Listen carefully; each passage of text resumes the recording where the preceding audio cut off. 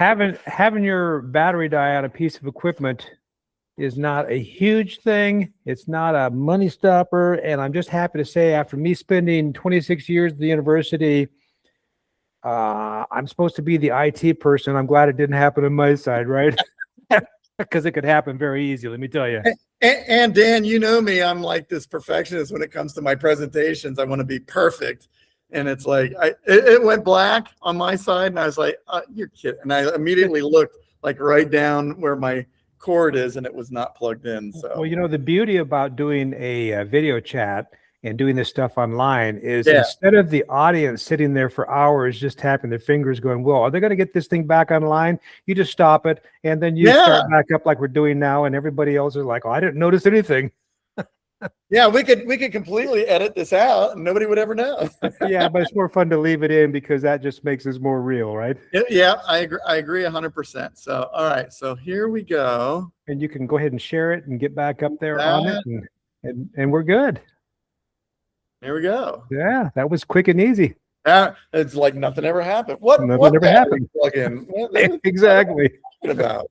So, anyways, I just, you know, I was saying that I like to enjoy my life, and as I get older, I realize the grind that everybody is always touting. Let's get into the grind is not as important as the relaxation, as the entertainment, the joys, the children, you know, your kids, your spouse. It's really good to make a lot of money, but if you can automate a lot of this stuff now, and especially with our conversation about AI coming in the future, being on the forefront of that is necessary to enjoy your life, you know? Yeah, you know, Cliff, I was listening to a video cast recently from somebody that's pretty well known. And one of the interesting things that came up between him and his guest speaker is that with the, you know, statistics out there, what they're finding out is that the majority of people on the planet really don't want to have a huge business making tons of money. They just want to make enough to enjoy their life. Yes. The problem is the cost of living is so high right now. And when I hear people say that, I laugh. I'm like, it's always been that way if you can't make money. Right.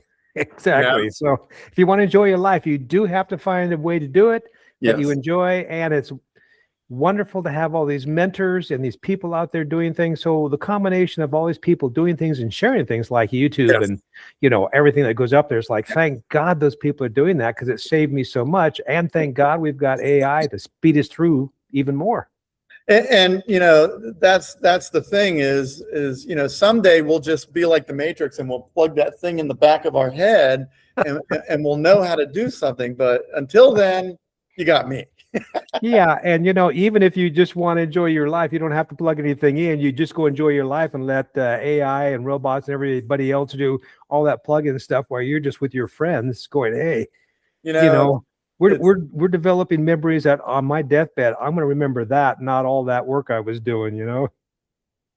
Nailed it. That's the point.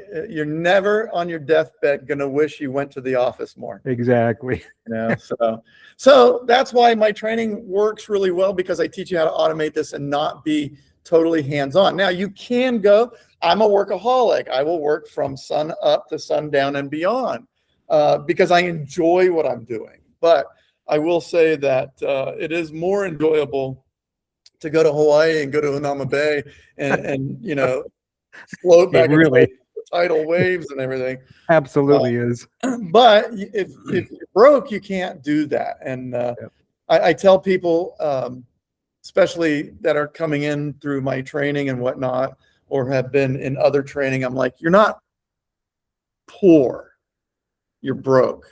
And that can be fixed. Poor is a mindset. Broke is just a temporary situation. So anyways, getting right back to it. You can see there, I put a couple pictures on there just to show you that how fat I used to be.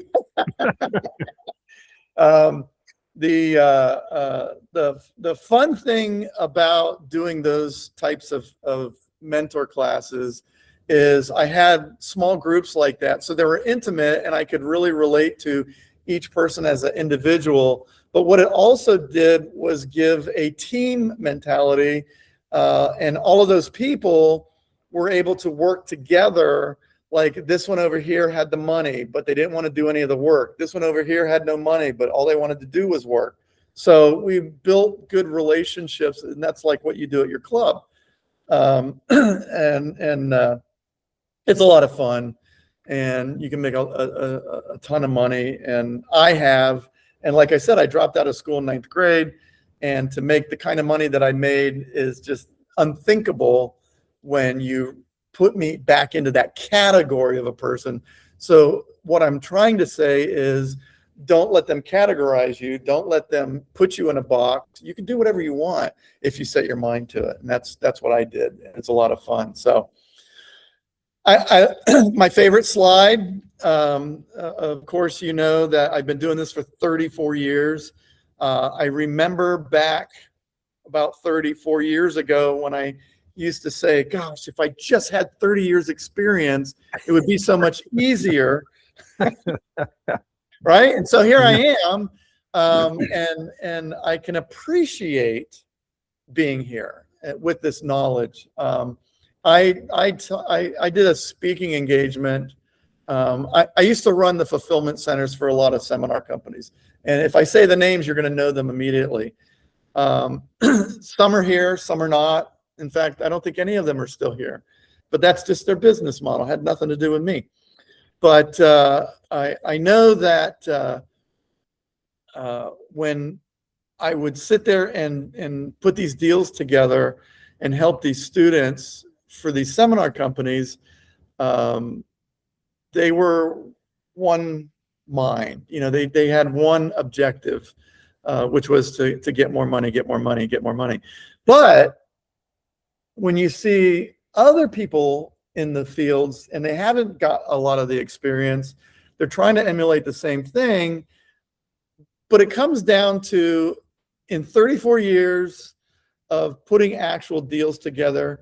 Now, when I say writing contracts, Dan, I don't mean filling in the blanks. I've literally wrote contracts from start to finish. Trust. I know Randy Hughes comes to your place a lot. I'm good friends with Randy, and I utilize trust in order to do things. I've modified things along the way just to suit me. And so everything that I've done to suit me and protect me and make me happy and make me more money, I've always given that freely amongst my students. So I see a lot of people saying they've got a lot of experience, but you know, when you think about it, 34 years ago, what were you doing? You know, I was doing this, so it makes a big difference. And if you look back in that time frame, you'll see the different markets that I've gone through. I came in during the oh God, what was it with the RTC? Wasn't that the RTC in the 80s? Where all the loans went bad and the well, did you ever, since you did mortgage stuff, did you ever come across Hubert Humphrey? I need more data. He did the option arm loans in a big way, and he had meetings out in Las Vegas that had 500 people jumping up and down in the audience as part of his teams from the East Coast to the West Coast. He was huge. And his whole thing was option arm loans. And he had a guy that was really, you know, promoting that whole thing and writing a book and whatnot. And the idea was you take money out of your home and you reinvest it into, you know, other types of investment properties, and you just keep expanding and going more and more and more. Well, that's a good, true thing that works. But the problem is we as human beings, nationally and globally, really have a problem managing that from the standpoint of, are you truly investing in something that's an appreciating asset, or are you getting the boats, trains, and planes that are depreciating and the vacations, and you file bankruptcy and you're gone? And basically, as the option arm loans went up as variable loans, everybody crashed and died. And that, you know, time of 2008 was out of that whole loan fiasco. Yeah. So I started in 91. So I was in the mortgage business when I first started. I was dealing with the loans that were given to people that really couldn't qualify for them in the 80s, or Right. yeah, in the 80s. It was easy money, cheap money. The problem was right before I got in, the interest rates went from like 7% up to 14, 15, 16, 17, 18%. Reagan's here. Those people that were doing first mortgages at 18% was great for me in the mortgage business because I was doing refis before anybody knew what to do. It was logic. Remember, I keep saying I have a high IQ. When I got into the mortgage business and I'm looking at the old files in the back room, they're all paying $600-700 a month on an X amount of dollar loan that if they would refinance to the current rates, which I think were 7, 8, 9%, you know, not 18, 19, 20, their payment went down like $300. So I was like, why don't you guys take these people that have these loans and refinance them? And I worked for a mortgage banker, so they didn't want to stop those loans if they were getting paid on, right? Because they were big ROIs. Right. But me as a broker, I didn't make any of that money. So I was like, well, I'm just going to call them up, say, hey, I'm Cliff Gager with Moulton Allen and Williams, and I'm going over your file here, and I noticed you're paying too much on your mortgage. 34 years ago is when I came up with that script, and I remember it just like that because I did it so many times. And the people were like, what do you mean I'm paying too much? Well, you're paying $670 and you should only be paying $470. And then they said, well, how do I do that? And then Groucho Marx came out again. Have I got a deal for you? I got a deal for you. Yeah. And so, you know, working in the different markets, I've been in the crashes, the 2008, I was in Arizona, Vegas, heavy. But what I didn't do is the negative AM loans. I didn't do the crazy financing that they were doing. And a lot of people, I guess, was that guy doing it at the same time as the biggest? Yeah, that was his whole thing, Hubert Humphrey. And, you know, here recently, Linda Pliagas had a meeting and she had a mortgage guy in there, and he was talking about being out in Vegas and doing lots of loans on lots of 30-year loans with all these properties he had. And I asked him, I said, well, if you think that the 30-year mortgage is so great and that's all you want to do because it's such a great thing, would you do a 40-year loan? And he goes, I would do 100-year loan if I could because the tenants are paying it all off. And, you know, and he said something that I didn't really understand at the time. And he said, do you realize that the United States is one of the few places in the planet Earth that gives a fixed rate 30-year loan? Yeah. When everybody else out there says, well, you can start with this rate, but it's going to change either yearly or every 5 years or whatever it is. And it's never going to stay fixed. And he said, and that's the goal that we have in America. Yeah. I still like 15-year notes.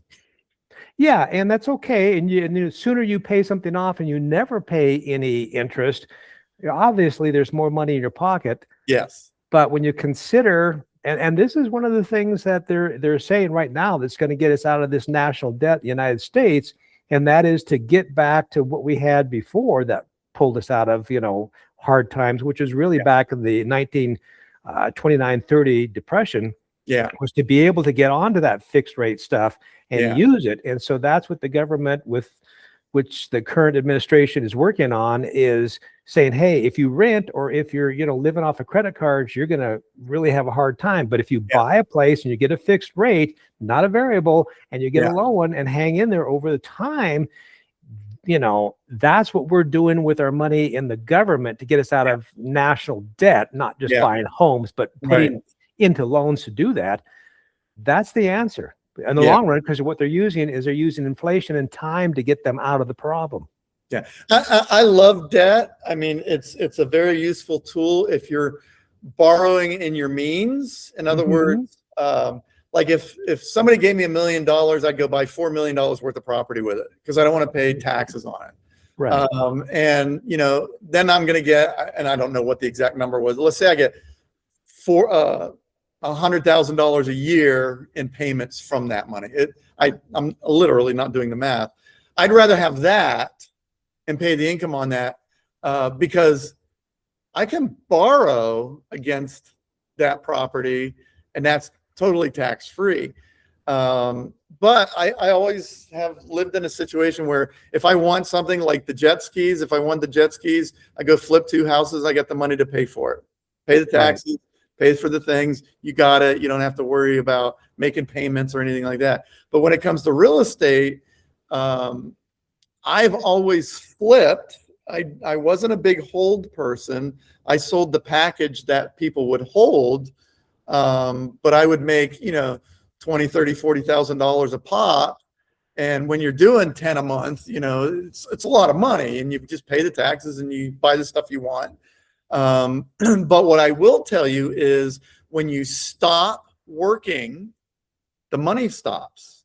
So had I kept half or a third of the properties that I flipped, I would have income now that I didn't do anything for it at all, period. Right. And that I would say that's my biggest mistake is I should have 10,000 rental properties. I just don't. And the reason, I'll tell you, from having the rental properties we've had throughout the United States and looking at the expense constantly, and everybody between, the government, the tenants, the contractors, the local company, government, everything that's eating away at all that. Yeah. That's why I decided to go with vacant land. And as I got working with AI, and I said, okay, AI, if I buy it for this and I sell it for that and I own or finance it, what is the return on investment? Right. And it said, well, it's way more than the stock market will ever give you. Yeah. And I said, well, what if I never spend my money buying any of that vacant land and I just have joint venture partners who are making a lot of money, but they don't want to deal with it. They don't know about it. They don't care about it. They just want to get like some passive income and let you do all the work. Right. AI said nobody in the world can keep pace with having joint venture income come in and pay that. Right. Because every individual is going to run out of money, but every individual isn't going to run out of joint venture partners. If you can show with experience what the numbers are and what the return on investment is, they're willing to go. And I'm doing things at the, only $10,000 mark for them to come in, 5 or 10 or whatever, which is really small, and then tripling the sales amount and then doing owner financing. And I love it. And you and I talked about that earlier about doing the contract for beneficial interest on a trust. Right. There's no right. And then recently I'm starting to go, okay, so we're spending a whole lot of time doing this. As much as I didn't like property managers in the past, I liked property managers and didn't like attorneys. And then I switched somewhere with all those rentals too. I love attorneys and not property managers because the property managers are stealing the money as much as everybody else is, and the lawyers are there solving your problem, and when they're done, they're gone. They're not still there trying to steal your money. Right. So they're wonderful to work with, but when I realized with vacant land there's really nothing to steal, and if I actually brought those property managers back in, they could help me get people in there with their RVs, get them in there with their container, get them in there in building their dream up, starting at the low end, but gradually they can change it to whatever they want. But the property managers are the people who's actually spending all the time bringing these people in, setting this stuff up. And we're not really spending any money on infrastructure because there's rent to own container. There's rent to own trailers. There's rent to own property. There's rent to own everything out there. So there's nothing that you and I or any investor has to put money into if they don't want to. It's funny. I love containers. That's one of my favorite things. I'm a prepper. I don't know if you know what a prepper is, but I like to prepare for things.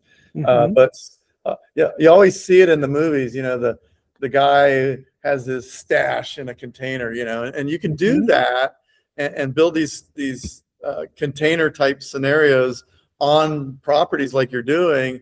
But the whole storage unit industry is such a racket. They charge you so much money for such a small little piece of space. And I know a friend of mine owns one, and they change the rate every 3 months. So like you're Right. paying $180 now, and then the next thing you know, you're paying $300 a month, and you can't do anything about it except take Yeah, your that's stuff and move it.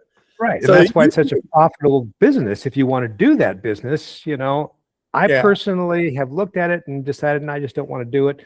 no, I don't. But That's a there, I day-to-day activity that I don't want to deal with. right. And I'll tell you, there are different states that have different rules. And if you were to do what I'm talking about in California, it's going to Yeah. be way different than doing it in some place like New Mexico or Texas or Florida. So you really have to do the research first. Well, the things that are legal here that you can do, like in Florida, California actually has a different name for them, and they're called felonies.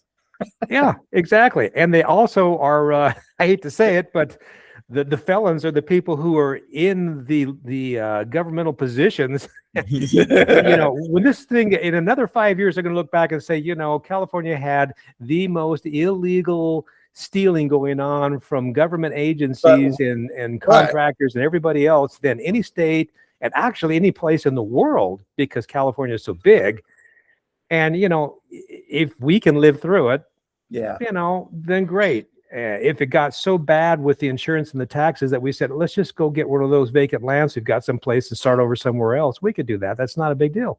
The problem is the, I don't like to call them leadership, but the public servants that are supposed to be serving us have figured out a way to serve themselves. But I don't want to talk about that. Yeah, exactly. I've got a soapbox for that. Right. Another video. Yeah, it's definitely. And but I agree with you, and I just want people to make money. I don't care what you're doing or how you're doing it or what you're doing at night when I'm not there. It doesn't matter to me. If you're happy, I have children, adult children. It's like they're doing things that I don't approve of or want them to do or I think they can do something smarter or better. And then I have to just pull myself back in and say, are you happy? And they say, yes. I said, fantastic. Right. And that's hard for me to do because I'm a fixer. But a lot of people get stuck, Dan, and they don't know what to do. They buy courses. They watch videos. They've been to a few of those crazy seminars, maybe. A lot of people put one deal together and it just doesn't go right, so they run away, or they do a couple of deals and it doesn't go right, and they don't know why. They don't understand the structure of what they're doing. So fear comes into that of, oh my God, I don't want to do that again, so I just won't do it. It's not because you don't have the abilities. It's usually because you don't have the knowledge. And I tell everybody, as I was growing up, I always thought to be a salesman, you had to be born that way. Like you heard of, oh, he's a born salesman. Nobody's born anything. You're taught how to do things. So if you want to be a salesman, you can go to schools and you can buy all of Grant Cardone's stuff and be a killer closer. It's true. I mean, if you do like that style, those guys make a ton of money, but they burn out fast too because they do the stress. But real estate's the same way. If you don't know how to do a double closing simultaneously back to back, you learn how to do it and you break it down into its simplest forms. And that's what I've done over the years is I figured out how to do that in a manner that makes it simple and easy, because I'm simple and easy. And if it's easy for me to understand, and then you can stack on that simple understanding the complexity of complex structural deals, then it's like it's easy. So excuse me, I like to build a sound foundation and then the blocks on top of it, just like the pyramid. The pyramids, we can't figure out how it works, but somebody did because it's still there. I like to build my systems and my training the same way so that you don't get stuck. But I can tell you that the biggest factor is they tell me, the people tell me, because I've had a lot of students and I do a lot of speaking, and after I get done speaking, probably all the speakers, the same thing. Everybody runs up to you and starts asking you all kinds of questions. And I listen. I'm not like trying to figure out how to get to my room and make sure everybody bought the program. I listen to the problems that they're posing to me, and they're wanting solutions. So over the years, I've taken all of those questions, and it comes down to this. People ask me all these questions, but that's not what they're asking me. They're saying, I don't know this, so I'm afraid. I don't know how to figure out the value, so I'm afraid. I'm afraid to pull the trigger. I'm afraid to make the offer. I'm afraid to make the offer because the realtor might laugh at me because I'm too low or I'm too high.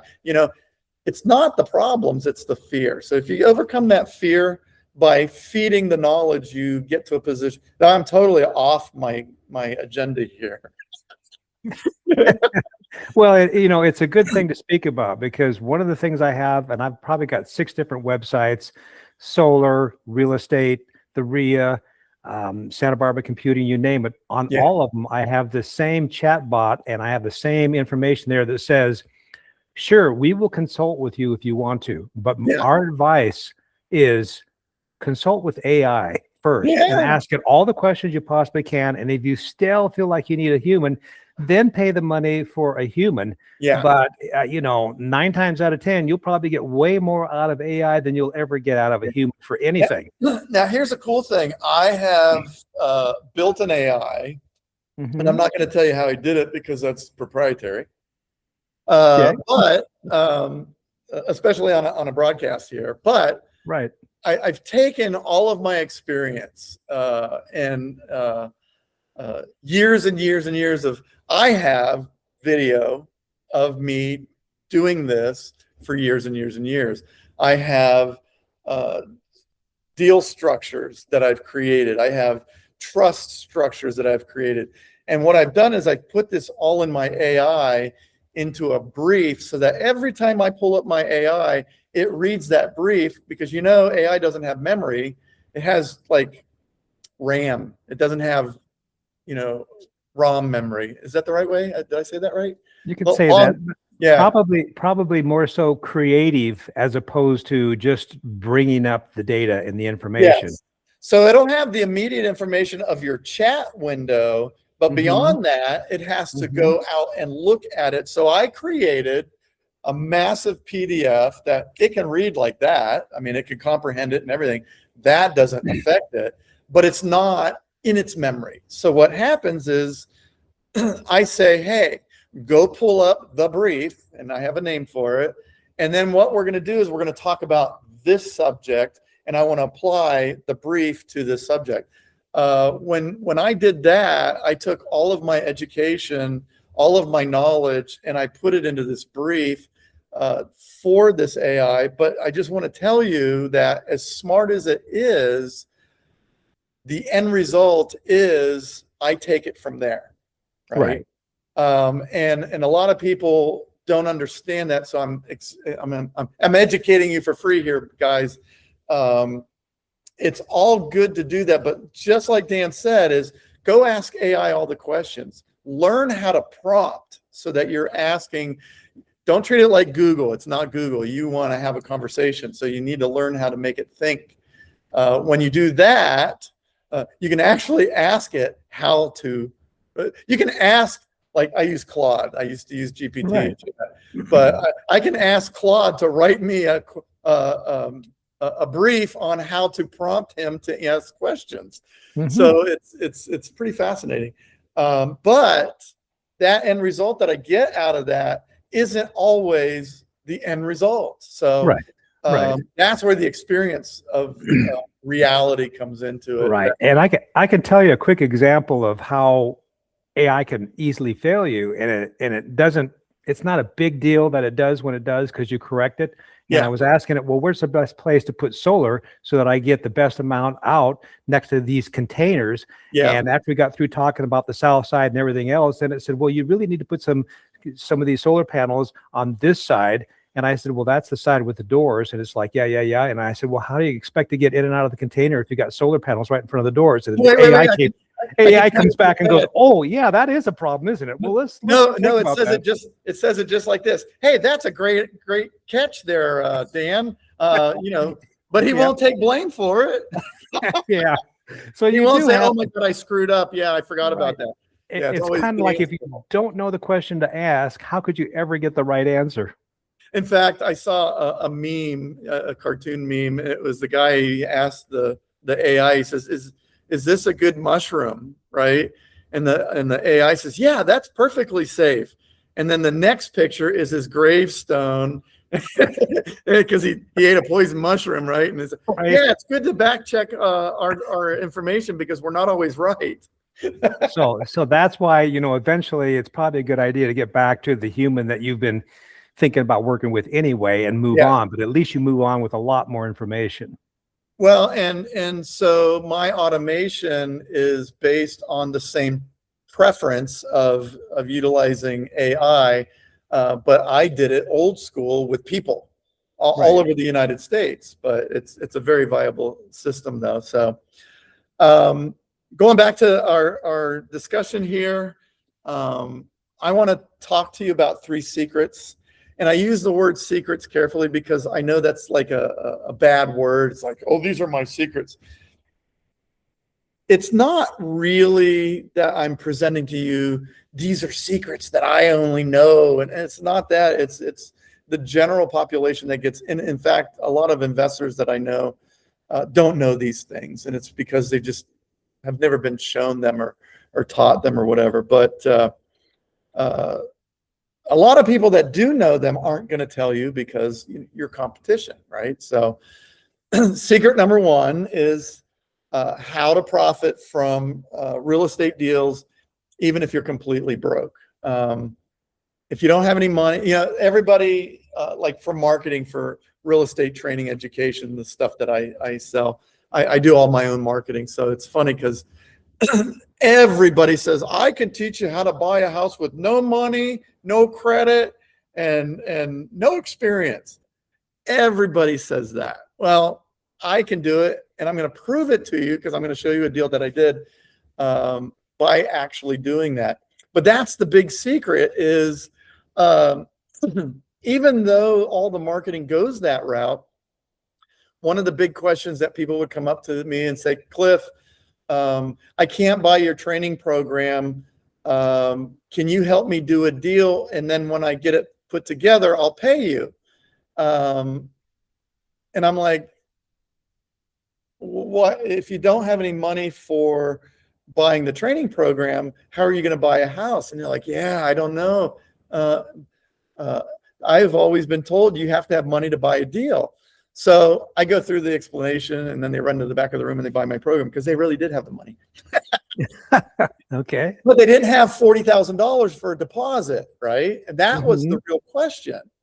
So once I explained to them a deal that I did that I'm going to tell you about here in a couple minutes, it made sense to, oh, I can do that. That makes sense. Teach me how to do that. And that's what I do. I teach you how to do that. So no bank, no credit. You don't need any of that stuff if you know, quote, this little secret. Secret number 2 is how you can clone exactly what I did and do deals like you're a 30-year expert. I've been in this game for 30 years, actually 34. I keep hating adding those additional numbers on there, but that's another story. But imagine if you could sit down right now and do deals like I do, like you're a 34-year expert. It would make a big difference in how you would do things and how you would think. You wouldn't think of all these roadblocks. You would just go out and pave the road and go, all the potholes would get filled in automatically. You wouldn't have to worry about it because the machine that you're driving automatically does all that stuff. But as the operator of the machine, you can get up there and stop that machine and not move forward and never pave the road because you're worried about what's going to happen. So I break that. I break that by just clone what I did. I'm going to give you step-by-step instructions on how I did it myself. And then the other big question that I get up front is, this market, you can't do what you're saying. Well, I do it, but maybe you can't because you don't think you can. I've worked in the 90s when the interest rates went from 17% to 7% and lower. I worked through the 2000s when rates went to zero and negative AM. And I went and did deals after that whole collapse happened. If you haven't seen The Great Short, The Big Short. Right. Yeah, go watch that movie. If you haven't seen that, go watch that movie. Brilliant guy, that guy was. But I didn't fall for that because I did what I do. So don't try to fix my way into the world's way. Just keep doing things the way that I do, because I always did everything the same way, and it was safe. It's safe, safe, safe. The same people I buy from are there in all of these markets, and I'm going to explain that here in a few minutes. So, but before we go on, I want you to stop for a second and really feel this. I want you to actually feel it. What would one deal change for you right now? If you could do one deal and make $5,000, that's not a lot of money. If you could do a deal, let's say a wholesale deal, you find a piece of property and you wholesale it to somebody that goes to the REIA that you've made friends with at Dan's REIA. You call them up and say, hey, I found this property. I got it under contract. I don't have the money to move forward with it. I know this is something that you've been looking for. And that person says, yeah, I'll do it.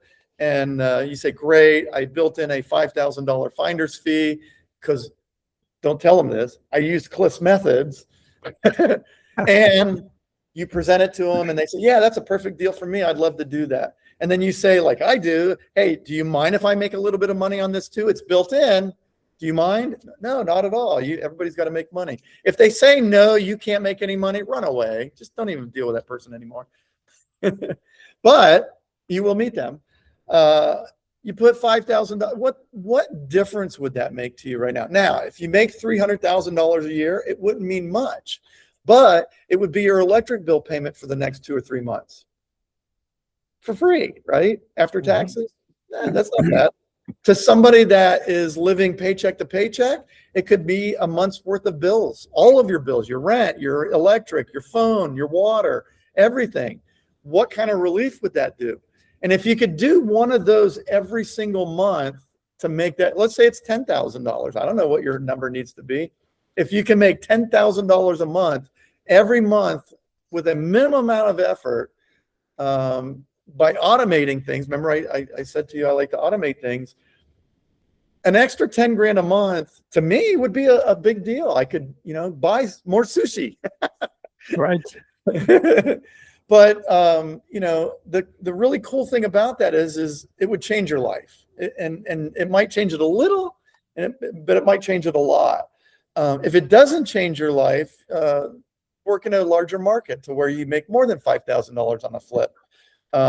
I've done deals where I've made huge money on low priced properties because I was at the right place at the right time. And I call that the lucky spot. Now, I'm not lucky. I just know where to stand in that place that's called the lucky spot.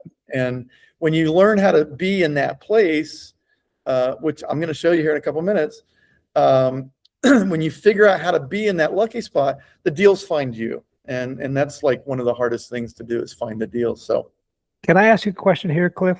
Absolutely. A lot of what you've been doing for a long time is working with realtors. Yes. And recently we had a national change in the National Real Estate Association. And now the buying agent has to actually charge you a fee that you have to pay as a buying agent, as opposed to having it all fall on the listing agent. Yeah. How has that, to me, it just feels like it makes it even that much easier for people who want to wholesale or do anything else. How do you feel on this? So I'm an ends result guy. So if my numbers, I'll do an example. If I'm going to buy $100,000 house, my maximum purchase price is $65,000. I won't do the deal if I have to pay more than that. And Cliff, everybody would say, Cliff, I can't find any of those deals. You're not looking in the right places. They're out there. They happen every day. And I've bought houses at 20, 30, and 40% of market value, not off market value. So I know the deals are out there, and it's, well, I explain it in a few minutes here. But if my number is $65,000 and I got to pay $5,000 to the buyer's agent, that seller's only getting $60,000. That's just simple math. So I'll pay my buyer's agent the $5,000 if that's the amount. I don't know what it is, but it would actually be what, $3,000, $2,500 if you really get down to how the split works. I'm going to pay that out of pocket, POC, paid out of closing. I'm not going to pay it until I close. So I would negotiate with that agent that I will pay you this. This is when I'll pay you. When we close the transaction, you'll get paid this. You can get paid in closing, in escrow, outside of closing, however you want to do it. This is what I'm willing to do. If they won't do that, see ya. And that's the way I do business. And you can't tell that. I mean, you could tell the buyer's agent, well, you're going to get paid all right, but you got to get paid legally from the buyer, not from me. Well, because, and I can explain it this way. I was willing to pay $65,000, but you wanted $5,000. So now I'm only willing to pay $60,000 to the seller and $5,000 to you. How you explain that to the deal, that's not my problem. Okay. So now they're going to make an offer of $60,000, and then I pay the $5,000 outside of closing. Now I'm a cash buyer. I can do that. If you're doing hard money loans and financing and all that kind of stuff, then you have to figure out the legal methods of doing that. Generally, whoever's doing your hard money loan, if you're an investor, the hard money lender or hard money loan person, I used to do hard money myself. I knew the lending laws. I was a Florida brokerage, Florida mortgage banker. So I knew all the rules and regulations according to how I had to do business with that. So I would always operate within the realm of my legal position in order to do it. Whereas with today's market, it's just new rules and they have to understand the rules. So I would sit down if you're having problems with that out there in the audience, if you're having problems with that, sit down with your mortgage person if you're doing lending loans on these things and say, what is the best techniques that you found in order to move forward in this and not have any problems with legality? I absolutely am in opposition of what they've done. I think a few Karens have caused the problem with the whole brokerage system, which has been in operation since the 20s, maybe. Right. You know, all of my entire career, which is 34 years. So what would this go back about 5 years ago? They changed it 4 years ago. They changed it, and I guess the big question is, you're not a licensed real estate No. agent or broker. Haven't ever 100%. wanted to be, and Never feel have. like it's a lot easier to not be that, to be able to be an investor and be the principal in every deal and work it that way. And the sole reason is because when I make an offer on a property, I need to disclose that I'm an agent and that I'm buying the property to make a profit. That kills my negotiating strategies. So I never became an agent, never got my license. I had, now California is a little different than a lot of states. In California, to have your mortgage license, you need to have a real estate license or a broker's license.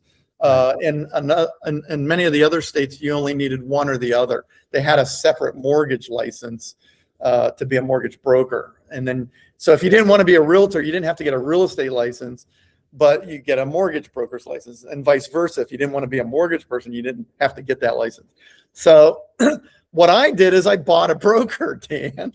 I mean, I paid some guy $50,000 a year back in the 90s to run my real estate office. I owned the office, but I was not the principal broker because I was not even an agent.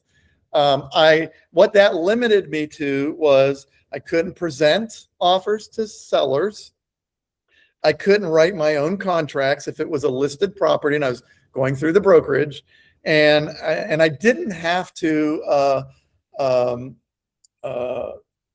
announce to everybody, parties in the deal, that I was an agent or a broker and that I was doing this to make a profit. I literally, they made you write that I'm a licensed agent and my intentions are is to buy this property in order to make a profit. That kills deals. So I just bought a broker and he hung his shingle on my office. And then I had my mortgage business the same way, but I was the principal of the mortgage company. But that didn't affect any of the things that are happening today. Dodd-Frank killed me on the mortgage side. So when they came out with the Dodd-Frank and Truth in Lending, it wasn't that I wasn't being dishonest, but I was making 6, 8 to 10 points on a loan. And that was nobody's business but me and the bank. So I would write your loan at a certain rate because you had certain issues or problems or whatever. And then the bank would pay me a premium or cash back, I don't like to say it that way, of several points in order to accommodate me for writing the mortgage for them. So if current rates were 7%, I'd write it at 9% because I just spent a year working with you, getting your credit online to where you could borrow money again. And I didn't charge you for that. So I'd say, instead of 7%, you're going to have to pay 9%. But 2 years from now, we'll just come on in and we'll refinance you down to the lowest rate, whatever's current. So I actually built in reoccurring business at the same time. But the bank would give me 6 to 8 points for writing 9% instead of 7%. In the good old days before Truth in Lending, nobody knew about that. It wasn't on the HUD-1. It was a check that was in the loan package that came to the title company, and that check was written directly to me from the lender. The title company didn't process it. Nobody processed it. But when Truth in Lending came out, it had to be disclosed on the HUD-1, on the closing statement. So what happened is people were like, wait a minute, you're making $12,000 for writing this loan? I'm like, yes. But it's a $120,000 loan. I'm like, yes. And they felt ripped off. But for 5-10 years, they tried to buy a house and nobody could get them a house, but I did. So what I did was I ended my mortgage career basically when that happened with Dodd-Frank, because the risks weren't worth the rewards to write for a 0.5 point on a mortgage that I used to get 10 points, right? Gotcha. Now, it sounds like I'm greedy, but like I said, I'd work with the client for a year, actively cleaning their credit reports. Not like today. You can't, by the way, you can't really clean your credit report today. The last administration made laws and rules that kind of stopped all the good stuff that we used to be able to do. You can't negotiate with a lender anymore once it's a bad debt. But I'd call the lenders that they had defaulted things on, and let's say it was $1,000 they owed and it was a write-off already, it was written off, and say, hey, look, will you guys take this off if we pay you $500? Now that's the short version. I have a long drawn out strategy that I use to do that. And it worked every time. And basically it was like, they would give the $500 and then take the piece of paper, right? And then we take that piece of paper and run down to the reporting agency and file that with them. And then that trade line just vanished or became a, do you remember R1s and R9s? Do you remember those? Just vaguely. Yeah, before FICO, if you had a good revolving credit account, it was a 1. If it was bad, it was a 9. So if you had a 9, forget it. You're not getting anything. I would take those 9s and make them 1s. And basically when somebody, and then right before you pull your credit for the loan, we would make sure that it was all in line. And then you get the loan approved, right? Nobody was doing that back then. Right.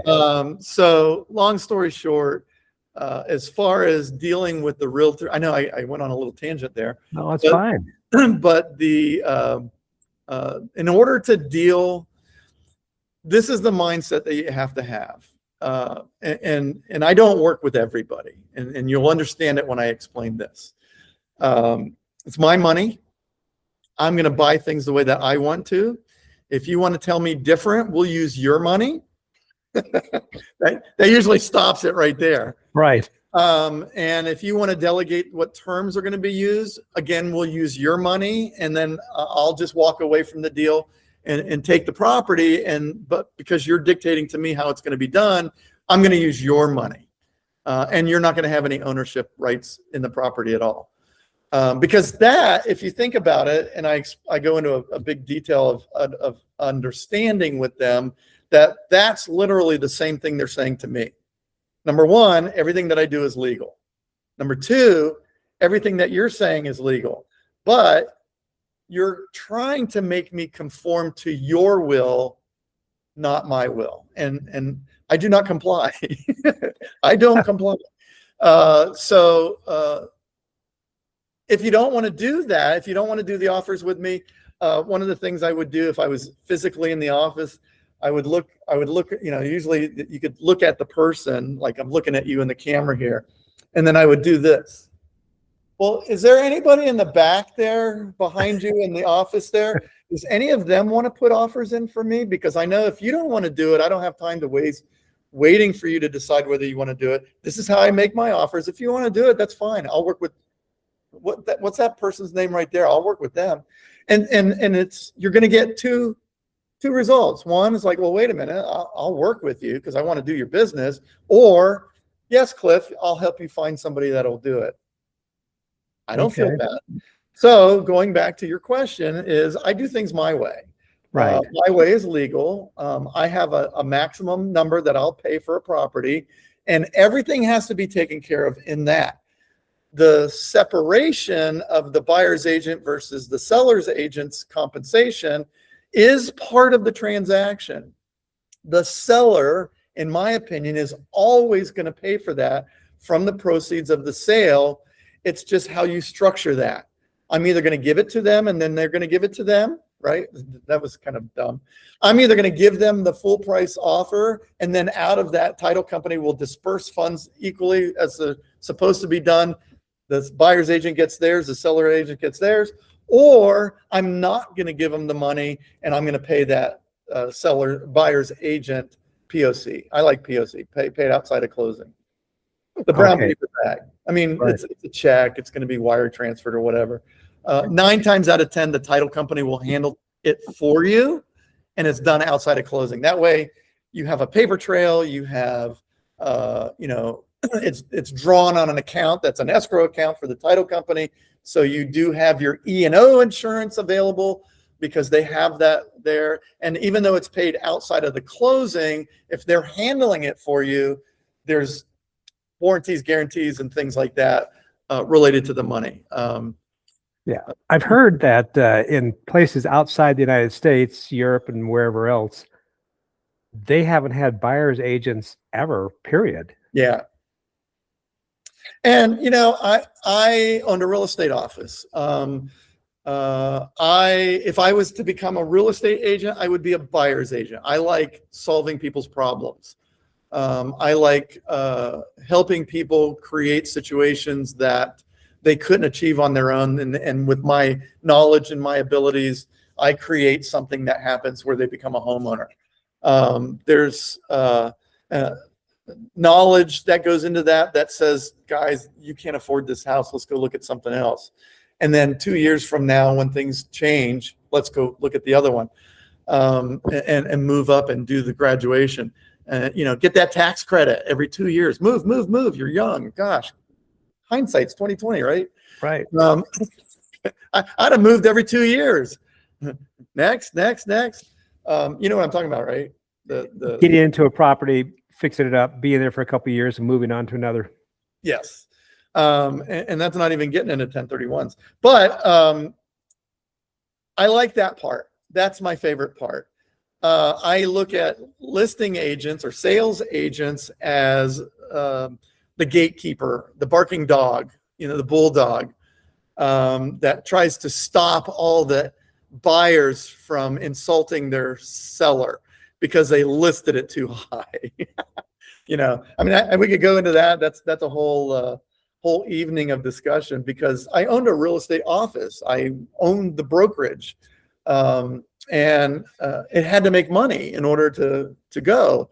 And I just figured out ways for it to make money was closing deals. And a lot of agents are taught how to stop deals from closing. And those become sellers agents because it's easy to get a listing and then, block a lot of people from putting deals together that could be not iffy, but not standard. I am not standard.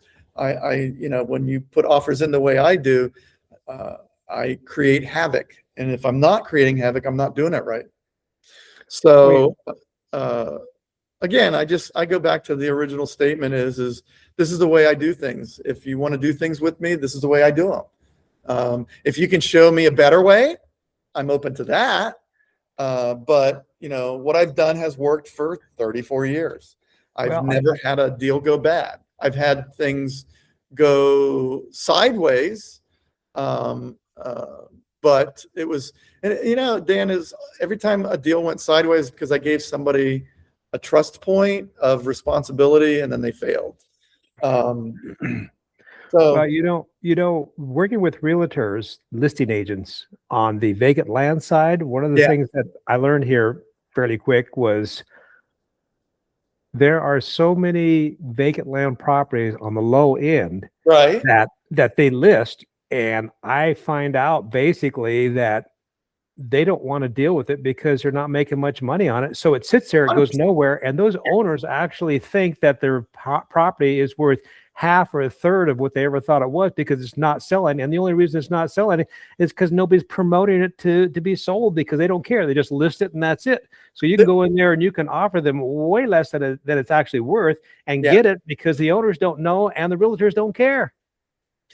Did I say anything about expired listings? That too.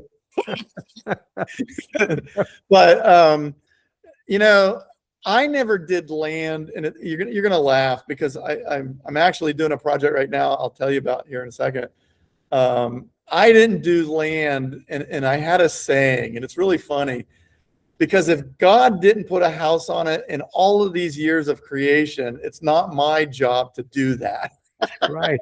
And the beauty about doing the land and not putting houses on there is you could actually make money, generate income off the land without ever putting anything on there. Yeah. I bought some land in Arizona at a tax auction, and the lots were designed, they built it, they plotted it for campers, like this was done like in the 50s. So when I say a camper, is you hooked it up to the Buick Roadmaster and it was one of those little teacup things on the back or an Airstream. And that's how big these lots were. And I think I picked them up for like $2-3 a piece. It was something ridiculous, like maybe $100 or whatever. I forget, but it was ridiculous, but you couldn't do anything with them because they were so small. Right. But we did, we put something together and we made some money on it. But to me, like you said, it seemed like a lot of work because I can do a house flip the same way and it's the same amount of work. For me as an investor, as a flipper, wholesaler, it's the same amount of work because you got to find it, negotiate it, and do all that stuff. And then I got to find a buyer for it. Here's my problem is most of my clientele was looking for turnkey rentals. I had people in California with $1.2 million in their IRA that we just turned self-directed, and I was selling them $120,000 houses in Ohio that rent for $2,000 a month. So I had a waiting list. Those I didn't cater to the person that was looking for a lot in like what you're doing, like in Arizona or New Mexico or stuff like that. But that's a great market, especially with solar right now. You're doing the solar too. Well, not only that, after the pandemic, there's been so many more people wanting to be in rural areas and be able to work from them. And what I'm seeing is that you can actually rent these things out and divide them up, not actually split them from acre to acre, but just section them off. And on 1 acre, put 4, rentals on there that have a 1/4 acre each. And that 1/4 acre each for a trader is way more than any tract home has. And they'll pay, and you'll make more money off of just that and having some property management company manage it than you would selling the property. No horizontal development, no utilities, Yeah. Nothing, no septic Yeah. tanks, none of it. And if you're in the high desert, which I'm sure you are, Right. they're begging for solar farms. Yeah. Yeah. So So there's a lot of opportunities that haven't been there in the past. And there are some states that make it really restricted to do it. You just move on to states that don't, because you don't physically have to be there to do any of that.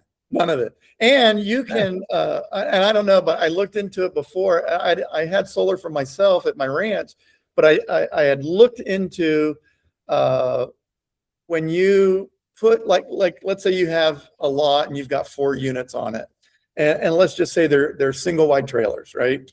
And on top of them, you load it up with solar panels.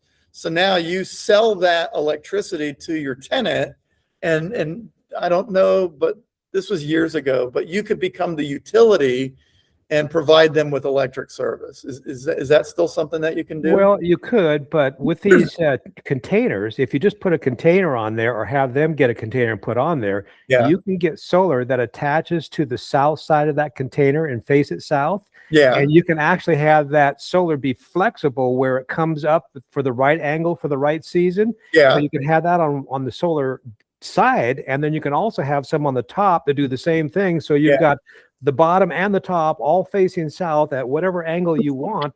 And those don't even have to be drilled into the containers. They can be attached totally, on the outside, grabbing onto the different parts of that container without drilling a hole through anything. So there's a lot of opportunities for these people to start small and gradually work up with whatever they need. And they don't need, places like New Mexico say, you don't even need septic. We would rather have you not do septic and leach lines because of the ground, where you could just do a composting toilet. And California says, oh no, we want you to build a mansion, or we're not going to let you do anything because we want that tax revenue. So you got 25 years I lived in California, and I've done about 6 or 7 deals in California. Right. It's a tough, it's kind of like a nice place to live if you're not paying high taxes, or if you can afford to live there. Other than that, that's why all the business is leaving right now. Dan, I made decent money in my life. If I told people, they would be like, but the thing is I couldn't afford to live there. And I could, but it was like, I got to the point where I was like, this is ridiculous. When I sold my ranch, I wanted to move closer to Los Angeles. So I rented for a couple of years before I bought, because I wasn't sure where I wanted to go. And I was just astounded by the rental rates, because I wanted to go to OC. And I don't know the exact area, but it's right on the 91 when you're going from Inland Empire into OC, like Chino's right there. And then on the other side of the hill, for those that don't know, OC is Orange County. Orange County. Yeah. Exactly. And I think it's Yorba Linda, I think. Really nice area. I guess houses are $1 million and up, depends on what you're looking at. I wanted to be on a hill, so of course it was up. But like, I didn't want to plant roots because I eventually wanted to move back to Florida, and I wasn't sure at the time how the market would play out. If I bought, would I recover my money? And I put it on paper, and it made sense for me to rent in my certain circumstances because I didn't have the capital expenditure of the down payment. And if the market would have changed, anyways, it made more sense to rent. People rent houses in Beverly Hills for $40,000, $100,000 a month, and I can't understand that, but it makes sense to them. But like the house that I wanted was like $15,000 a month. But if you take that place and put it in Temecula, it was $3,000 a month. Big difference. Yeah. And so I don't, and then when you drive down the street that it was on, every house had people living in it. And I'm thinking, how in the hell? Because I could have afforded the $15,000. It just didn't make financial sense to waste money on that. I found a nicer house anyways. But I can't justify for myself, even though I had the money to pay for it and afford it, to spend that much money on that because I wanted to live in a certain place. You know what I mean? So, but that besides the point is what I'm saying is all the people that lived in that neighborhood were doing the same thing. They weren't making millions of dollars a year. They were making hundreds of thousands of dollars a year. How did they do it? A good example is when I first moved back to Florida, I rented a house in on the water in Merritt Island, Florida, because I didn't know if I was going to like it or not. I've been there, but I didn't live there, right? So imagine picking up and moving to New York and just buying a house. You would never do that if you don't know the area. So I didn't know where I wanted to live in Florida. I know I wanted to live near my kids, so I picked there. Hated it, just absolutely hated it. But the properties were cheap, but the insurance was high. But I'm glad I didn't buy because the market is stagnant there. And in the 1 year that I was there, insurance went from $6,000 a year to $17,000 a year. Wow. So that makes your $600,000 house, thinking it was $1.2 million, it's a $600,000 house again. So they wiped out market value just by insurance rates. So had I bought there, I'd have lost probably $400,000, just to live there for a year. And I was also looking at the Keys, and the place that I was contemplating between this place in Merritt Island or moving to the Keys, which I should have went to the Keys. Hindsight's 2020, right? The house in the Keys was $3,600, and right now it's renting for $26,000. Same house, 2 years later. So if you have that as a rental property, go team, right? But so, it's like I could never have predicted that, but it was based on the economy. It was based on the elections. It was based on the fact that Florida is wide open to be able to do whatever you want to do, and people make fun of Florida man and all that other kind of stuff, but you have freedoms here that you don't have in other place. And that's evident because the demand is high in certain places. So if the demand is high and it's because the people in Florida are wacky, guess what? People want to be wacky. Yeah, there's a lot of people moving to Florida. Yeah, but if I'd moved down there, I'd be paying, $26,000 a month rent right now, and that wouldn't have worked because that's ridiculous. So, 26,000. The one that I really wanted, they were selling it for $120 million. It was a whole island, and I had plans for it. I was actually going to try to put it together, but in the Keys, you have a problem. See, these are local things that you don't know until you get there. You're only allowed to build certain new things. That's why everything there is old. Because in the 80s, they passed a law because of the hurricanes. If you're in the Keys, you have one exit route. So if they do a general evacuation for the entire Keys, that means, I don't know how many people, 200,000, 300,000 people are all going to be on one road. Guess how fast that's going to move? It's going to be worse than a 101 on a Friday night. Everybody's going to die on the road. Oh, it's worse than the 15 going to Vegas on a Friday night. That's scary. It was really cool. I drove from Rialto, California to Santa Barbara, California in March of 2020 when they first put the big lockdown down, and I made it in less than an hour and a half. It was so interesting at that time because everybody was saying the same thing. Look at how clear the air is in everywhere, LA, everywhere, because nobody's driving. And I saw like maybe 6 cars on the whole trip. I was doing like 130 miles an hour. There was nobody on the road. Yeah. So the statute of limitations is gone and nobody saw me do that. So I can say that. Well, I'll tell you, if there was ever, people to wake up and go, that pollution really does come from cars and traffic. It, It and does. things look better in LA Inland Empire than it ever has back in the 70s. I had to move Yes. out in the 70s because you couldn't see 30 feet in front of me. It was all brown.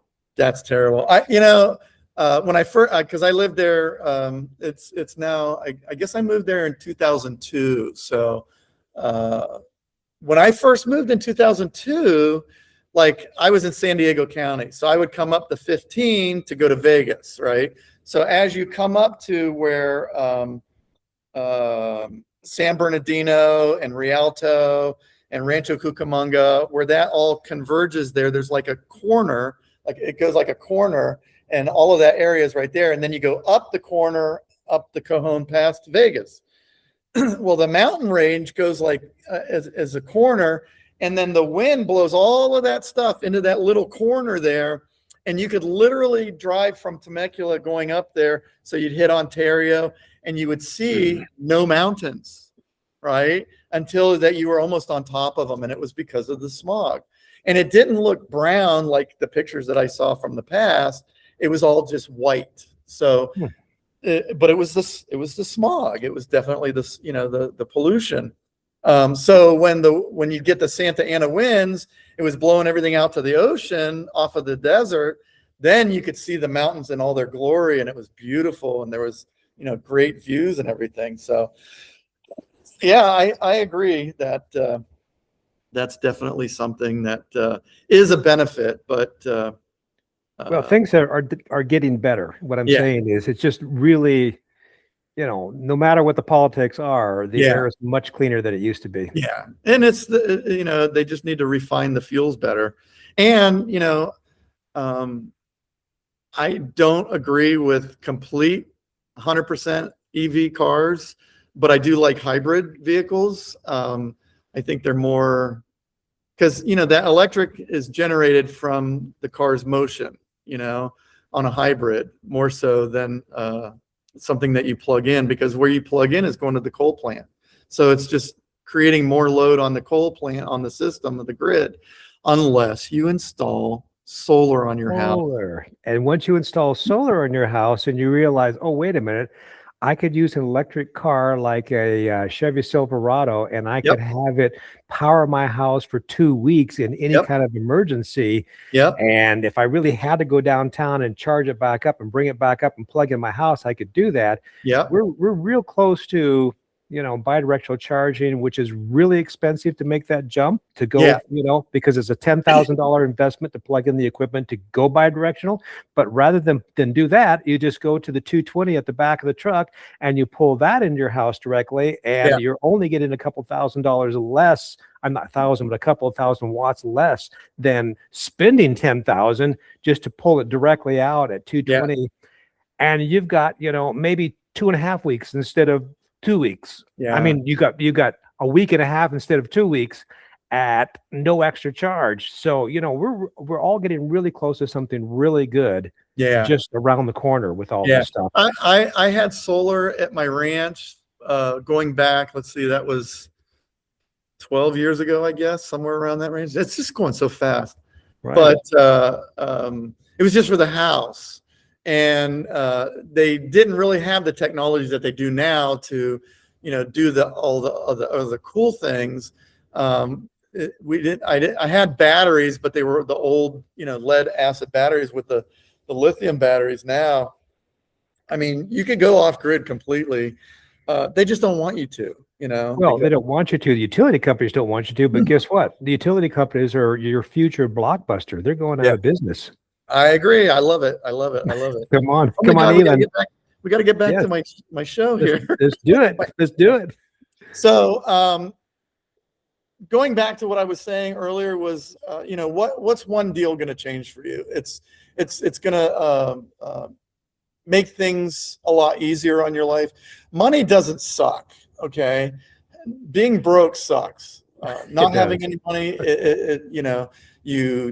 especially if you had money and then you don't have money, you go through that cycle. Like maybe you had a really good job and now you're not working in the same job, or I remember a lot of the engineers got laid off during my time in California. They're making $200,000 a year and they go to nothing. I taught a lot of them real estate. And the only problem is they over-engineered my offers. You know what I'm saying? I'm like, no, just do what I tell you to do. But one deal can change your life, and it's not the money, it's the knowledge of, hey, I did that. I can do this. That wasn't that hard. Right. It's not. Well, I don't know if it's simple and not easy, or if it's easy and just not simple. But if you simplify it, it's really easy. And when you start doing these things from the clone aspect of, find somebody that's doing it already and just do what they're doing and follow their step by steps. You follow the steps and it's like, oh my God, I did it. Anyways.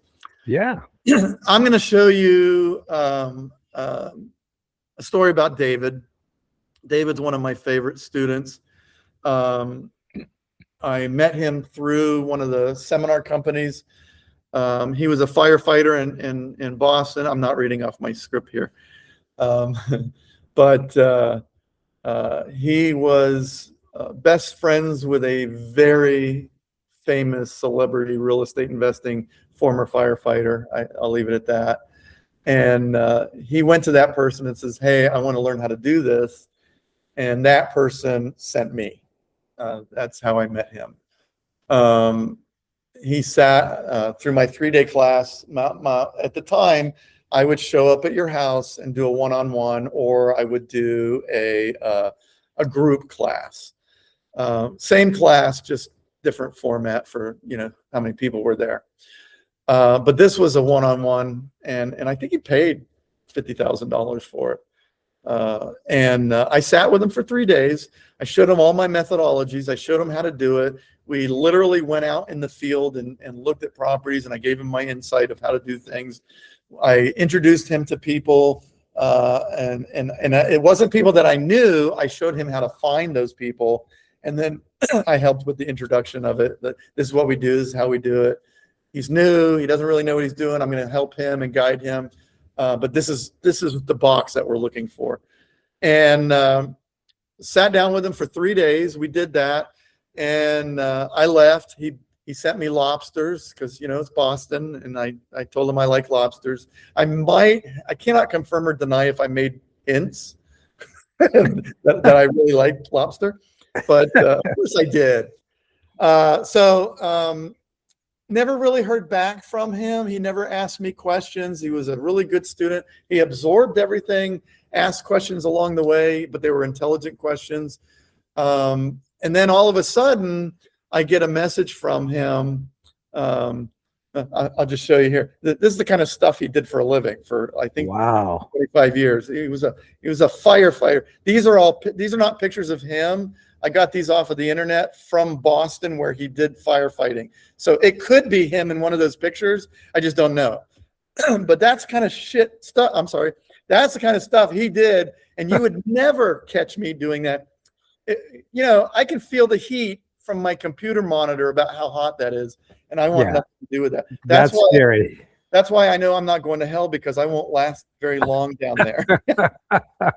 Hopefully I can negotiate a deal. So, right. But, danger, right? I mean, these buildings, when they're burning like that, I've bought, fixed, and sold these. They're all made out of wood, and they're a lot of the houses that I bought and sold are built in the 20s, 30s, 40s. That wood is cured firewood. Right. So when they go into these houses, the roof, the floor joists burn through, and everything falls down on top of you, and you're dead. And he did that for a paycheck. And that's scary. So when he came and he did my class, he made comments about how, he worked all his life. He made like $100,000 a year. That was it. Now he got overtime and he did special things where he made more, but like his base pay was $100,000, $120,000 a year. I don't remember exactly. But the cost of living went up with him with all his raises. So he was here. He was, I don't know if you can see me in the picture. He was, chin deep in the water of don't splash, right? And the things that he dreamed of doing, going on vacations with his family, going to the Bahamas, stuff like that, going to Disney with his grandkids, traveling and all that stuff. It doesn't happen unless you sell your house and move to Florida, which is what they all do. I mean, come on. He's from up there, right? That's what you guys do. I'm just kidding. I'm side funny joke. But he didn't see a way of doing it. So he saw his buddy doing real estate on the TV show. And he's like, I think I can do this. So he did. He took the training. He didn't have any background in real estate. He didn't have any realtor friends or connections because all of his stuff was based around firefighters. So he knew a lot of firefighters, but that's it. No idea where to start. That's why he went to Dave and asked him to help him. And that's how I got involved. So after the training, I love this. After the training, I didn't hear back from him for a couple of months. And then all of a sudden I get this on Facebook and he just posted it on my Facebook page. And I'm a big Facebook guy. I'm a radical weirdo that you probably won't align with politically, but who cares? We make money. Let's go make money. And then we'll argue at the bar in the Bahamas. Right? So he sends me this and he says, first deal, I bought a foreclosure from a bank for $193,000, no repairs, and I wholesaled it for $285,000. Thanks for your help. I like this job. That's so cool. Now, there you can see it's been a while because I had hair in the picture. You can't really see it. But I used to have hair. And I'm jumping up and down at my desk or on my phone or wherever I was, and I'm screaming, awesome. How awesome is this, Because I did the math. I did the math instantly. It's $92,000, right? Minus a couple of bucks in costs that he had. Right. He got it under contract. He didn't put any money down to make it happen. He assigned it to another investor at one of the REIAs up there. I think it was the Boston REIA, which I told him to go to. And the other guy said, I'll do it, and paid him $92,000 outside of closing as a finder's fee for putting the deal together. And the guy closed on the contract obligation of $193,000. That's good. How much better? He says even a blind squirrel can find a nut once in a while. Everybody used to call me the secret squirrel. I don't know why. Now I'm the honey badger because the honey badger doesn't give a shit. And but I have ADHD. I think that's where the whole squirrel thing came from. Squirrel, right? So he made the joke there. That's kind of an inside joke. Even a blind squirrel can find a nut once in a while. So I was thrilled to death. I mean, I didn't coach him to say that. I didn't prompt him. I didn't even know what he was doing, and he just posted that. I don't know what he's done after that because I really haven't had a lot of communication with him.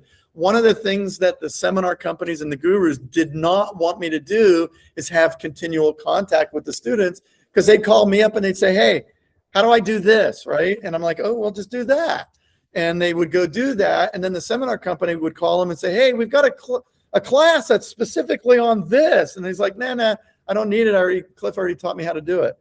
So, they were losing revenue. So the seminar companies didn't like me that way. But now when you get to the next slide, I already explained that, $92,000. So I told you guys earlier, what would one deal change in your life if you made $5,000 or $10,000? What if you made $92,000?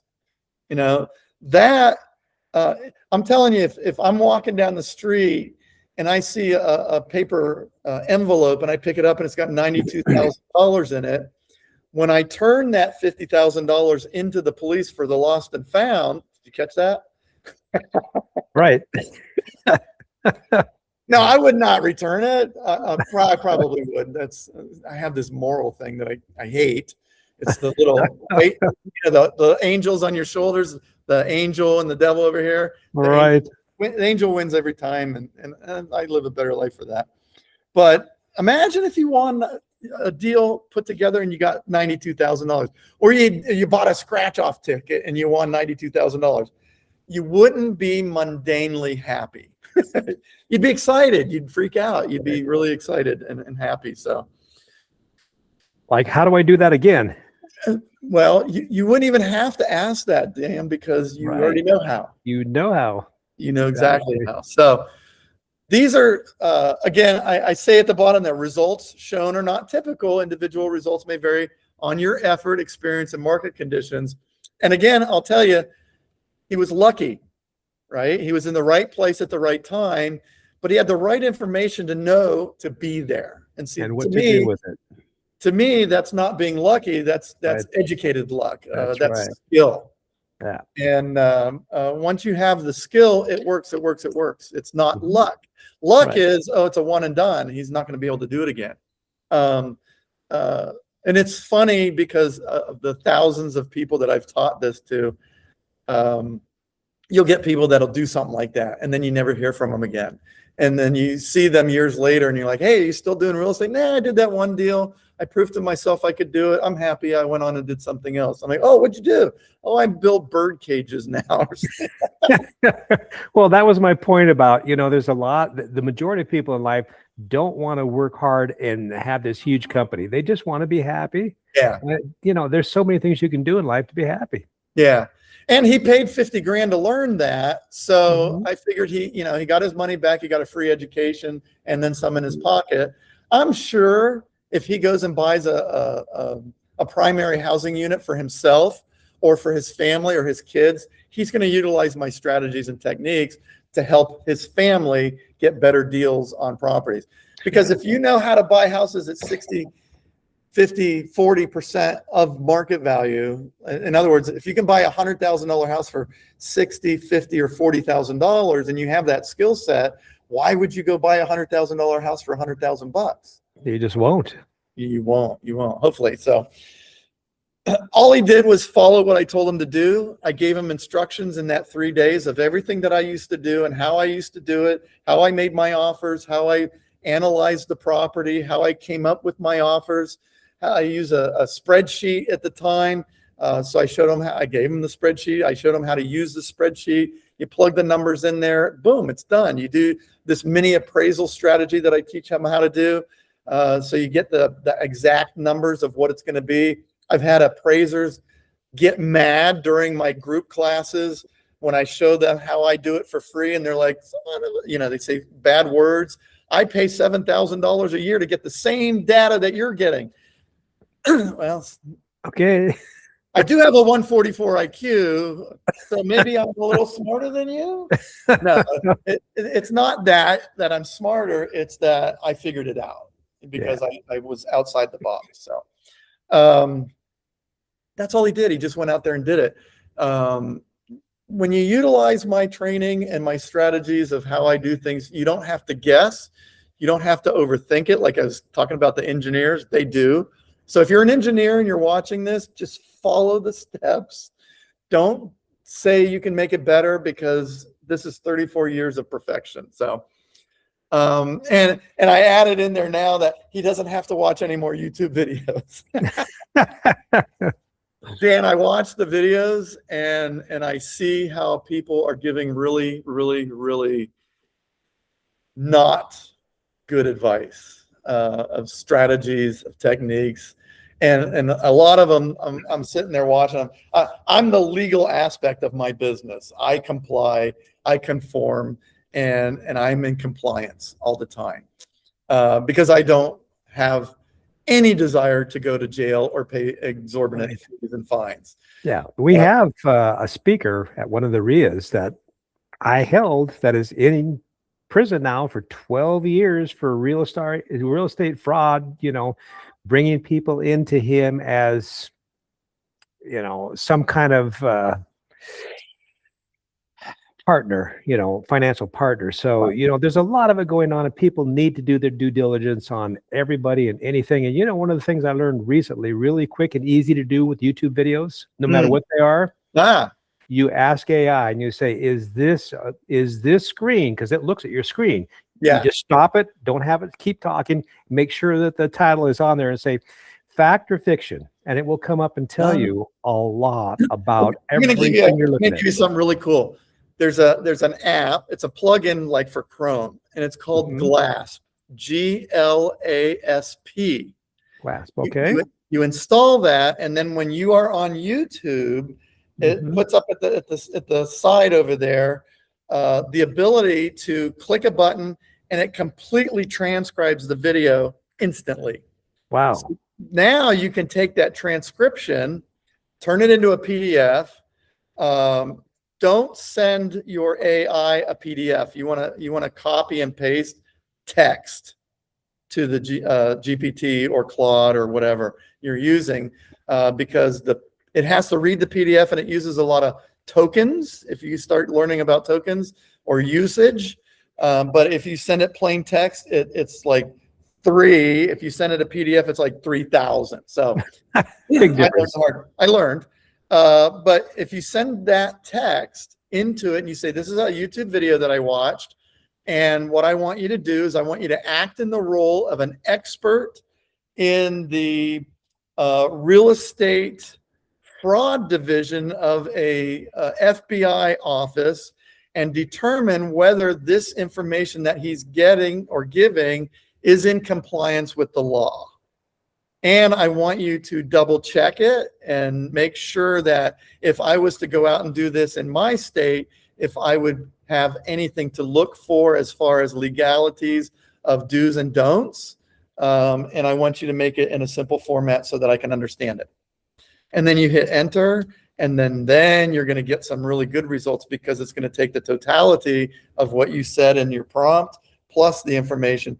And I would also add in there that I would tell it to go online and research if necessary to find out the most current rulings and regulations regarding that strategy. If you do that, you're going to find that your results will improve drastically. But Yeah. as a 34-year veteran, I'm sitting there watching these videos. I'm like, you can't do that. That's against the law. You're telling them to go to jail. But I can't say anything because I know that person has a ton of money, and the first thing they would do is sue you. You know? Yeah. Don't need that. And whether you're right or wrong, you have to defend it. And that part sucks, because even when you're right, you still spend the thousands of dollars. So, people ask me, Cliff, why don't you do deals with students? I'll give you 12 good reasons, right? 12, get it? The guy got 12 years? I'll give you 12 good reasons why I don't do deals with students, because nobody's perfect. And I'm talking to my computer, like, because that's where your voice is coming from. I realize my camera's up there. So if you're looking at my forehead while I'm talking, please understand. So if you're going to do a deal with somebody, due diligence is important. I teach you how to do that due diligence. If the deal doesn't make sense, don't do it. Just walk away. If it's marginal, sometimes people like to take risks. Make sure you get compensated for the risk. That's all I can say there. And I don't do deals with students. I'll help you with your deal. If you want to throw me something in the end afterwards, that's fine. But as far as I'm concerned, I'm not going on title with somebody else. I don't need you.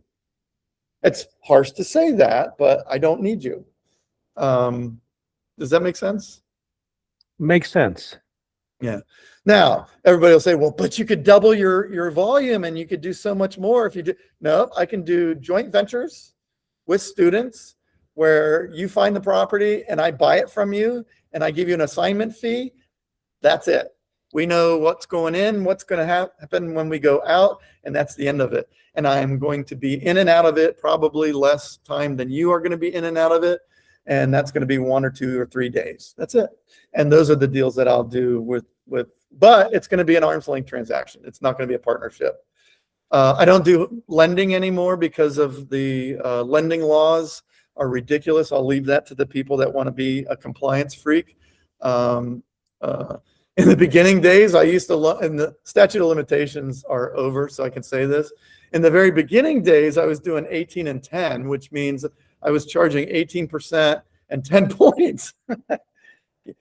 They have a word for it. It's called usury. Right. But I didn't know. And, the people were willing to do it. And my turnaround time for those types of transactions was like a couple of days or maybe even 1 day. So it wasn't like I was charging a lot as an APR, which is what saved me. But I put X amount of money up for one day, you close the deal, you refinance it, and I get my money back. That's what I was doing. But I didn't do outside of my circle hard money loans to individuals that I didn't know, that were doing rehabs or whatever. So, but yeah, I want to, when we get offline, I'd love to talk about that. I want to know if I know that person. Yes. I'm sure I could go into AI and find out real quick. Very, very possibly good. I have this thing. I've been in the business for 34 years, and I've had, I think, 2 or 3 situations where it didn't go as everybody planned. And I had one guy sue me not that long ago. But I won, but it cost me $60,000 to win. So did I win? I don't know. But the cool part is when you understand how business works, you learn to, that's why I said to you earlier, I write contracts. When you learn how to understand what a contract is, contracts are written instructions to a judge when a deal goes south. And if you understand what I just said, everything in there are obligations that parties have to each other or to the contract in order to get to an end result. Now, if you have an issue or somebody fails or somebody falters or the thing just doesn't go as everybody thought, you go to court, and then the judge is going to use that contract as an instruction manual as to what was supposed to happen. And people get lost in that, and they don't understand that it might say in one paragraph that if this deal goes south, everybody licks their wounds and goes home, right? And if it says that in there, that's what they're going to do. And I had a person that I knew of that was doing deals in Georgia, and he was taking people's money, and he was telling them that he was going to rehab houses. He had one little house, and he showed them that house, and this is the house I'm doing. And then he showed that same example to like 15 people and took like $100,000 from all 15 people each. and they were all investing in that one little house, right? And then he opened up a steakhouse, restaurant. And I was helping the people with the FBI to try to help them get their money back.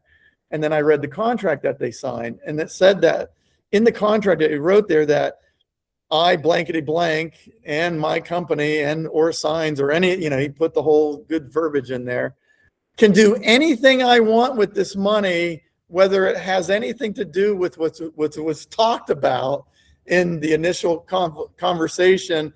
It may be invested in real estate. It may be invested in cars. It may be invested in this or whatever. I mean, he put a whole paragraph in there and they signed it. So the FBI was, and the Attorney General was like, well, they signed that. He could do whatever he want with it. And if it didn't work out on the house deal, he didn't have to pay him back.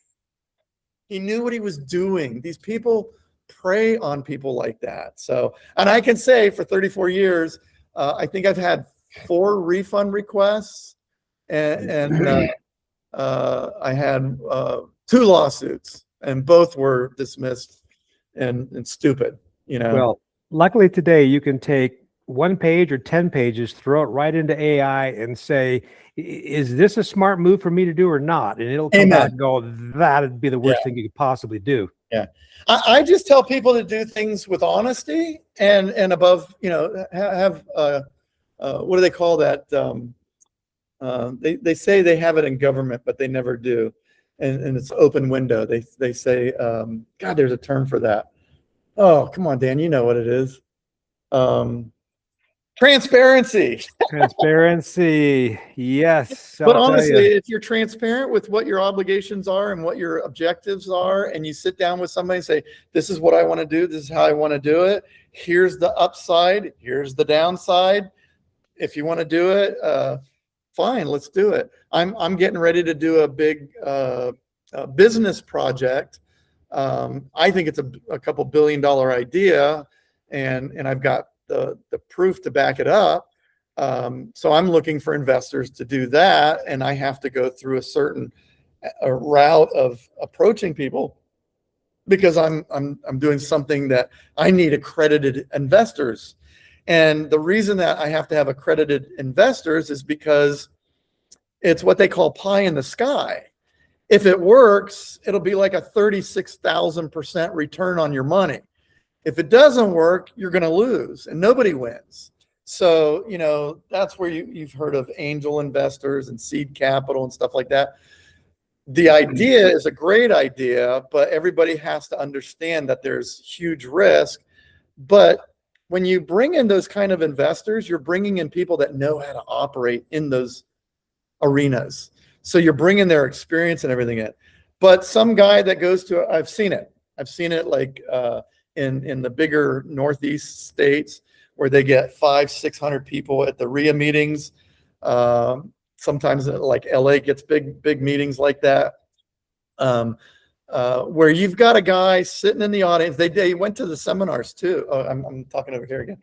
They went to the seminars too, and they would pay the $50,000 to be in the class because they knew they were going to put deals together with the other patrons in the classroom, and they would get a lot of money out of them, putting deals together that may or may not be coming to fruition. So there's a lot of people out there, and it's like, if it stinks, right? Do the smell test. If it's too good to be true, it's probably too good to be true, unless it's something just magnificent. I've found magnificent deals. They're out there. But anyways, there's a big difference between doing pooling of properties and deals and doing one-on-one. And SCE, anytime you start pooling, you're dealing with security exchange, which if you're not watching what you're doing, you're in big trouble real quick. There's a thing called fractional.app. I don't know if you guys have been introduced to it. I think it's great. It's evolving from the way it was when it started to how it is now. And basically, I don't do it because I don't do deals with students. If I can't afford to do it myself, I don't do it, right? If I don't have the money to do it, I don't do it. Or if I don't have the money to do something, a big project or whatever, I'll turn it to somebody else that pays me something for giving them the great deal, right? Mm-hmm. I don't like to be beholden to people for any reason whatsoever, and vice versa. Let's do the deal. And that's why I don't have a lot of rental properties. I just get in, get out, get in, get out. But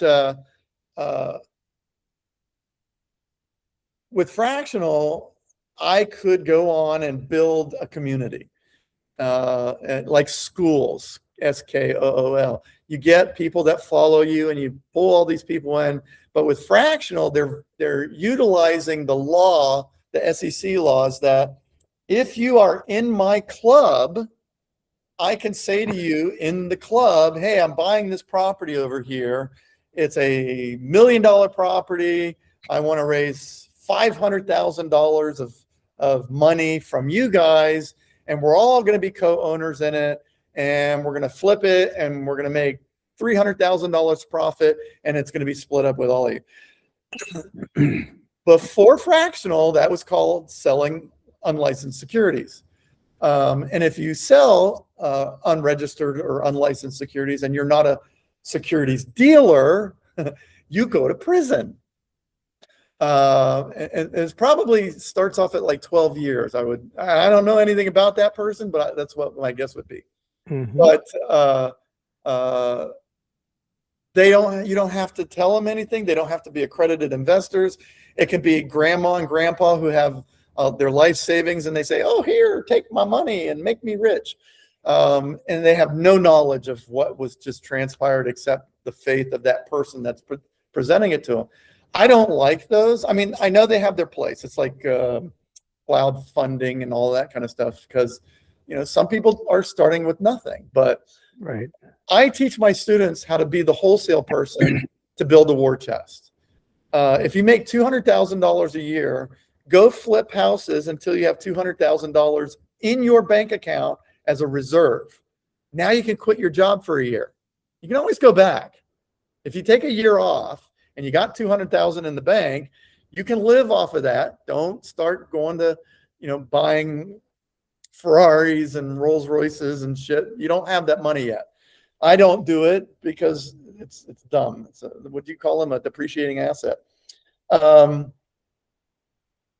you got a whole year to make this work. But you can do this part-time too. You know, it's something you can do part-time. If you DAT it, duplicate it, automate it, delegate it. So, Right. But yeah, the YouTube videos, there's no regulations. I don't think that like maybe the FTC would regulate that, but I don't think they do. I know the FCC is not watching videos to see if you're in compliance with lending laws or anything like that. So take everything that they say on the YouTube stuff for a grain of salt. That's all I have to say. But like you said, you know, verify with AI. But you'll notice now on the bottom of the AI screen, it says AI makes mistakes. So make sure you verify before you Right. You know why they put it there, don't you? Because they've been sued. Somebody sued them because they didn't have that there, and that's why it's there. Remember the thing on my screen that said all results are not typical? I haven't been sued for that because I put that there. Right. Right. So David followed my steps. It's simple. That's it. That's all he did. No fancy degree. We talked about a license. You don't need a license to do this. You don't need a fancy degree. I'm a 9th grade dropout. I will be honest with you. That was, what? I don't want to say how many years, but it's like 20 years ago. I was 20 plus, something like that. No, it was 1981. So you do the math. It was a long time ago. I have learned a lot more and self-educated in that time, between then and now. Most of it was focused on learning about real estate.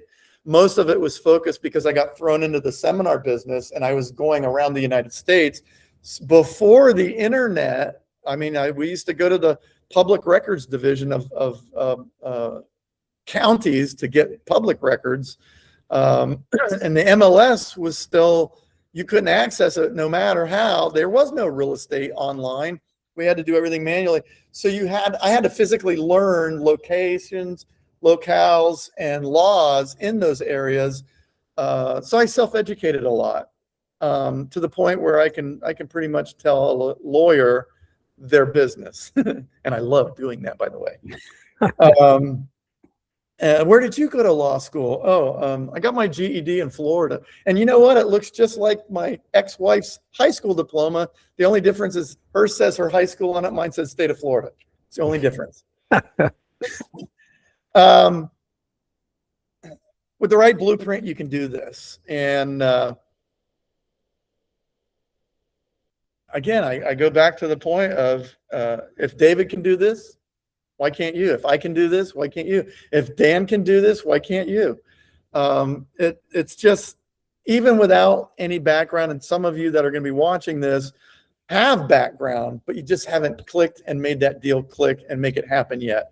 But it's possible, because if you look around, there's other people that are doing it. And they do it in all economies and all scenarios and all markets all over the United States. There's no limit as to where or how or when you can do it. It's just, you got to have the right tools to approach it the right way. So I'm going to go through that here. I'm going to go through here a little bit quicker because I know we're pushing time. I promised it wouldn't be a 2-hour thing, but hey, we talk too much. We're having fun. I gave him a blueprint. He followed it. It's really simple. That's secret number one. How can you buy a house without any money? That's it. That's how you do it. How to profit from real estate deals, even if you're completely broke. So if you have money in the bank, great. If you don't have any money in the bank, he put together that deal. He got it under contract for $193,000. And I'm going to give you a little tiny secret. On the secret is you delay everything from the time that they accept your offer to the time that you have to do performance. So, okay, yeah, I'll give you $193 for earnest money, but I'm going to give it to you 5 days, 3 days, 4 days after you accept it, upon acceptance, right? So, And then you put all this other verbiage that I give you in my training courses on how to make that thing about 9-10 days. So you got 9-10 days of due diligence period before you have to come up with money. And that gives you 9 to 10 days to find somebody that'll close the deal out for you if you haven't found them already. So that's just a little insight thing. And that's all I've done for 34, I know it's going on 35 years now. I don't know why I want to keep pushing it.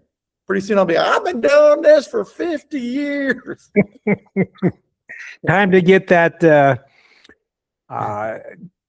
Cliff, the younger Cliff. Oh yeah, Cliff avatar, Younger. right? Cliff Younger. Yeah, you know, I just did an image, and I forget where I put it, but it's me standing like this, and it looks just like it's a photorealistic one, and it's like I have to look at it to see if it's really me or not. It's that good. So I'm worried about our future, you know. I'll give it to you this way. Here's my end result. It's either going to be the Jetsons or the Flintstones. I'm banking on the Flintstones, our future. Okay. Okay. So just like Dave, I did my first deal. I know, you know, I wasn't born a real estate investor, right? I didn't come out and say, I've closed my first deal and I just got here, right? So I had to learn, and everybody has to learn. I've been where that image on the screen, being broke, trying to figure out how am I going to pay the bills. And I've worked jobs before I got into real estate where I worked 120 hours a week, week after week after week. And I did it in Florida outside, hanging signs in the heat here. So it was a tough job. So I know how to work, but I know how tough it is, right? And you have to sit there and wonder, and I did at that point in time. I didn't see an escape. I didn't see an out. I saw rich people and I thought they were lucky, right? I didn't see, or they went to school. And I now know that those two things are not true. So secret number one is it's the biggest lie that keeps people from actually moving forward. If you think you need money to do a deal, you're wrong. Well, it's funny. I pre-write what I want to say, and it's like when I get into this mode, and Dan, you can vouch for me, when I speak live on stage with you, I end up having a conversation with the people in the room. I did my first deal. I was in their position, just like maybe some of you are, and I never used to really tell my first deal, but now I teach it because it really is the key of going from where you are to where you can be. And I did it, and I'm not special. I don't have any family money. I did it. I did it on my own. So I'm just going to show you. You don't need money. You don't need credit. You don't need experience. That's all wrong. But the last one, the you need experience, is the one that hems a lot of people up, because they can say, okay, well, I learned that I can do it without money, and I learned that I can do it without credit. I do believe that I can do those things. I just don't know how to do it. They don't have the experience. And that will kill a lot of movement, forward movement into putting a deal together. The catch-22 is like when I was 16 years old and I was trying to get a manager's job, and they says, well, how much experience do you have? And I said, well, I don't have any experience. Well, come back to us when you have a couple of years worth of management experience. And I'm like, okay, but I can't get a manager's job because I don't have any experience. And you want me to have, you'll give me the manager's job if I have some experience. It was like the chicken and the egg thing, right? So you might not like him, but Donald Trump had the absolute perfect solution. And if you read any of his books, he went to go start a hotel. And he walked in and he wanted to borrow, like, I don't know, I don't remember this exact story, but $50 million for this building. And the lender says, great, great. How much hotel experience do you have? And he says, well, I have none. And he says, great. Come back when you have hotel experience, right? So he left and he came back like 2 days later. He says, okay, I'm ready to get that loan now. And they're like, what do you mean? He says, well, I have hotel experience now. And they says, Donald, you were here 2 days ago. How do you have years of experience of running a hotel? He says, oh, I don't, but my partner does. And I forget if it was Hilton or Marriott, but he says, JW Marriott sitting next to me here. You don't need to have the experience. You just need to apply somebody else's experience. And that's what I did. So you don't need experience. You just need to find somebody that has experience. And I'm going to tell you how to do that. So I'm just going to skip through here, blah, blah, blah. That's me in 1991. Wow. I had it was really cool to have a mustache back then. And it was really cool to smoke back then. So that was my office. You can tell it's way back then because as you can see, the screens are very big. CRT. Yes. Yes, they were. I was running Windows 3.1 on that. So it was right before Windows 95. So 91, 92, 93, somewhere in that range. I had a flat stomach, you can see there. That was really cool. But the really cool thing is I didn't know what I was doing, okay? I was a mortgage broker at that time, and I was at the point where I was venturing into starting to do these real estate projects, and I had a mindset of what I wanted to do, and I was learning, but I was pretty much broke. My credit, I didn't have good credit, but I didn't have bad credit, if that makes any sense. And like I could probably get a J.C. Penney's card, that was a big deal back then. But I was always raised in a mindset of if you can't afford it, you can't. If you can't afford it, don't buy it. You can't afford it. So I never built my credit up. And the funny thing was I borrowed $2 million sitting in that chair right there with bad credit. So that's funny. Ooh, that's good. Yeah. From a guy that read my history, and he was there and he saw everything, and that's how I actually got started in flipping houses. So, but except for being a mortgage broker, that's all I had right there. I didn't have investor experience. But because I was helping the investors get financing for their loans or for their houses that they were buying, fixing, and selling, I watched what they were doing. So I'm going off script. I helped them get the acquisition money. So I helped them get money from a hard money lender. That gave them the money to buy the property and do the repairs. At the same time, I was doing what I was there for. I was answering their phone ads on good credit, bad credit, buy a house today, blah, blah, blah. We can help with finance. All the keywords were in the ads at the time. And those people would call in and they went direct to me, and then I would filter them. Some people could qualify right away. Those went right into the house, right? And they were calling on the house, so they were interested in it. So if I could see that I could get them financed, our key-to-key time was really fast because the house was done and ready to go. All we needed was that final inspection. But in the meantime, I got the borrower all through the process, and then we added the property after they were approved. I could go into stories about how I created a whole epidemic of strategies for the mortgage business that they still use today. But I'm not bragging.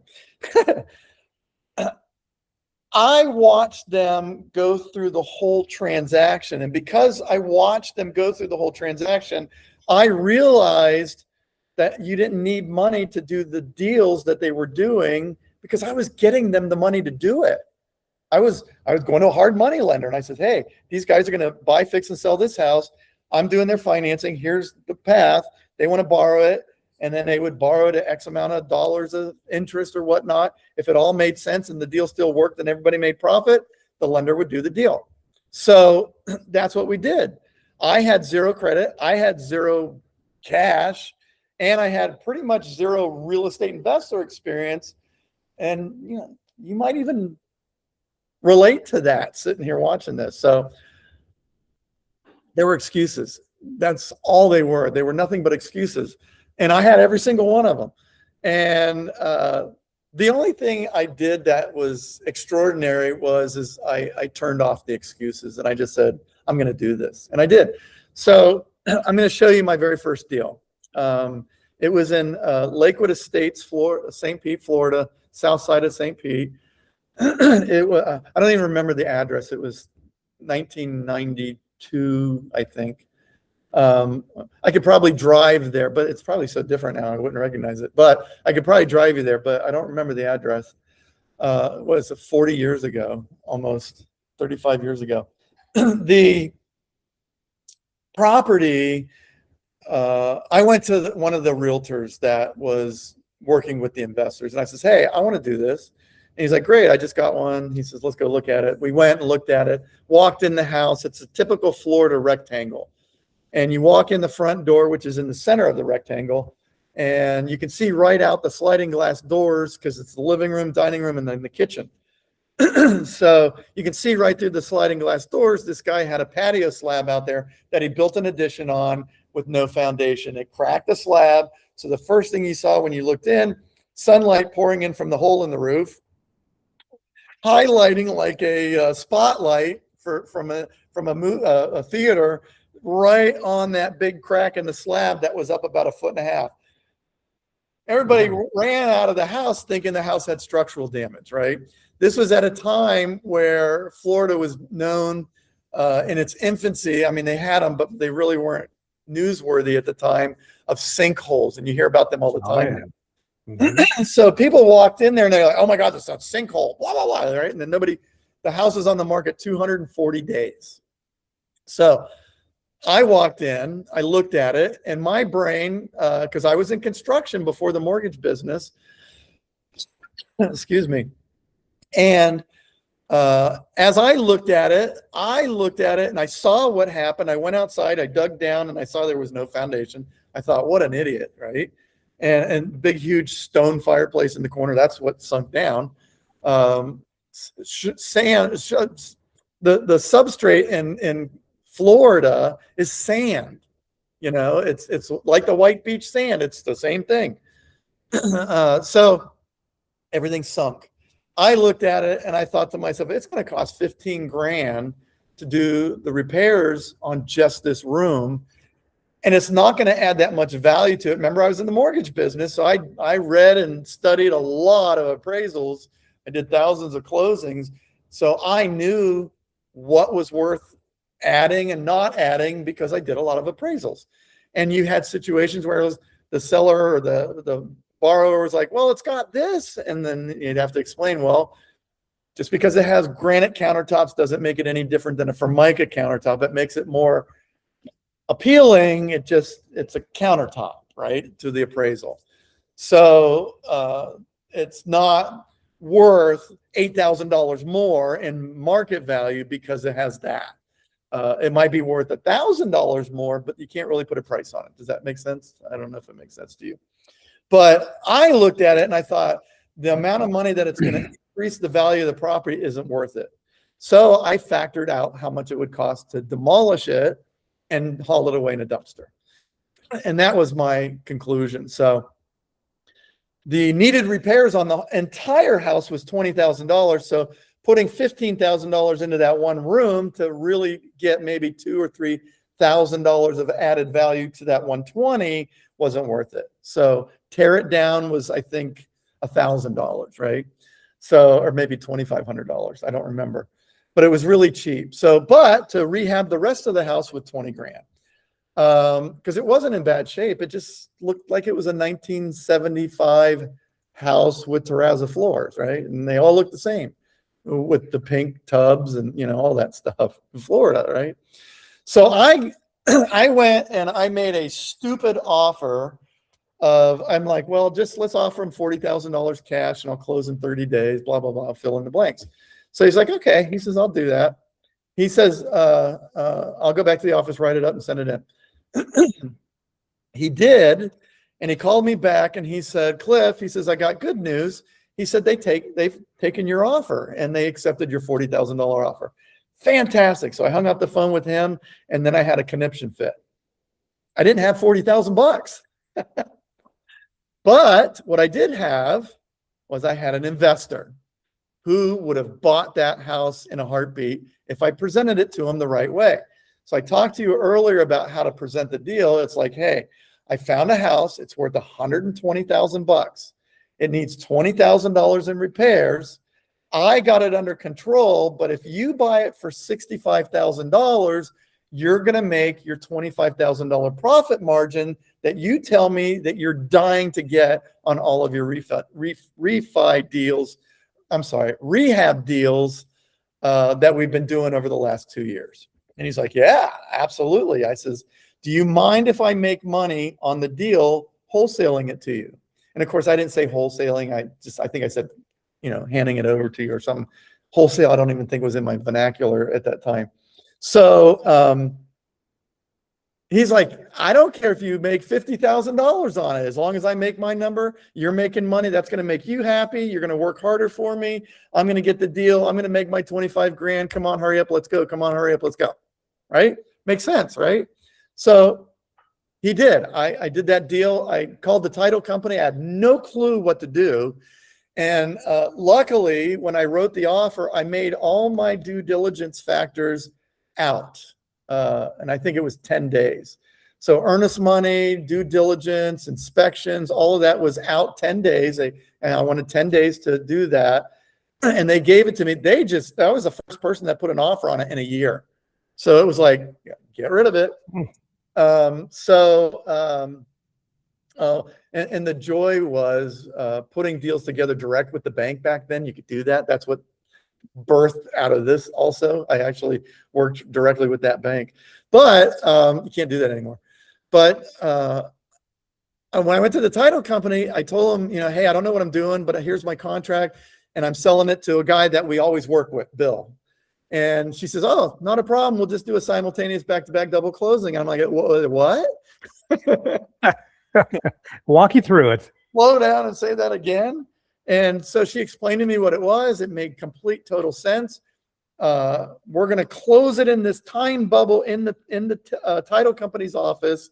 And inside that time bubble, because it happens all at the same time, even though it's in different rooms at different times, it happens that day. It all gets recorded at the end of the day. So if the bank comes in and gives you the keys before he gives you the money, it doesn't matter because the title company has everything in escrow. Not only do they have the money in escrow, they have the house in escrow, the title. So everything is in their control. The title company controls it. So the bank comes in, signs the release papers to let it go. I come in and I sign the papers to let it go to my buyer. And in the instant, the keys go from the seller to the buyer, and I just get a check in between. And I walked out with a check for $24,000 because she charged me $1,000 to put that all together. Would you pay $1,000 in trade for 24? All day long. All day long. Thank you, thank you, thank you. Somebody says, "Oh, you got ripped off. You lost $1,000 bucks." No. If you look at that, that's like the whole the jar is half empty, half full. Right. Well worth it. Yes, it's well worth it. And I'll if I can double my money, I'll do it every time. So I like that. $0 out of my pocket. I had no money in the deal. I didn't have to ask the bank to run my credit because they went by my contract. Now, it was a long time ago, and there's a lot of different things that have happened that realtors will demand from you today. I got you covered on that too. Zero cash, zero credit, zero experience. I did it. That Excellent. Guy. Excellent. Dan Young. Yeah, that was Cliff Younger. Yes. And with AI, you can take the cigarette out of the mouth. I was, let's see, early 20s. Early 20s. That is so cool. Yeah, well, so my Cliff, daughter. I'm going to take a little break here and let you continue on if you've got much time. Okay, and I will be right back. Okay, all right, no problem. So I'll keep going for you guys. And now with Dan not here interrupting us, we'll get right to the point. I know he heard me, so I'm just funny. Anyways, I did that deal and I didn't look back. I saw how easy it was. Every part of it, the title company handled all the paperwork. The realtor that I engaged to find the place, he handled the contract. I just told him, you know, hey, I'm going to flip this to somebody, so I don't really have the money. So I want to, we say wholesale now. I want to wholesale it to one of the investors. He's like, I know how to do this. He says, this is what I do for a living. He was in the game. He knew how to play it. If you're trying to explain this to a realtor that, you know, doesn't understand what we're doing, they're going to have problems with it. So I teach you how to seek those people out as well. And I haven't looked back. I've been doing deals the same way ever since. I'm a little bit more confident in the way that I do it because I've just done so many. And I've teach people these strategies because they work, and they'll work in any market. They'll work in any market. Now, that was a bank-owned property. I'll tell you, there's bank-owned properties all during the year, all during the season, all every month, every year, good economies, bad economies, and I explain that in full details as we go along here. So secret number 2, this is where everything gets accelerated. And secret number 1 shows you that you can do it. It's possible, right? I mean, I did it. I showed you what I did. The deal with the $92,000, he did that deal. He had no money into it. So it's possible. You have to acknowledge that you've heard of other people doing deals like this besides what I'm telling you right now. But because secret number 1 shows you it's possible, secret number 2 shows you how to clone it. A lot of great products. Okay, I'll give you a real quick example. McDonald's did not invent the hamburger, right? Burger King didn't invent the hamburger. If you're older like me, Burger Chef didn't invent the hamburger. They just took that iconic Five Guys, all the same. Wendy's, it's a hamburger. It's the same thing. They just make it their way. The little differences here and there. But they just cloned that product and they put their pizzazz on it. It's the same thing here. Find somebody that does something a certain way. Don't reinvent it. Don't try to figure it out from scratch. Don't try to re-engineer it if you're an engineer. I've taught a lot of engineers. You don't have to spend a lot of years making mistakes. I've done that. I've done this for 34 years. I don't say that to pat myself on the back. I say it to make you understand that if there's a better way, I've tried it, and if it worked, it's in here. If it didn't work, it's not in here. I don't waste time. I don't waste efforts on doing things if they're not going to work, right? And there's no reason to teach you something that doesn't work. That's why my strategies are what they are, because they work. That's why they do that.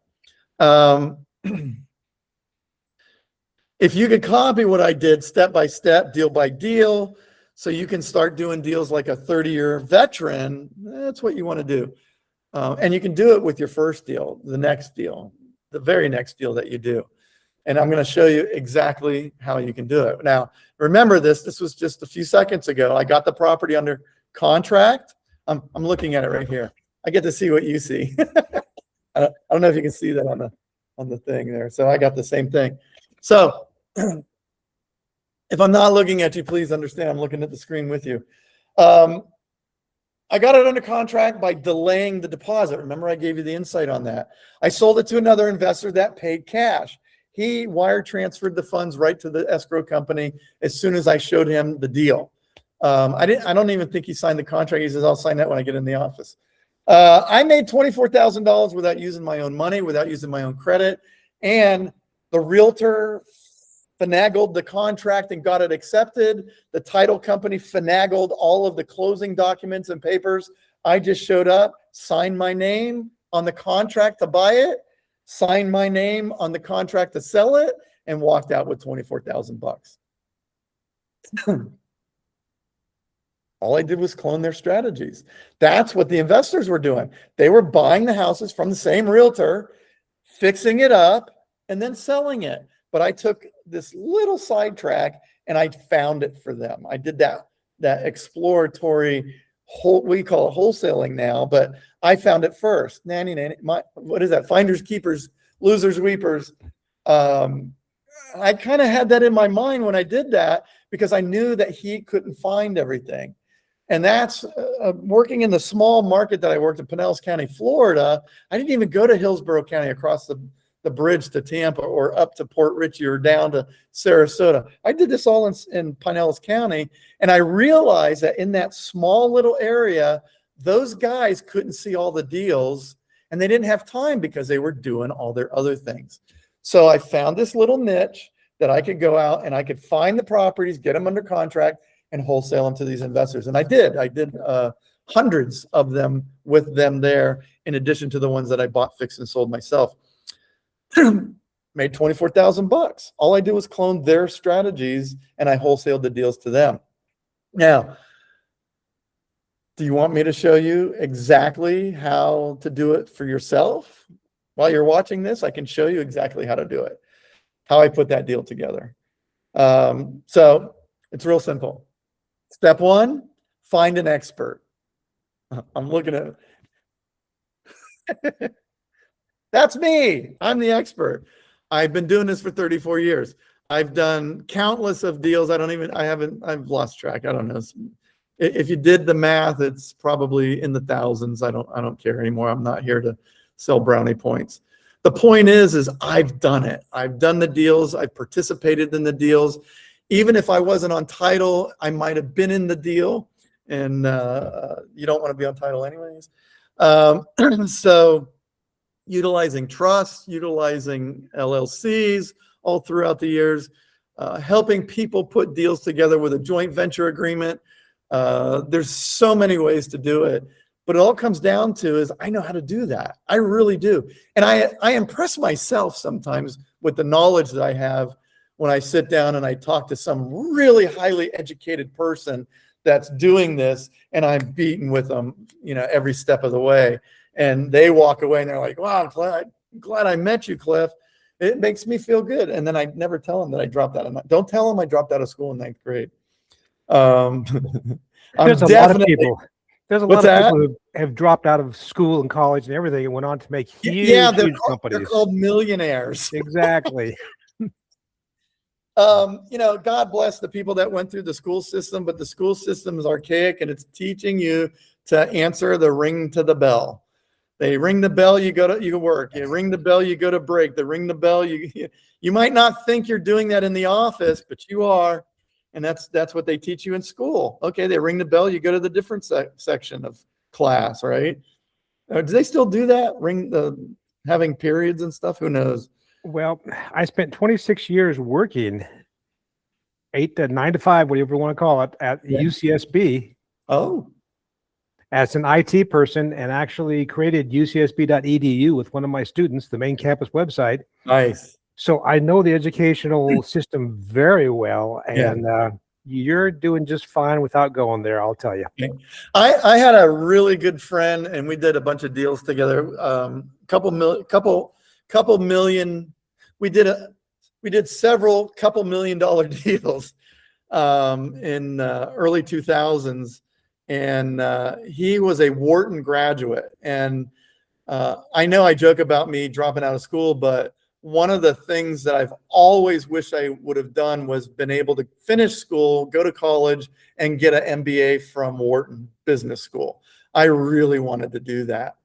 And this guy had a Wharton MBA. And he was, at the time when I met him, he was coming out of South America for Ernst & Young, the accounting firm, massive accounting firm. And he was like a senior vice president for South America, big. Wow. And he had a Wharton degree.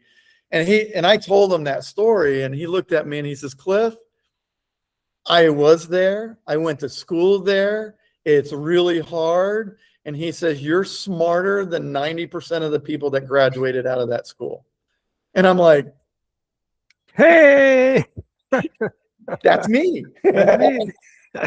That made me feel really good. I still wish I would have gone there, but I have instances where like I went to battle with a major title insurance company, and I was on the phone with their lead counsel, and I taught him something. And I can't go into details, but I use I use an Illinois land trust, and the company happened to be in Illinois. and they said probably from their high-rise Chicago office that they couldn't insure my trust because it was a land trust. And you know what I did? It's the most hilarious thing. I did have assistance on this, and what we did is we put the land trust into Word, and we highlighted, you know how you can search for words in there, and we searched for the word land and hit delete. And then sent it right back to him. He says, "Oh, this is perfectly fine. We can do this." That's funny. That is funny. Well, I think that over the last 50 to 75 years, it was probably vitally important to have a college degree of all kinds of sorts. And I think today it's way less important than it has ever been. Here's your degree, right? Yeah, because of AI and everything that's going on, you know, it's just a different world. The world's changing. Yeah. Yeah. So you find an expert. There's me, right? I'm an expert, and I can say I'm an expert because I am, and it's not bragging. It's when you do as many deals as I have, you know what works and what doesn't work, and you're not going to go down that road that says, "Oh, that looks easier." Now, I've been down that road, and I'm telling you, it's a dead end. We're going this way. So the second step you got to do, because remember, there's 4 steps. Get the same expert tools. Become an expert. Get the tools that I have. And study them, right? And that's the next step. Get their tools and study them. Watch the videos. I have learned how to educate people, and I use technology that is not online. I use audio, visual, and kinesthetic techniques. I am certified with neuro-linguistic programming. I am very astute in being dumb and knowing how to explain things to myself. It's called ignorance. And in a way to where I can understand my explanation, because I'll take a problem and I'll look at it and I don't understand it, and then I'll dissect it. And then once I understand what the problem is in a way that my brain can comprehend it, now I understand it. Now I can explain how to fix it. So I learned how to educate that way from my disadvantages. So that I'm not calling you dumb, but I explain things. People are you calling me dumb, Clifford? No, I learned to explain things on a way that it makes logical sense.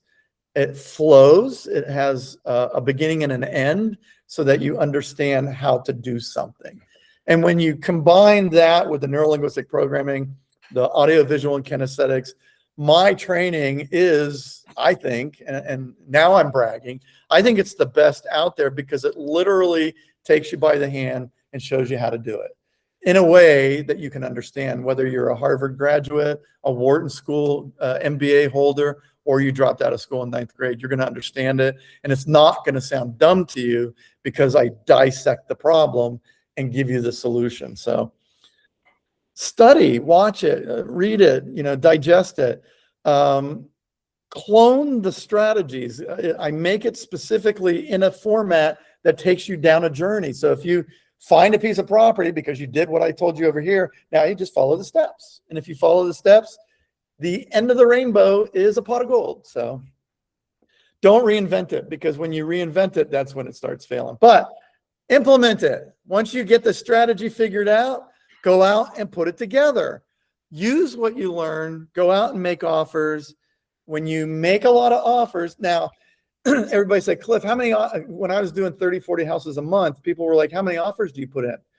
And somewhere around 5 to 10,000, maybe 20,000 offers a month. And they're like, how do you do that? Well, I'm working every market of the United States. So I'm, you know, spread out across the United States. Have you ever driven from like coast to coast? It's big. I will tell you. And to really understand how big the United States or the world is, drive from Flagstaff, Arizona to Page. If you've ever done it, or if you haven't done it, I'll explain it. When you leave Flagstaff, you drive at 100 miles an hour for like an hour and a half and you don't see another soul. And that's when you realize, man, this place is big. But don't drive that fast because the cops are sitting there. I cannot confirm or deny that I was stopped. So I do like to drive fast. That's why I drive old funky cars now and not Ferraris. So when you make offers, and you make a lot of offers, and you data it, duplicate, automate, delegate, and you have agents all, you know, you can have 10,000 agents putting in 1,000 or 100 offers every month, and you can see how you can do some real good damage into the offer market. But when you make a lot of offers, what happens, it's like, you know, having a pot of spaghetti and you start throwing the spaghetti against the wall until it sticks, and then you know it's done. I've never done that, but you know, that's an analogy, I think is what they call it.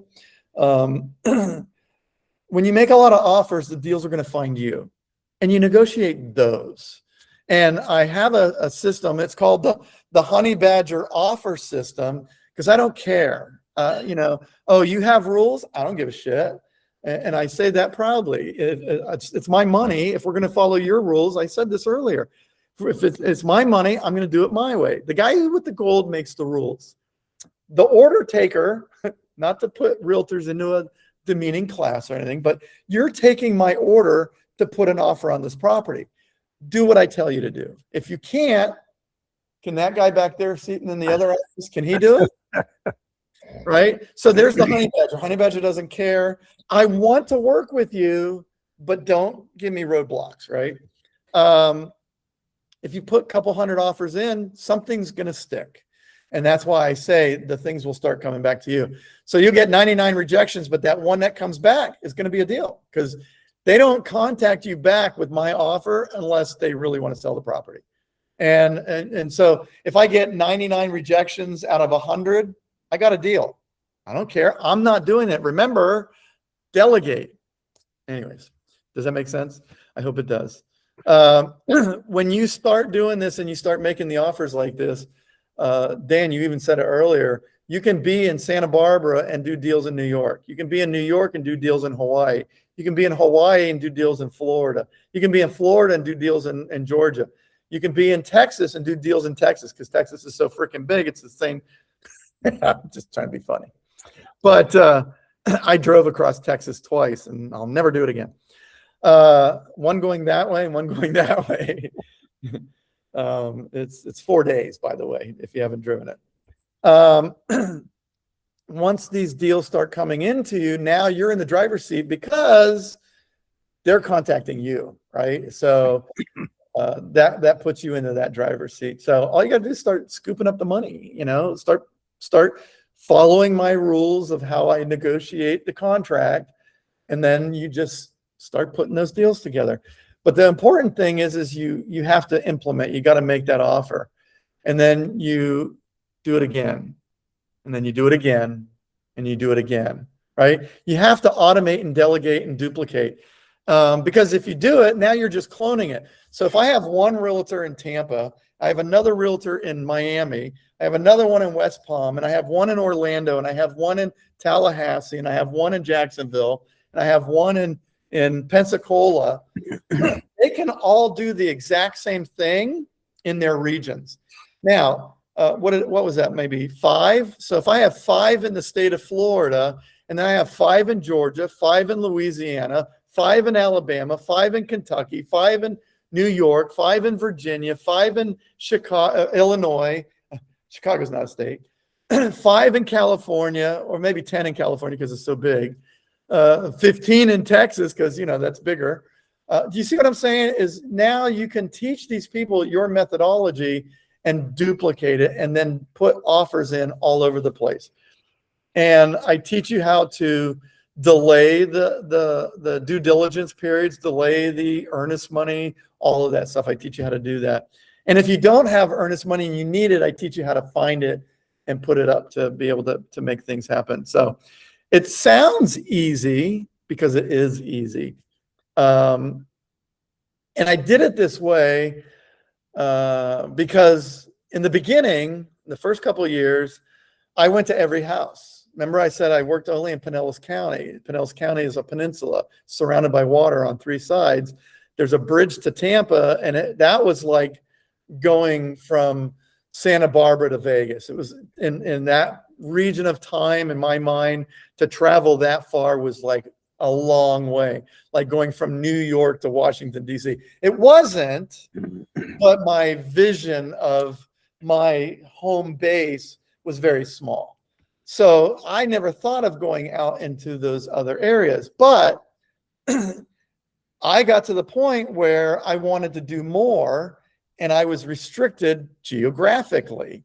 And I had people working in that region that I was working. I think I had about 4 or 5 agents, and they worked each sector of the peninsula of Pinellas County. So they didn't overlap each other. So that was good.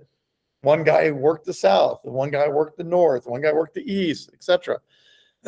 So whoever brought me the deal first won. Now, to go to Tampa, I realized I needed to duplicate what I had in St. Petersburg. And that's what I did. I broke out and I started going to Tampa. And then I realized real quick that I wasn't going to Tampa. The internet was starting to get much better, and they could send me pictures. It sucked. I mean, we're on dial-up, but they could go inspect the house and send me pictures of it, so I didn't have to drive over there. They could fax. Remember fax machines? Somebody the other day said, "Hey, Cliff, I want to fax you something," and I says, "Oh, I don't have a fax machine where I'm at." And they're like, "Where are you?" And I says, "The 21st century." But are we in the 22nd century yet? When does that happen?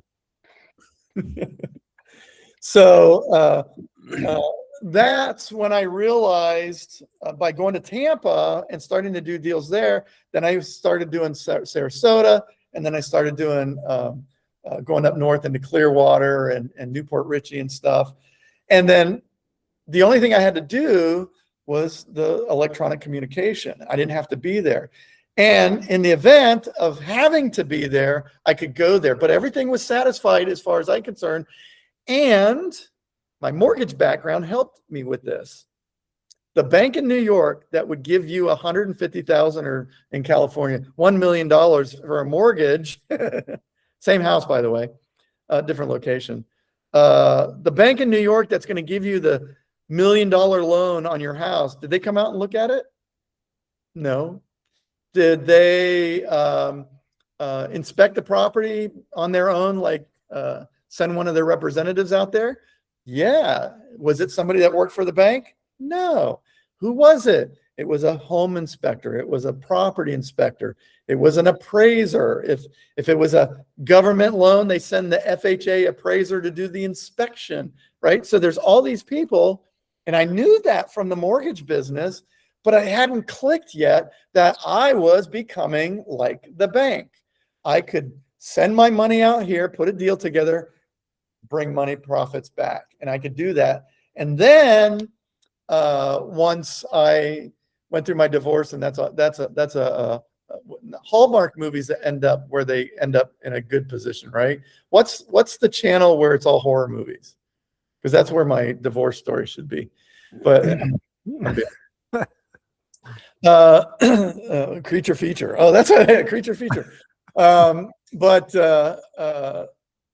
what I learned after that, I had my divorce. I went to another state, and I regrouped and everything.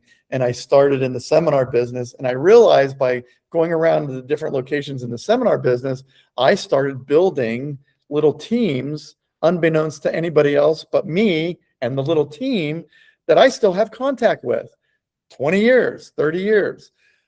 People that are in the real estate business that took a class that I taught, that we became in contact with and shared our information. I taught them exactly what I do. And then they call me up later on and they say, Cliff, I've got a deal. Then after years go by and I now have the money to do all of these acquisitions myself, I still didn't do it. I then still did deals with them. And then I moved to California and I sold properties to people in California. I wholesaled deals to investors that wanted to buy, fix, and hold. But what I did was I started buying the house, fixing it up, putting the tenant in it, and then selling the turnkey property that was rented with a Section 8. It's a housing authority, Section 8, whatever, federal assisted rentals assistance, whatever you want to call it. It's Section 8. You get that tenant in there and you explain to them that they can stay in this house for the next 30 years if they want to. Treat it like it's your own. You know, there's a lot of psychology that you give them when they move in. You screen them for if they have any problems. You make sure that if it's a single female moving in, that their boyfriends are not on the lease, they cannot stay there.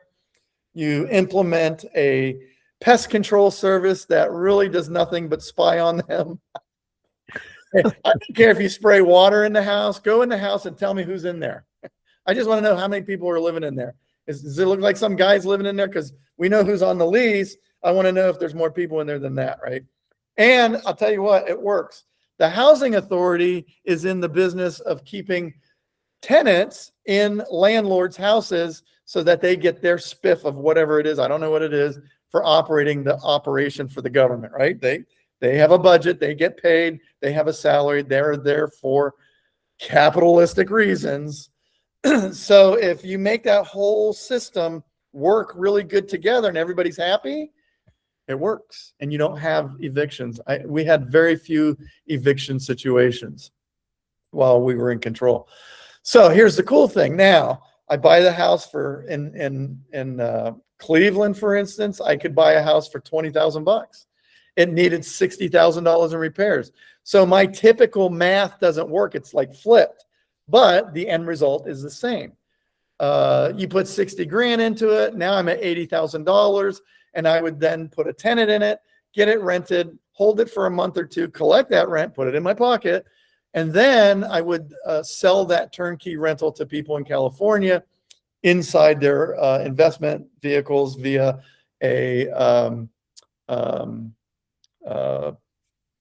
what do they call that? Self-directed IRA. Sorry. I'm 61. I'm starting to forget stuff unless it involves sushi or beer. But the cool thing about that is when you want to scale your business, you're not looking at houses anymore. And that's what this does. The duplication allows you to scale. So I, Cliff Gager, will never scale again as far as it goes to real estate. Been there, done that. It's a lot of work. It's a lot of management. It's a lot of herding cats, if you've ever heard the term herding cats. Everybody knows enough to not know what the hell they're doing. So it's fun when it's all working and you can make tons of money. You figure if you're wholesaling a deal, like I was explaining, the $120,000 sale price, if I'm into it for $80,000, let's see, 80, 90, 100, 10, 20. That's $40,000 profit. Doesn't suck when you're doing 30 of those a month, right? That's good money. But you have to have the big team and you have to have layers and levels of management. I've seen people on YouTube say that they individually do that every month. And I say, bullshit, right? Because I've done it and I know what it takes to operate that type of organization. And you have to be an operator, a CEO, a C-level or C-suite type person in order to make that work. And fortunately, I was there. But you can scale this to any level that you want. And that's what I want you to understand is once you understand how to do this, you can do 5 houses a year, 10 houses, 20, 30, whatever you want to do, wherever you want to scale it. It's a system that's duplicatable and it works. So here's the secret. I'm not going to lie. I'm being redundant. This is really what it's all about, because if you make one offer and it gets rejected, that's the person that I typically see that comes up to me after an event and says, hey, I made offers on properties and I didn't get anything. Or I've had students that took my class and they said, Cliff, your system doesn't work. I haven't gotten any accepted deals.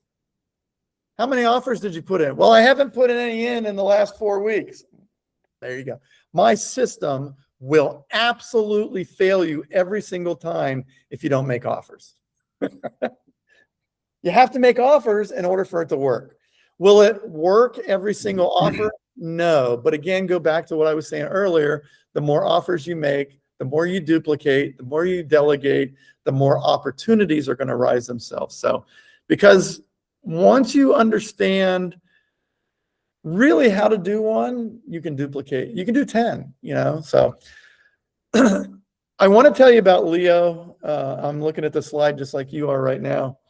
He said, right after I learned Cliff's strategies, I wholesaled 10 properties and I fixed and flipped 3 houses. This was 1 year after he took my training. So to me, that in 1 year, if he averaged, now these are California deals in the Bakersfield, the Fresno range, all in the valley there. They still call it the valley now, or is it the desert? Not sure. Oh, all right. I promised I wouldn't get political. But he did that in 1 year. I'm going to show you what he's done since then, and even more. But he says Cliff's techniques work every time, and they help me transition from the military to the real estate lifestyle.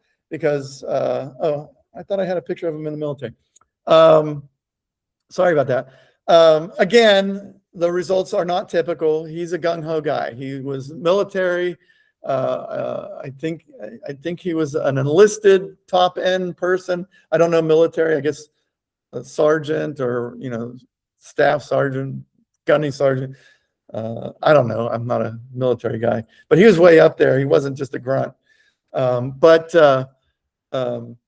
he took what I taught him and duplicated everything. Remember, I told you I was in the mortgage business, and I started working with other investors. He didn't get in the mortgage business, but he started working with other investors, partnering with them and working with them, and finding deals for them finding deals for him. So he wholesaled the 10 properties from the group that was in the class with him, which I highly recommend that you do, because you're all on the same wavelength, and you all understand what's going on, and you can all understand if it's a deal or not. If it's a deal, work together to make money. If you have to split it, whatever, you're making money.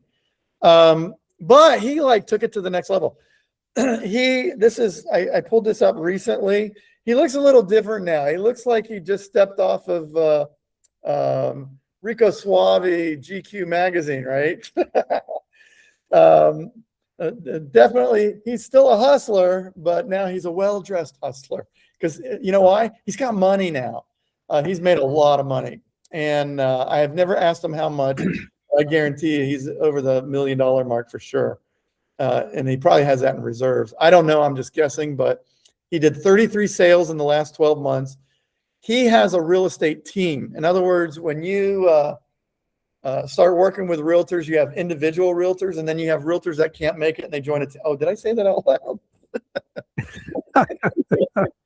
You'll have realtors that are new or fresh and they really don't understand the business. And then you'll have one really well-versed veteran real estate, and he'll accumulate a couple of these agents and build a good team. And each agent has their part. So I like that. It's called DAD, delegate, automate, and duplicate, right?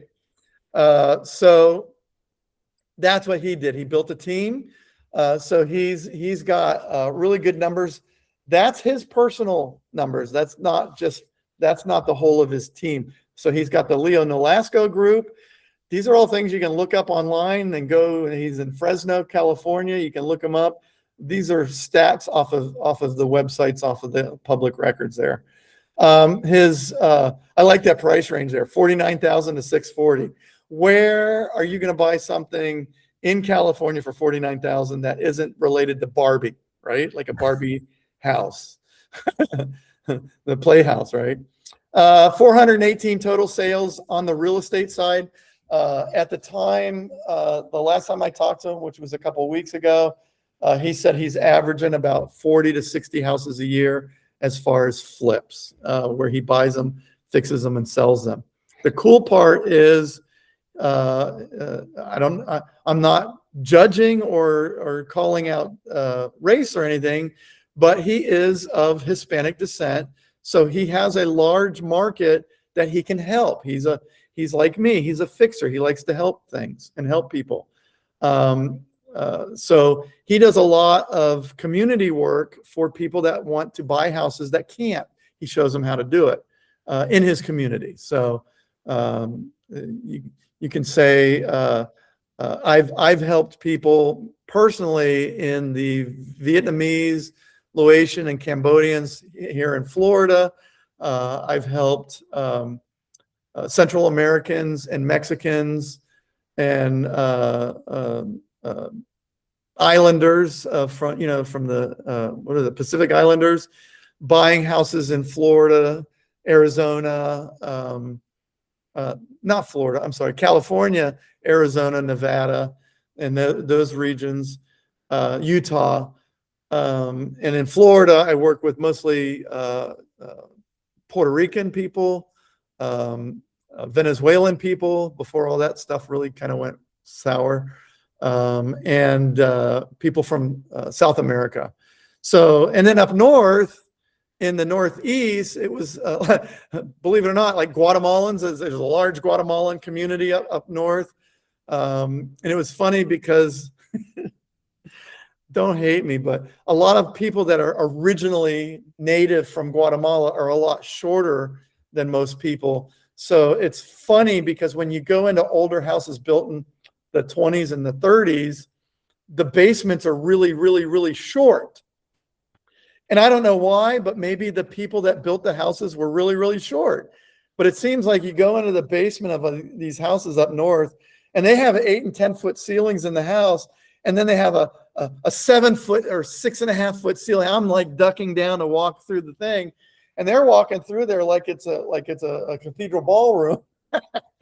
So I found it really hilarious that, my negativity in looking at the house was a positive for them. They were like, "Oh, this is huge, man. What are you talking about?"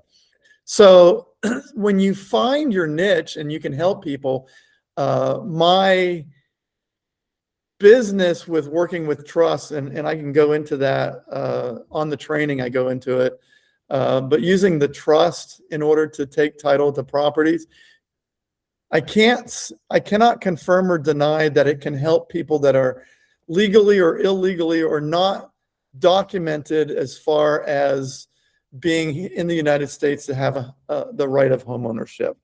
And it's all in the way that you do the paperwork, and it's 100% legal. Because I came from the mortgage world, I knew that if someone came from Mexico and they wanted to buy a house here, they had to give us their tax returns because they're a citizen of Mexico from Mexico. Our buyers over here did not have tax returns from Mexico. So can they buy an interest in a trust? Absolutely. And I'll just leave it there because I'm probably saying too much. But it can be done, and it's 100% legal. And when you find out the legal way of doing things, you're doing it by the book. And but a lot of people don't want to take the time to figure that out. And when you figure it out and you can help a lot of people, I've helped a lot of people. And that's what Leo's doing. He gets to help people. And when you make a ton of money and everybody's big smiles, I call them the Joker smiles, the ear to ear smiles when they see you, sure is good karma, and it feels good too. So plus you make a boatload of money so that you can go do what? Eat sushi. It's very good for you. Very expensive too. Anyways, there you can see he's got listings and sales of 415. He built a whole team. He not only did what I did and the teachings of being an investor, he did the real estate office. I had a real estate office, a mortgage company. I know he's got a mortgage guy on his team. So he handles them from a retail side to a wholesale side to an investor side. He's doing it all, and he's making a lot of money, and he's doing it in his own backyard for the most part. I can see where he's going to start branching out and hitting larger areas. But if it works, don't fix it. And it's working for him right now. He built the whole team. He just cloned what I did. So just clone it, right? So secret number 3 is something that's, I think is the best one. This is one that people don't understand. And they fear it the most. Again, I tell you, people would come up to me and they'd ask me questions, and I'd have 25 people saying, you know, they're all firing questions at me. And the ones that stand out that I heard mostly across the United States are these 3. And unstable market conditions. Oh, the market's good. Oh, the market's bad. I can't make low offers in California. They're getting rejected because everybody's putting offers in 20% over asking price. I bought the house in Pasadena for $927,000. It had an as-is $2.4 million appraisal, and I bought it in a booming economy. And I was at the right place at the right time. That's all. And I made the right offer. And I will tell you right now, don't ever ask them what their bottom line was after closing. Be happy you got what you paid for. I will tell you, because I usually do this on a live, I make people guess. Dan, I don't think you remember this story. Do you remember this story of what they actually would have sold it to me for? I don't think so. So it was a 2.4 as is. I offered him 927.5 because I figured it was worth not that much, but I just cut it in half and I made a BS offer. And when I said the $927,500, he says, fantastic, write it up. He says, you got a deal. And I immediately said the SHIT word because I immediately knew Too much. number. Yeah, I offered too much. But I also knew at the time that I was happy with that offer. I was happy with that. So here's the cool part. And I tell people, don't ever do this. Don't ever do this. But I'm going to tell you why I did it. I asked him at the end when it was all said and done, because the house had a lot of drama. The city attorney for Pasadena lived next door. He was having the city attorney, the city cut the grass because it was in a foreclosure situation, but there was also a court case. And so it was sitting there for a couple of years. And then the guy next door had this like manicured lawn. And then the house that I bought, it looked like it was in Las Vegas because the grass was all dead. So he was constantly hitting them for like assessments, you know. We mowed your grass. It's $1,800, right? There's no grass. So he was glad to get rid of it. When I came along, nobody had made an offer on it because it looked like the ugliest house. It was right outside San Marino. It was like 1 block away from San Marino. So it looked like a dump, right? It looked like it could have been in Pahrump, Nevada. If you're from Pahrump, Nevada, you can understand what I mean, and it's not an insult. But I says, what was your bottom line? I just got to know. And he says, you really want to know? And I said, yes, I really want to know. And when he told me $400,000 because they wanted it off the books, because they had made so much on the rest of the portfolio that they could have given me the house for free, but his bottom number was $400,000 and they were happy. Now, Wow. So when people tell me, now this I lived, right? I lived that. And, you know, I doubt myself sometimes too, because there's no way they're going to take my offer. If I would have offered them there's no way they would have took that. And I would have been wasting my time. But there you go. So you never know. And that's where I'm going with this, because you never know. And if you didn't take any notes anytime during this presentation, this is the most important thing that you're going to want to sit down and write notes for. So I want you to, I'll give you a second here to get some note paper if you don't have it. And then if not, I guess you're too slow. Down low, too slow, right? So really seriously write this down. This is the most important thing I'm going to talk to you about tonight. Sellers are not the market. And I'm going to say that and explain that this way because I know it doesn't make sense to hear me say it. And sometimes when I say it, it doesn't make sense to me. But it's absolutely true because it doesn't matter if you're in a crashing market, a booming market, or a flat sideways market. I found properties and I flipped them, bought them, sold them, rented them in every single one of those three types of markets. It happens every day. You can find these deals every day. They happen every day. All you got to do is look up public records and pull up all the houses that sold for 50% of fair market value in your area. And you're going to see that deeds transfer like that all the time. Now, you can come up with 50 different reasons of why they would do that, but it happens. And I just figured that out a long time ago because I used to search the public records back in the days when you could do that easily. I used to search for properties that have transferred for that type of situation. And then I would go make them offers, right? So whether you believe in it or not, it doesn't mean that it doesn't happen. Most of your real estate agents that you're going to work with don't believe it can happen. Therefore, they're going to be real estate agents forever, or they'll revert back to being a barista eventually. You know what I mean? So I love my baristas and I love my real estate agents. But don't try to tell me I can't do something that I've done 1,000 times, right? So the TV news on TV, the news, they're going to tell you that, oh, it's a bad market. You have the end of the world, sky's falling, chicken little, blah, blah, blah. Everybody's going to die. The meteor's going to hit any minute now. Don't go buy a house, right? And so that's they get ratings for that. So I want to make it really super simple for you. This is my little secret. And have you ever watched the Jerry Springer show? Mm-hmm. Don't laugh. I'm 100% serious. It is one of my favorite shows, and God rest his soul, he's passed away now. I wonder where he is. You know, you could say so many things.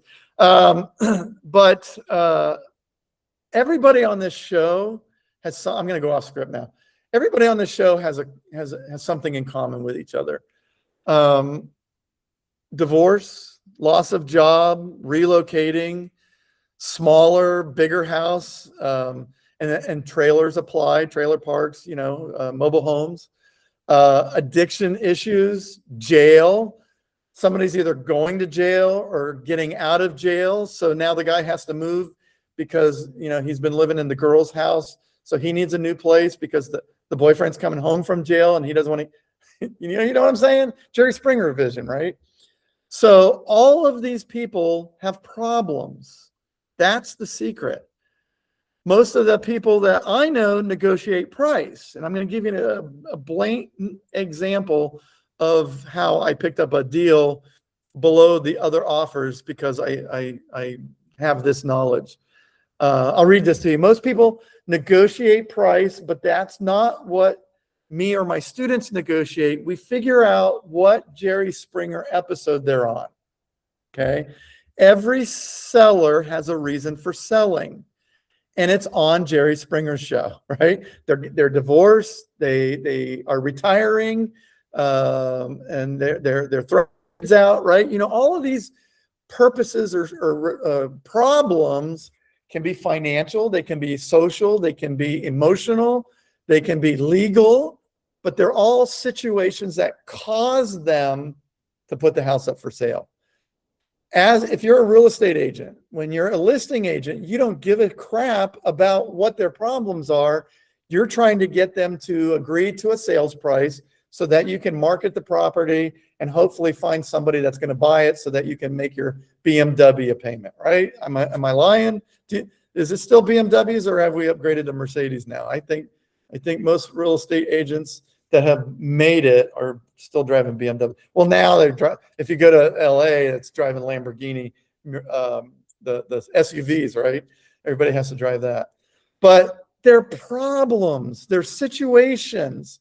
And once you figure out the situation, the price isn't even in that equation. So their motivation isn't necessarily profit, it's solving the problem. So once you solve their problems, the real deals don't come from haggling over price. They come from negotiating the problems and you offering solutions to those problems. And that's how you get deals done that are weird. You know, like I bought a house in Cleveland, Ohio for $25,000. That was worth almost $200,000. Why? Right place, right time, made the right offer, and I solved the problem. They had a lot of issues with the city. The house had a hoarder in it that hoarded animals. They counted hundreds of cats and dogs and other animals. I had to gut the whole house because the urine was soaked in. I mean, it was bad. They encapsulated the outside and left the inside like that. But I picked it up for a song. So I made a good deal. But I solved the problem. The problem was the floors were still there. They were impregnated with urine. We had to remove them to get rid of the smell, and then oil-based kills everything, and seal it. And that stopped the odor from the neighborhood. And therefore they stopped harassing the owner because he sold it to me and it wasn't his problem anymore. So I love doing problem solving. So that's how you get those funky deals. So I'm going to tell you about a deal. I went on vacation / work in Hawaii. I go to Oahu every single time. I've never been anywhere else. They have everything I want. And I don't have to exchange airplane rides or boat rides or anything. So when I go there, and I've been there a lot, I usually teach a class, because if you think about it, now I just wrote off the entire trip. Because if I teach a class, it's a business trip. So everything is a write-off. And my spouse and son had to go with me at the time because they were acting as my assistants. There are benefits of buying properties all over the United States. You just have to figure them out. So this is a deal that I did. It's a very great example of the secret that, you know, we're talking about here, the number 3 secret. I taught the class. I think we were going on that thing where you get on the parachute and the boat pulls you around, parasailing. We're going to go do that. And a realtor that I know knew I was in town, called me up and said, hey, I got something. It's not on the market, but it's going to be, and the guy has a situation, and he didn't even realize he said situation. But I think you can help him, Cliff. So I was like, okay, gave me the address. I went, I showed up at the front step. My family was pissed off because, you know, now I'm doing real estate and we're supposed to be going on a boat ride. And I'm like, well, this pays for the boat ride. I really wasn't that bad. I was apologetic and sorry, but I still went. But got to the house, and he took me inside the house. I met the owner, and the guy was in his 70s, not really good health, but the typical, you know, 70-year-old that is like, didn't really take care of himself, might have smoked and drank beer or whatever. Not a health guy, right? So he looked older. And the problem is he had, I don't know, there was like 5, 6, 7, 8, 9, 10 intellectual disability children. They were of all different mental health problems, because his wife, who had just passed away, was a foster care mom, and he was kind of like there but not there. He like provided the funds and any help or whatever, but it was like her thing, and he loved her, so he did it for her. But she took care of these kids, and these kids were now adults, but still non-functional. You know, they knew their names, they could do things, but like I watched the one kid, he was playing Call of Duty or one of those kind of games, but he thought it was real. You know, he thought he was real. So the situation he had is because she's gone, he's taking care of them, and he really didn't want to. So he needed to place them into homes around in the different places, the people that would take him and organizations that would take him, and that was going to take 5, 6 months. So he wanted to leave Hawaii. He was from Wisconsin. I don't get it. He wanted to go back to Wisconsin, but that's where his family was. And leave the paradise of Hawaii that it is and go back to Wisconsin. But he needed that time frame to do it. And he didn't tell me this, but he didn't really care about the money because he had money. Apparently she had some really decent size life insurance policies. So he had a ton of money and it wasn't a factor. And he just wanted to end it. The place reminded him of his wife. That was sad. Every day he woke up, he had to deal with that feeling. Every day he woke up, he had to deal with the kids, which he told me that he loved the kids, but he couldn't handle the kids, you know. And it takes a special person to really take that much responsibility. I mean, one's enough, right? And to have 10 of them in the house and you're the only one there to help them, it's too much. So he was just done. So he really wanted to go home. I'm doing nothing but listening. And he's telling me all of these problems, and he just didn't want to really have a long drawn out ordeal. He wanted to just agree, sign it, never talk to me again, see me at closing, hand the keys over and go back to Wisconsin and live on the rest of his 15, 20 years, right? Because that's all we got. 15, 70, 80, 90, 100 years old, maybe 30 years. He was aware of that. He wanted to make this go away. His thing was time, right? I heard that. All I heard was, Cliff,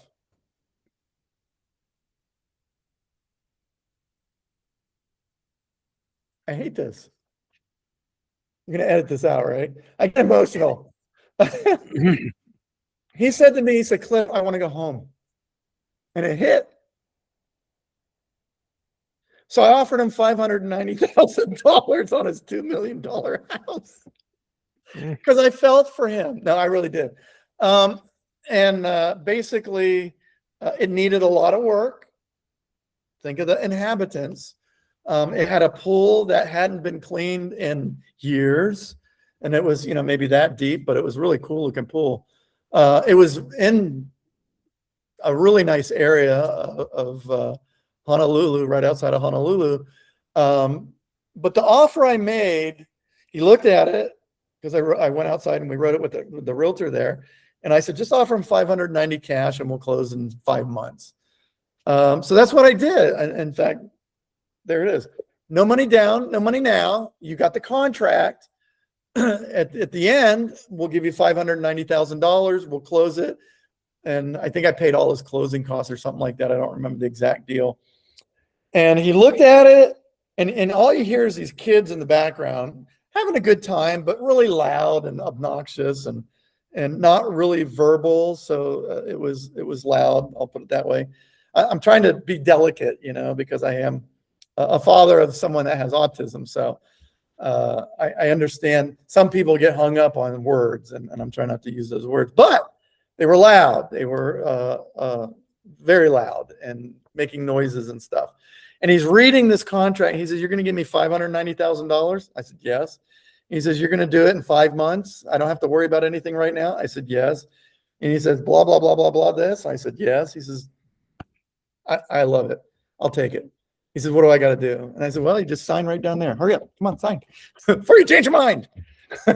So I did. I offered him $590,000. He said yes. We wrote up the contract without a fight. I knew Flipper. I've done probably 7 or 8 large classes of people in Hawaii, the mentor training for the gurus, right? So I had contacts there. So I called one guy up, and I had done a deal with him on a multifamily property that he made thousands of dollars, hundreds of thousands on, I knew he was a buyer. So I called him, and I knew he had the abilities to do this. So I called him up and I flipped it to him. I offered it to him for $890,000 because that was a good deal. Remember I said 120,000, you do the repairs, you do the cost, and then you walk away with your 25 grand. That guy in the beginning story, he said yes, because that's my numbers. I knew what his numbers were, and I worked the deal backwards the same way. And my portion of that, if you do the math, I'm going to show you here in a minute, was a good number for me. And I told him exactly how much I was going to make. Oh, my light went out. Basically, he took it. He took the deal. He sent $590,000 immediately to the title company to lock that down. And then there was a said dollar amount of $300,000 that was paid outside of closing. Right. So basically I sold him my contract for $300,000 while I was in Hawaii on vacation. It was a working vacation because I did teach a class the week before this, and I wasn't expecting it. Again, remember I say this, I was in the right place at the right time, which is lucky, but I had the skills to be able to build the team and have the knowledge out there that I am a player to do this. And that realtor knew the buyer and could have went right to him and skipped me out, but he knew that I had the ability to put it together. So that's what I think is the really cool thing, because that's how you do it, right? So $300,000, one deal, no money out of my pocket, a seller who needed time, not pressure, right? And knowing how to solve his problem instead of fighting over a price. That's how I got the deal. And David made $92,000 on his first deal. I made $24,000 on my first deal. I made $300,000 on this first deal. Leo flipped 10 houses, or he wholesaled 10 houses, and he flipped 3 houses in his first year. None of us had a secret. We just had a system. I didn't have family money, neither did they. We didn't have connections, although you could kind of say I did on the 300, because I did have some connections because I know who to call. But you have those connections too. But we did have a system. It was the right system, one that really works. And right now I want to hand you that directly to you. So I want to show you exactly how that works. I'm going to give you the same system that I use. I've spent 34 years building it. It's not something that I just invented this week. It's not something I invented 34 years ago. It's been a work in progress, and it changes constantly to be updated to the current market styles. I will tell you that my methodology pretty much is the same because it works. Remember, I solve problems and cure situations rather than chase markets and realtors' fantasy world of what this house should really sell for. And I do it in a system that makes multiple offers in multiple markets in multiple regions, so that when you look at everything that I talked about tonight, when you add that all up, you build a system, and it works, and it works. And I'm going to make it available for you less than a car payment. Is that something that would be cool? Dan, would that be good that I make it available for them for less than a car payment? Be wonderful. The average car payment. I put everything together that you need, everything that took me 34 years to learn. I organized it.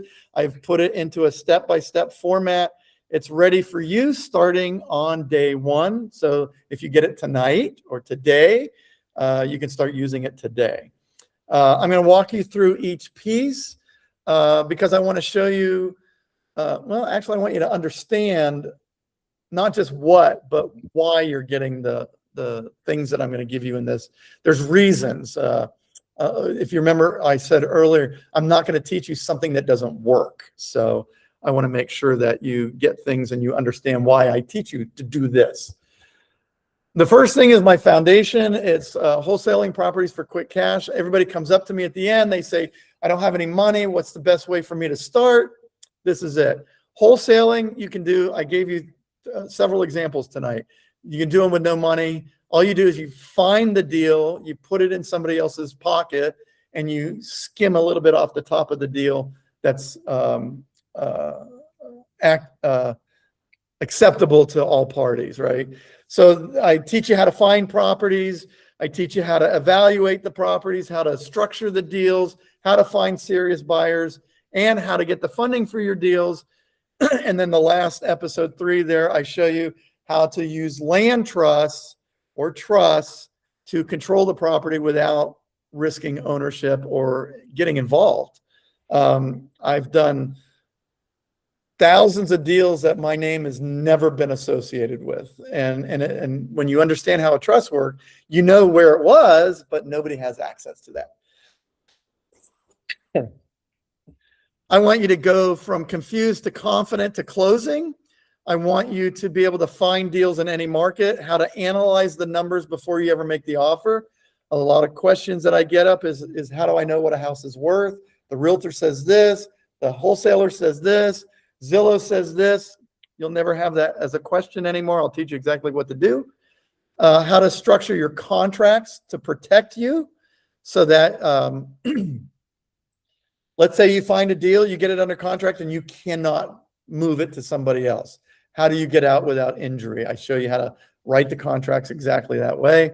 And then how to find the cash buyers. Like I had the investors that were I was doing the loans for. I teach you how to find those types of buyers that are real buyers and not hacks that are going to try to, whittle you down to no finder's fee. I want to work with people that are going to respect your abilities and my abilities for finding them the deals that they need to produce the profits that they want, and everybody wins. So everything from start to finish, it's on demand. It's 24/7 because it's online training, videos. I did the videos myself. Alone, they're worth every penny at $1,497.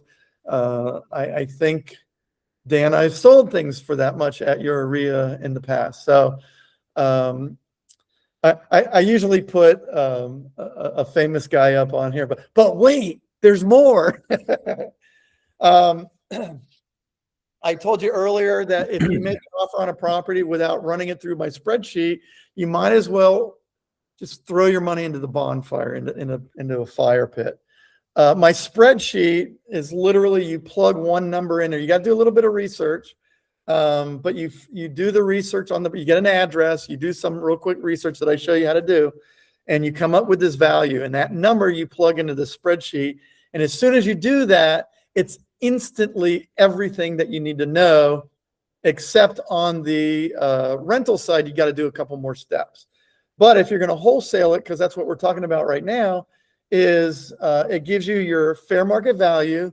It tells you what your repairs are going to be. And now this is from experience as far as how much money did I spend as a percentage of the deal sale price over the last 34 years.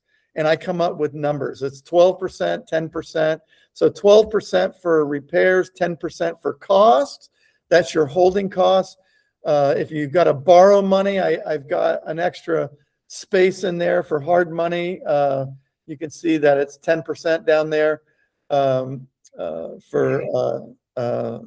I don't have it checked. It has 0% there on the example. You can put that in there. It's usually 5%.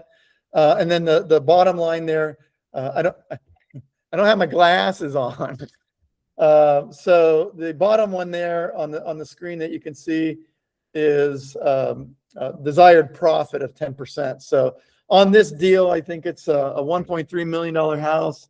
I know my repairs are going to be about $150,000. My costs are going to be about $130,000 if I have the cash to do the deal myself. And then $130,000 is profit that I'm going to make. That's instant. You get that instantly when you plug that 1.3 in there. Then if you're going to do rental side over there on the right-hand side, it just takes a little bit more information because there's more information to put in there. It's all one touch, right? And I have sold that at events, at where the gurus had hired me to teach. I would sell my spreadsheet, and I had their permission to do that. At the end of the training, they would buy my spreadsheet because it was there. And I would also sell that online, and I've packaged it in deals at that price point as well. But it's one number, one click. You know the deal. If it's working right away, there's no guessing, and you're not wasting time. Time is the big thing. If you're putting in 1,000 offers a month, you don't have time to sit down and do all of these efforts of looking at the house. You gotta be fast. So this makes it quick, fast, and easy. just like my clients. No, I'm just kidding. It eliminates expensive mistakes. The Hawaii deal, ran it on the spreadsheet, right? The Boston deal with David, $92,000. He ran it through the spreadsheet, right? My deal, well, the spreadsheet was in my head. So this is born out of my head. I used to do these calculations in my head. I still can. It's just a little bit slower now, unless sushi's involved. But it just gives you the power and control of having confidence. It's going to save you money because you're not going to fall down a rabbit hole of not like it says there, 130,000 for repairs. If you're buying this from a wholesaler, it's going to be 70,000 in repairs. They don't know, right? They're going to tell you a number. Now you have an idea of what it's going to be. So if you're not in the right ballpark with the wholesaler, you immediately know that it's not $70,000, but it could be something in between because he might not know something that you know, or I'm sorry, he might know something that you don't know. And now you're at the point where you can go do due diligence. And if it is $70,000, you can give him more money, right? You can put more money towards the deal as far as his acquisition because you have it covered there in your deal, right? So it's yours free when you grab my program today. This is my masterclass. I made my masterclass before it was a masterclass, and I put everything that I know that I think that if you sat down with me on your couch in your living room and with laptops in our lap and we sat down to get you started, this is what I'm going to teach you. Word for word.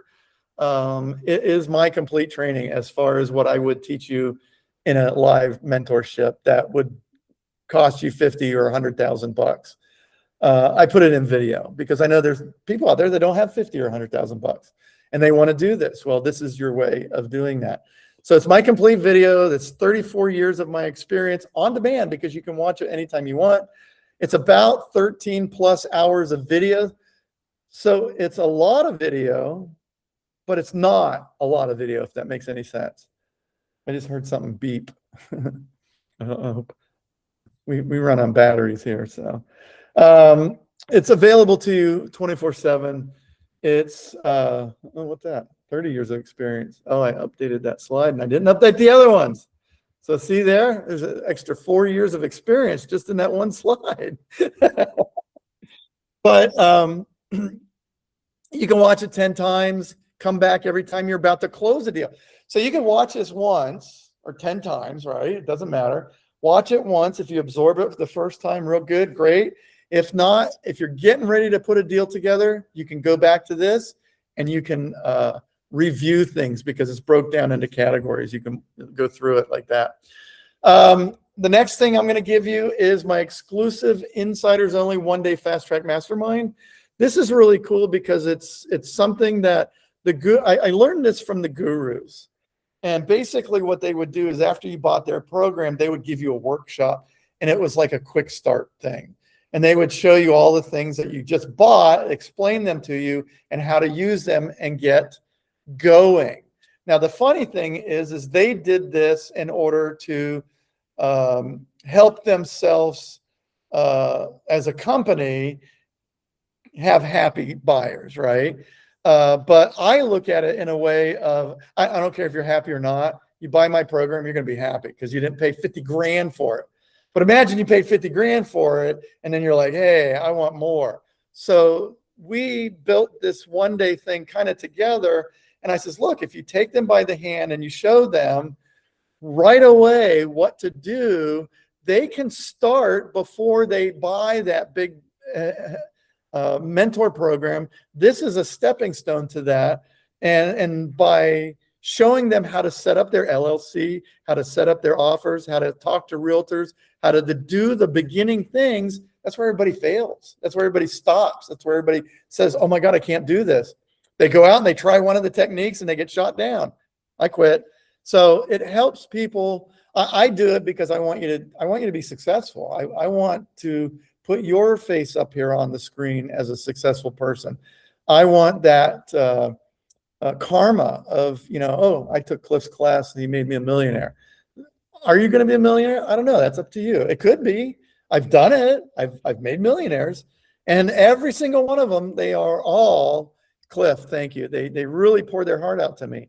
And we need that as humans, and we don't really get that much in society today. So I want you to close deals. So that's what it's about. So we're going to spend a whole day together, and I'm going to walk you through steps that are going to get you engaged and ready to go. So the next day you can start, you can get started.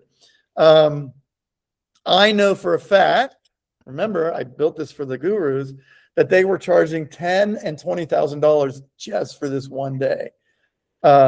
So you're getting it for free. It's going to be on Zoom, so it won't be live, but we'll be doing this for the whole day, just like this. So it will also, your event will also be recorded for you, but nobody else. So if you have to go potty and run away, you're not going to miss anything, right?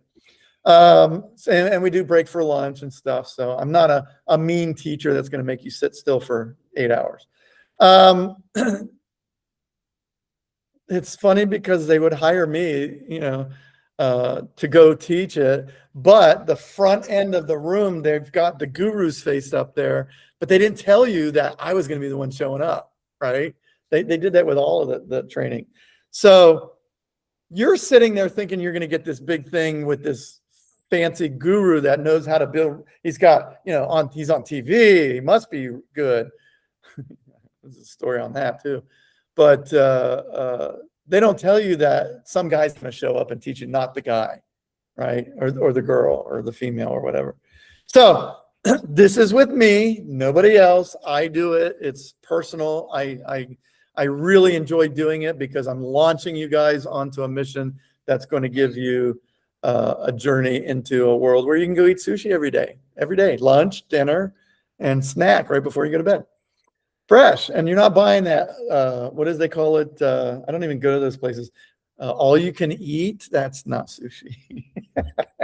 Anyways, just you and me. When several people grab this program, we're all going to get on the Zoom. We're going to spend a whole day together and get you going and get you started. For the entire day, I walk you through exactly how to set it up, how to build your power team. If you haven't heard what that is, that's all the people in your cleaning staff is coming in now. So I have the door open, so they might make noise. I want to help you find your first deal, and I want to help you talk to sellers. That's what this is all about. I want you to get offers accepted. It's not a webinar where you sit and listen. It's a working session, and we're going to have you leave with a real plan and a strategy of how to put it into effect. I want to, most importantly, give you confidence in yourself to be able to go out there and execute. And I want you to put deals together. I don't run these on a schedule. These are a as needed basis. So I run them when I have a serious group ready to go. So the sooner that you guys get together and make your purchase here and grab a spot tonight, the sooner we can do what? Book our day together. The sooner that happens, the sooner that you can start putting in your offers, and the sooner you can get a deal put together. And it's not marketing. It's not a trick. It's just how I do things. So I want you to look at the slide there. That's everything. It has a total value of $44.85. I know one of the things, and you know it too, probably if you've been to any of these types of meetings, the guys go up there and they throw all of these things there and they throw bonuses at you. And if you get this and you get that, look, this is my entire training, except for live training and coaching where I'm live. This is it. This is my entire training system. My coaching is just something extra. I don't offer it here today because I charge $1 billion for each session. I'm just kidding. But I want you to be able to have the tools to go out there and put these together and make things happen. I really feel that you don't need my coaching. And of course, you would never hear a speaker say that because he wants you to buy his coaching. But the thing is you'll have everything here that you need to go out there and put it together. It's a $44.85 because those are really what I sold these products for. So it's not It's not a $20,000 value because I throw all kinds of crap in there to make you think it's something else. It's not. I sell it like that all the time. So $44.85 is a good deal. But again, I said I want to do it as equal to a car payment, right? So I want you to all understand that I have a very expensive car, and my car payment is $17,000 a month. No, I'm just kidding. You didn't specify. No, I'm just kidding. You're going to be able to do this in any market condition across the U.S. and Hawaii. I've done it in Canada, although Canada is a little more difficult. But people have situations in Canada. Jerry Springer plays in Canada. But you're getting it from somebody that's actually done it. This is my lessons. This is my training from my experience.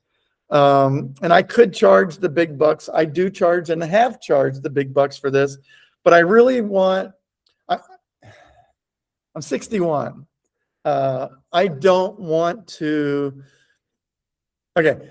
My purpose in life, you know, everybody talks about, oh, what's the purpose of life? I learned what that was about 25, 26 years ago. And my purpose in life was to take what God gave me, whatever God you believe in, the creator, whoever that is for you. I have a entity thing or whatever that I believe has blessed me and given me a path. And I followed it. Some people call it luck. Some people call it God. Some people call it the universe, whatever.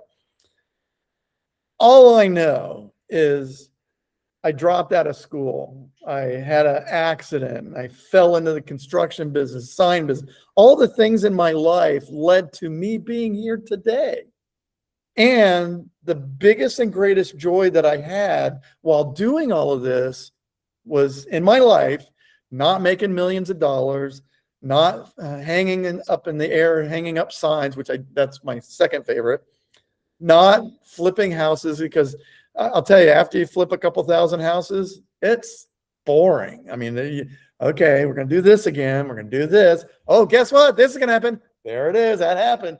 So, I mean, you know, it's the monotony of a job, right? But the most exhilarating thing that I've ever experienced in my life, besides my children, you know, I'm saying outside of that, is the fact that people coming up to me out of the blue, maybe at an event where I haven't seen them in a long time, like this guy. He was an accountant for Madonna. He worked for a accounting firm in New York that did Madonna's tax returns. And I thought, why would she need a whole accounting firm? Well, when you do a tour and you go to all these places, you have to do tax returns everywhere. It's like, oh my God, it's massive. So I discovered I don't ever want to do that for a living. But he came up, I saw him at a big conference that I was totally not associated with. And he was sitting in a chair, and I went over and I was like, oh my God, I know you, but I can't remember your name. He's like, yeah, you're Cliff. Everybody remembered my name. So we had the cordials, and I said, so what are you doing? He's like, oh, after I took your class, he said, I bought an HOA, a condo association in Miami. In fact, I bought 3 of them. They were in bankruptcy, and I got them for almost nothing, and I turned them around. He says, I don't work anymore. And I don't know what he made on it, but it was millions. And it was at the right time that he did it, because the market went up right after that.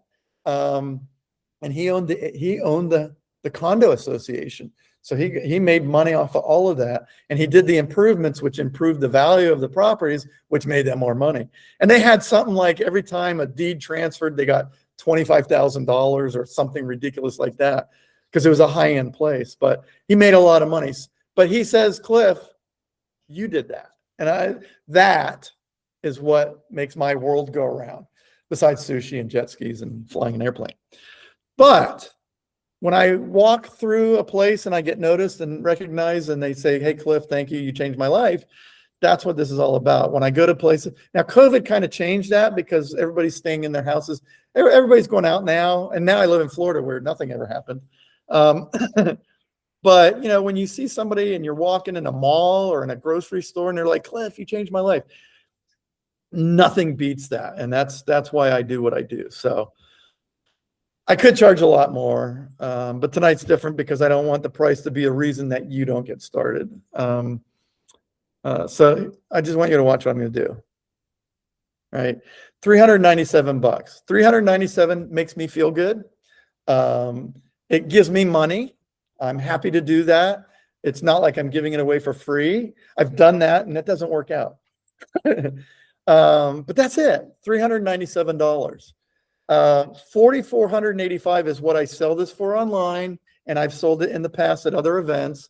But I want you to get this and use it, make deals easier to find, calculate, acquire, fund, fix, flip, whatever you want to do. Whatever you're going to do, excuse me, we'll edit that out, right?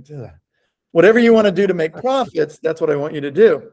Or leave it in because that's the real Cliff. I burped. But I didn't want to stop talking. So I want to change your life. I want to help change your life. And I know the 397 is going to do that because it's not 40, it's not 2,000, it's not 997, it's 397 bucks. That's it. Let me put that in perspective for you. Dave's first deal, he made $92,000. Worth it? 397, right? He paid 50 grand for it. I know he did. My first deal, $24,000. I paid more than $397 learning, right? The trial and error part. My Hawaii deal, that was a no-brainer. That's definitely worth paying $397 for. My Pasadena deal, I made almost $400,000 profit on that deal net. The Waikiki property that I financed, I made $15,000 on that, just putting money up for a couple of months. Deal after deal after deal. I bought a house in Knoxville, Tennessee. I don't even think I ever saw it. And I used the money that I paid for it. I accepted it as a down payment with a 30-year note of $500 a month behind that. I paid $50 for it. The guy gave me a $50,000 down payment, and I owner financed it to him on an agreement for deed, not agreement for deed, but an agreement for beneficial trust. So, I mean, hundreds and hundreds. I could just keep going and going and going. Is it worth 397 bucks? You're crazy if you don't think it is, but do you think anybody that has took my training, no matter what they paid for it, has changed their life? Let's say they never used it again as far as being an investor. Let's say they just went and they bought a new house and they remembered, oh, Cliff did this one thing and they saved 10,000 bucks. They saved 10,000 bucks. Is it worth 397? Yeah, you're getting the exact system that produces all of these results for less than most people spend on groceries or car payment. There it is. Some people have car payments at 397, right? It's not a cost. When you figure out everything that you can do with it, it's an investment in the knowledge that you're going to be able to use to turn into profits, turn into profits, turn into profits. If you do just one deal and you make $5,000, that's like the bottom line deals that I would do. I won't do anything if it's less than $5 grand. If I make $5 grand and I spend $397, Dan, let's hear the answer. Would you trade $397 for $5,000? All day long. and you know, if we were on one of those calls where they could type in like when I do webinars, they can type in and they type in, I says, okay, everybody who would do that deal, give me 397 and I'll give you $5 grand back. Just type yes in the chat window. I get like 8,000 yeses. And I'm like, okay, but I'm not really going to do that. So you give me 397 and I'll give you the abilities to go out and make the money. Because if you put in the effort and you put in the like wrestling, intestinal fortitude, you'll produce deals. You'll definitely do that. Now, if you go out there and you buy this and you don't do anything with it, you're not gonna do anything. It isn't easy, but it's simple and it's fun. Before I give you the link to make the purchase right now, I want to speak directly to a specific group of you. You might be listening to this and you're going to instantly grab this offer because it makes sense. And you're going to run with the program. You're going to go on the one day and you're going to get all the information. You're going to figure out your situation of how you're going to execute everything. You're going to go and you're going to start working it. You're going to start making offers. And hopefully, you know, if you get into that lucky space, you're going to put deals together that put money in your pocket. The reason I say it that way is because the FTC says, I can't tell you, you're going to put in all this effort, you're going to put deals together and you're going to make $1 million. I can't say that because the average person isn't going to do that. I think you're above average if you buy my program, honestly. That's my opinion. So, and we're allowed to have opinions, right? So That's right. you're going to go through this training and you're going to do the one mastermind and absolutely run with it. And I've seen many people do just that. But there's going to be some of you, and you know exactly who you are. I usually could see your face in the audience. You're like, you have this look on your face, and it's okay. It's very awesome. But you want more. You're going to want more. You're going to want faster results. You're going to want somebody to hold your hand. You're going to want direct access to the guru, which is me. I'm not a guru. I'm just an expert. And in fact, that's why I don't do the TV shows and all the other. I didn't want to go that route. So once you get to know me, you'll understand. You want me to personally work with your deals. I understand that. You want me in your corner every step of the way. I want you to know that on the one day, I'm going to talk to you about how that can happen and ways that that can be presented to you on the one day, so that if that's something that you're interested in, you can go down that route. But it starts with, you got to take action right now and get this program. The working with me in the future, that is a possibility. I don't want you to do that right now. I want you to get this program so that you can start studying and working on it, so that when you do come to me, and you may not, some people just go and I never hear from you, except I hear about all the deals that you've done. Some of you are going to come to me and you're going to say, okay, I know what my strengths are after going through your program. I can do all of these things, but I need help with this. Now we can spend focused time, and I'm going to analyze you like a mother-in-law to a son-in-law. No, I'm kidding. I'm going to figure out what your needs are and how my experience in technology and knowledge is going to help you the best to give you the results that you want. So we'll talk about that on the Zoom day. But right now, you need to go and you need to buy this program so that you can get started. You must get started. Otherwise, you're going to be sitting there watching other people doing what you're dreaming about. And you're nodding your head and smiling right now. Okay, there it is. Now, you might be watching this on your phone. I hope you turned it sideways. I should have told you that in the beginning, but most people know when they're watching the videos. I know I do that. But if you're not, you might turn your phone sideways so that you can see that. Some phones nowadays, you can actually click on the link down there. It's cliffg.me/Cliff G, Cliff Gager. So Cliff G. I didn't want you to have to type out Gager. And some phones you can click that and it'll take you right to the page where you need to purchase. If you're watching this on a computer, you can pick up your phone and you can literally scan that QR code and it'll take you right to the page where you need to go in order to get this purchase. It's gonna be a real simple process. Everything that I showed you tonight, all the videos, everything works. The system works, the training works, the spreadsheet works, the mastermind works. David proved it, Leo proved it, I proved it. A lot, I would say probably thousands of my students have proved it. All you got to do is pretty much go look up any of the big gurus' testimonial pages that are still up. If they're not in jail, like you said, that one guy, I don't know who it is, but most of their testimonials were from my students. So, but I can't claim them because they paid me to not do that. Does that make sense to you? So the only variable left is you. I got to ask you a final question.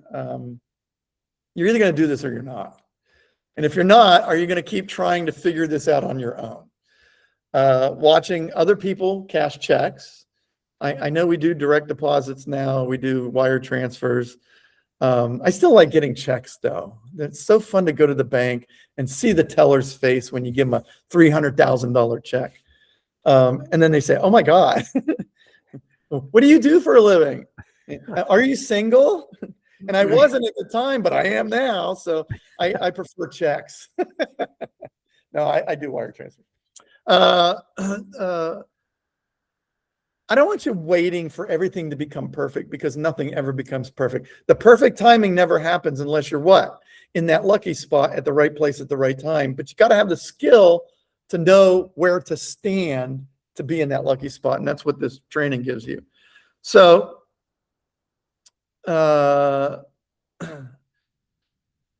when you get this, it's your turn, right? I call it a blueprint because that's exactly what it is. It's just, I know what you guys can do with this, and it's like I've seen other people do things with this, and it's just amazing. So it's your turn. Come on, it's your turn. Nike built, I like this one. Nike built an entire brand on that one true statement. That's a true statement. If you look at the screen right now, just do it. It's so simple, but it's just, if you're sitting there, I know a lot of people, they come to these events and they sit there and they go to hundreds of events and they never buy a piece of property. And you may enjoy being here and learning and whatnot, but it's so much funner when you go out there and execute what you're learning and put some money in your pocket. And then you come back to the meeting and you say, Dan, I want to tell everybody I did my first deal, right? I put $20,000 in my pocket. I did a wholesale flip in Ojai or wherever, right? And that's really exciting. I get up and I speak in front of people all the time, and I still get excited. So I know that the first time is really good. So I want to help you do that. So stop thinking about it. Just do it. Just get this done. Get the program. Start moving on. Happy life, right? Let's do it. Stop making excuses and stop chasing your dreams. Just grab it. And I'll meet you on the inside. I teach all the training. I teach all the programs. So now I'm going to show you this real quick because this is my secured checkout. It is secure. It is 100% safe. It's a real simple procedure. You put your information in there, your name and information, and then this will come up. This is the payment place. The first one is just your name and your email. So you put that in there, and then you hit the next button and it comes here so you can unlock the training. As soon as you do this, you're going to get access to the program. So you have to understand that I take all kind of credit cards, right? You can see them there. But what I also do is you can do a wire transfer from your bank account. So you click on that, and if you don't have a credit card but you have money in the bank, again, I listen to the people that come up to me at the end of my training events and my speaking events, and they ask me these questions. So I found a solution. I find solutions to the buyers and the sellers, right? I find the solutions for you as well to get my training. So if you have the money in the bank, but you don't have a credit card, you can use that to access the training. Afterpay, Klarna, you guys know what this is, Cash App, Amazon Pay. I didn't even know they had Amazon Pay, although I found out that I have Amazon Pay and I've used it, but I didn't even realize it. They also, if you're on your phone and you scan the QR code to get here, you're going to be on an Android or a Apple product. So they have Google Pay, Android Pay, and Apple Pay. So those are all going to be dependent upon the version of device that you're on. So it's a real simple process. Just go through there, fill it out, and immediately you're going to get an email acknowledging your purchase. And then you're going to get instructions on how to access the training, and you can do it right away. And then just make sure you give me a good address. I've had people put fake addresses in there for email. Put your real address in there, because then we'll be booking the one-day event, and you don't want to miss that at all, because that's going to get you started. and I'm going to help you with understanding things that maybe you don't understand so that you can move forward and do really good. So what I do now, remember I told you a lot of people come up to me and they ask me questions. So I took and I wrote a list of those questions over the years, and I want to tell you those questions now, and I want to give you the answers just like if you are running up to me right now. So you might be sitting there with a question right now, and I want to answer those questions just like if we were sitting in front of each other and live speaking. And I'm in Santa Barbara at the Hilton Garden Inn. Are you guys still doing it over there? Well, it was Fest Parker, and now it is the Santa Barbara Hilton, and everything has increased in price so much that most speakers are like, I don't want to pay $1,500 to come and speak there. Did they charge that much for the room? And yeah, that's just the charge for the room per day. So, for the day. So we do the Santa Barbara Hilton. If a speaker wants to pay the price, we do the Marriott right by UCSB. That's a vastly decreased amount to get in there and do that compared to speaking. Or we'll do something as simple as the Cody's Cafe, where you just have about 5 or 6 people there, and then again we'll do what we're doing here. This type of video chat.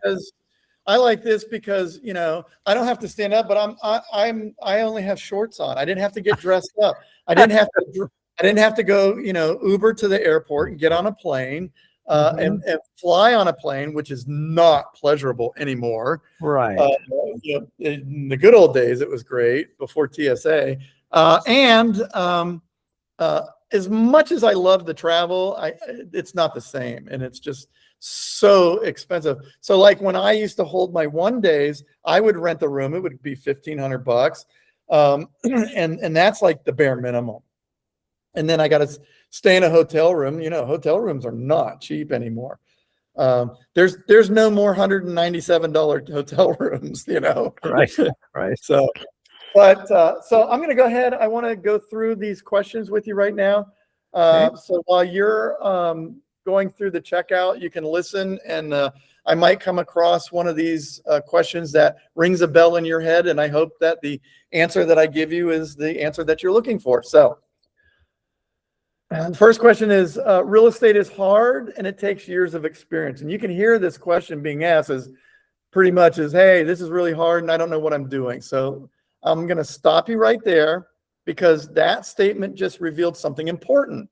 You've been told, right, that real estate is hard and it takes years of experience, and that's a lie. You've been told a lie, and you've been living inside it. So when you live inside a lie that you don't know is a lie, you see it and think of it as the truth.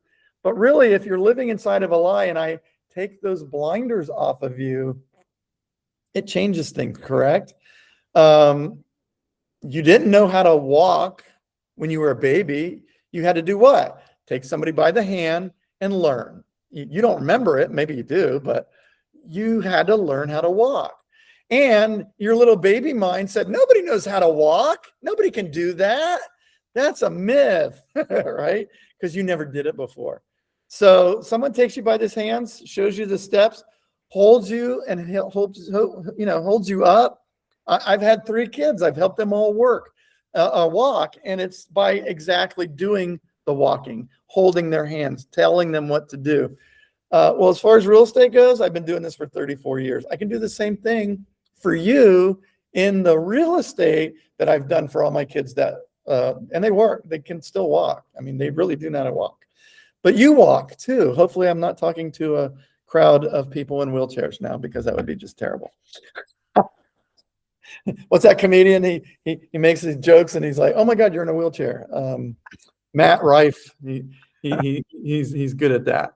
So if you're in a wheelchair, you can do real estate. If you're in a bed, you can do real estate. Everything that I do, I can teach you how to do to where you're the boss. You're the CEO. You delegate to people. You tell them how to do it. And all you need to know is the instructions that I give you in this training are going to tell you how to do it. It's 34 years of my experience every shortcut, every move that works.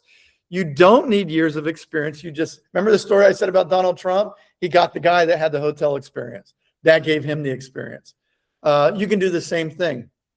When you buy my training program, it gives you all of the lessons that I've learned along the way in a format that you can use to teach yourself. And I'm right there online teaching you. So it's live videos.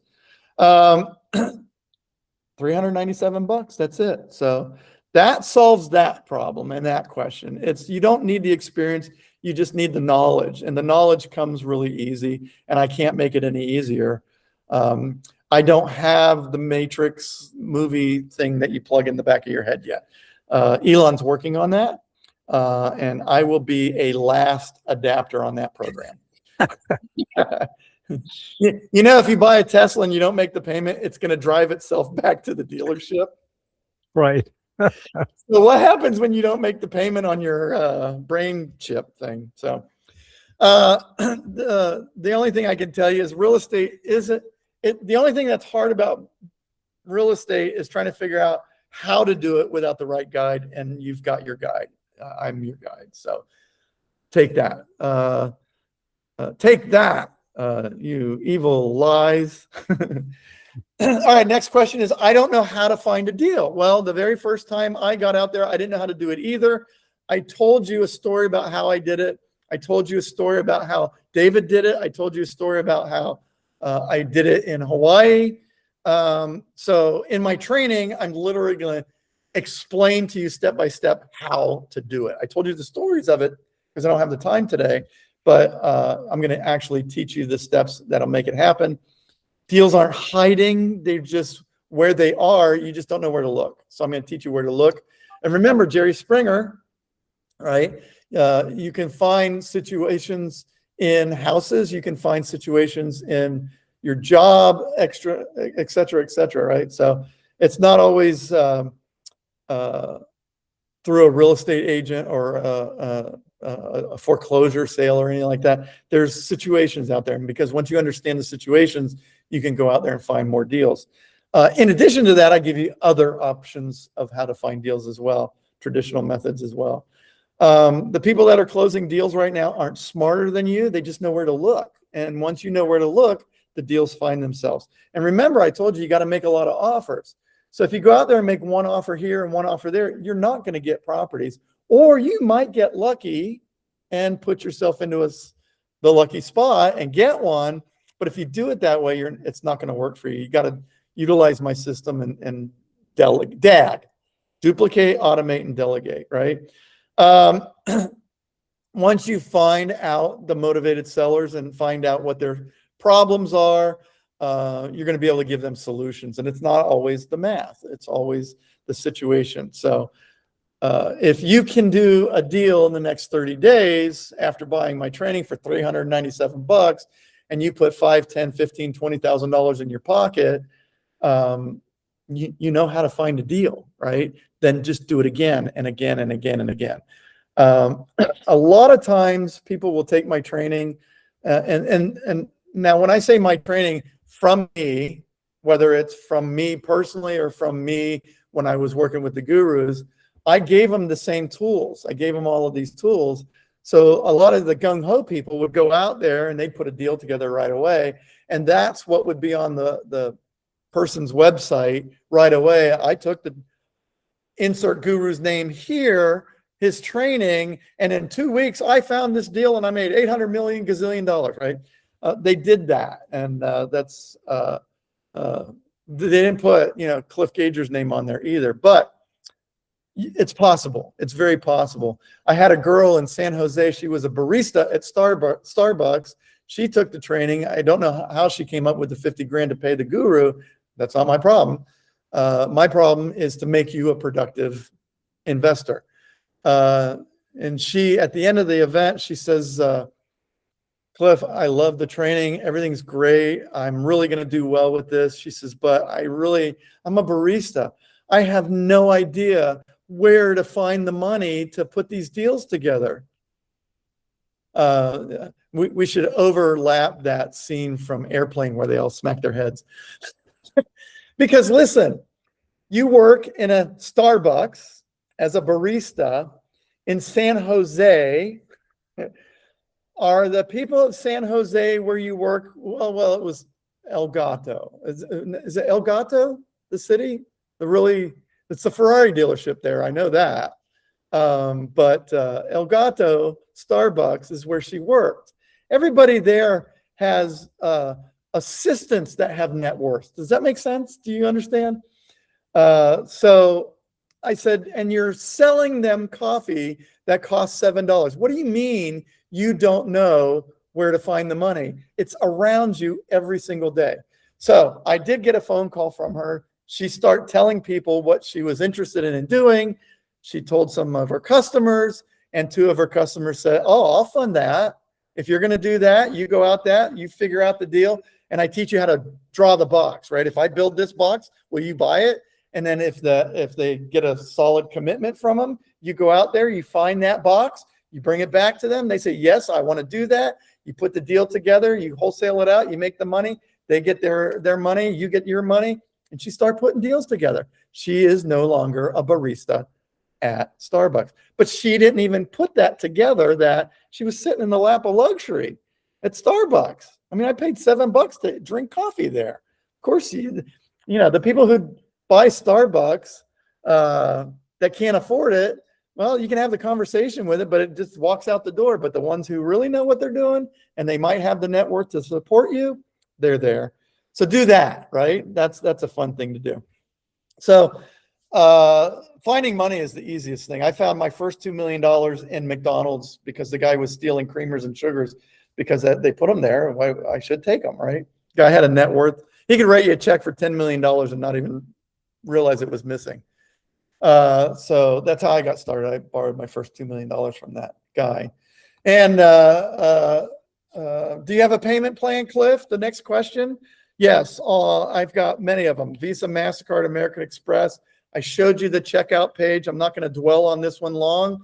If you open up the code there, or the QR code, or go to the website, you'll see the options. Klarna, Afterpay, all of those things are options. I tell people that you can probably get one of those interest-free credit cards for a year. I know I get offers all the time in the mail. It's like, hey, we'll give you, no interest, no payments for 6 months or whatever. You can put it on one of those. It's $397. If you put the effort in, you should be able to make $397 back to make the payment. It's not like you're putting $50,000 on that card and trying to make $50,000 like the gurus would have you do. I'm not going to do that to you. I won't take your money.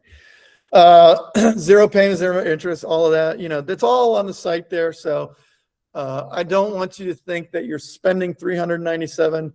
I think you're investing $397 into something that could come back to you to $24,000, $92,000, $300,000, whatever, right?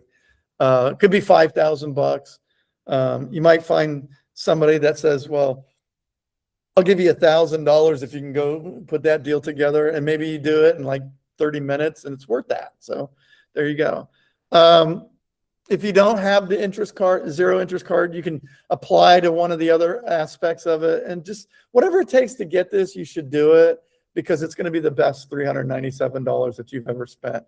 I've sat in the back of rooms when people give their presentations, and then they do the whole thing where they come to the end and they make the offer, and they're $1,000, $1,500, $3,000. I never see them do $397, and it's always a lot of money. So you have to really think, oh my God, it's $1,000. I might not be able to buy groceries this week, but I got to do this because I know it's going to work. $397 is not going to break you. And that's why I priced it at that.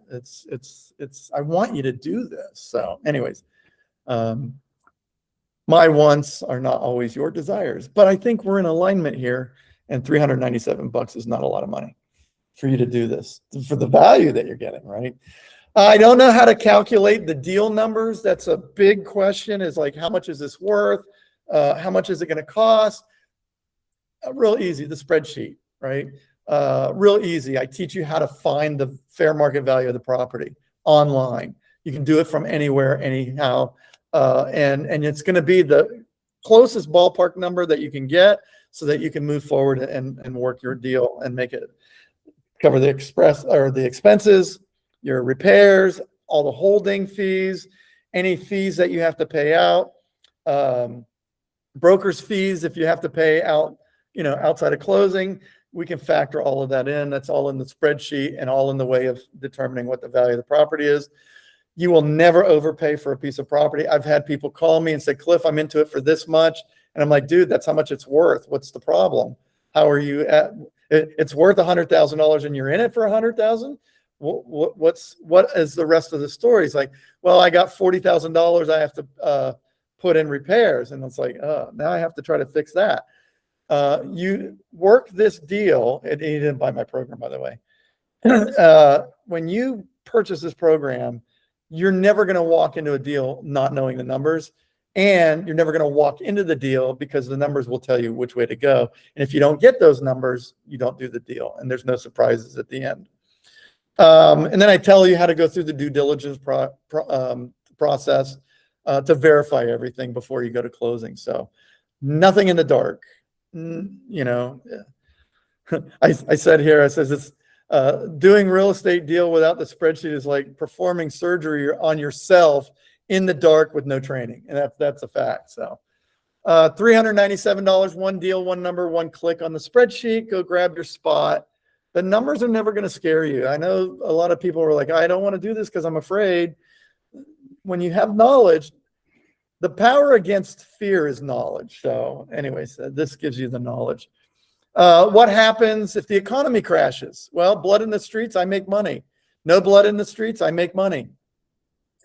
So I've lived through multiple, we talked about it tonight, Dan and I, about the crash in 2008 and 2009 and the run up of 2002 through 7, the pandemic. Oh God, I don't want to say that word.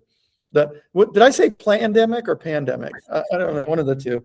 The 80s, the RTC issue, which raised its ugly head in the 90s. Good markets. I used to watch TV and I would see in Boston prices were going through the roof, and in California prices were going through the floor. And I realized it's you make money wherever, because I learned very early on about the situations. The Jerry Springer show. So if the economy crashes, people are getting divorced. If the economy is doing really good, people are getting divorced. Follow me?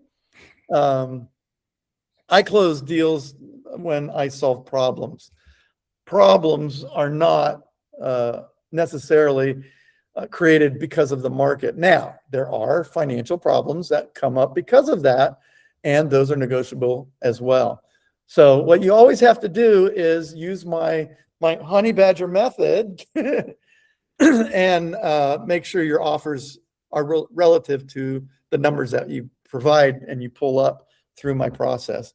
It always works. It will never fail, because you can judge what the market's going to do when you do the research, and I teach you how to do that. You know what the price is going to be 3 months from now, 6 months from now, because you know what the price was 6 months and 3 months and 6 months ago, and you can see the trend, and then the trend works. It's like a slow leak on a bicycle tire. It's not a flat blowout.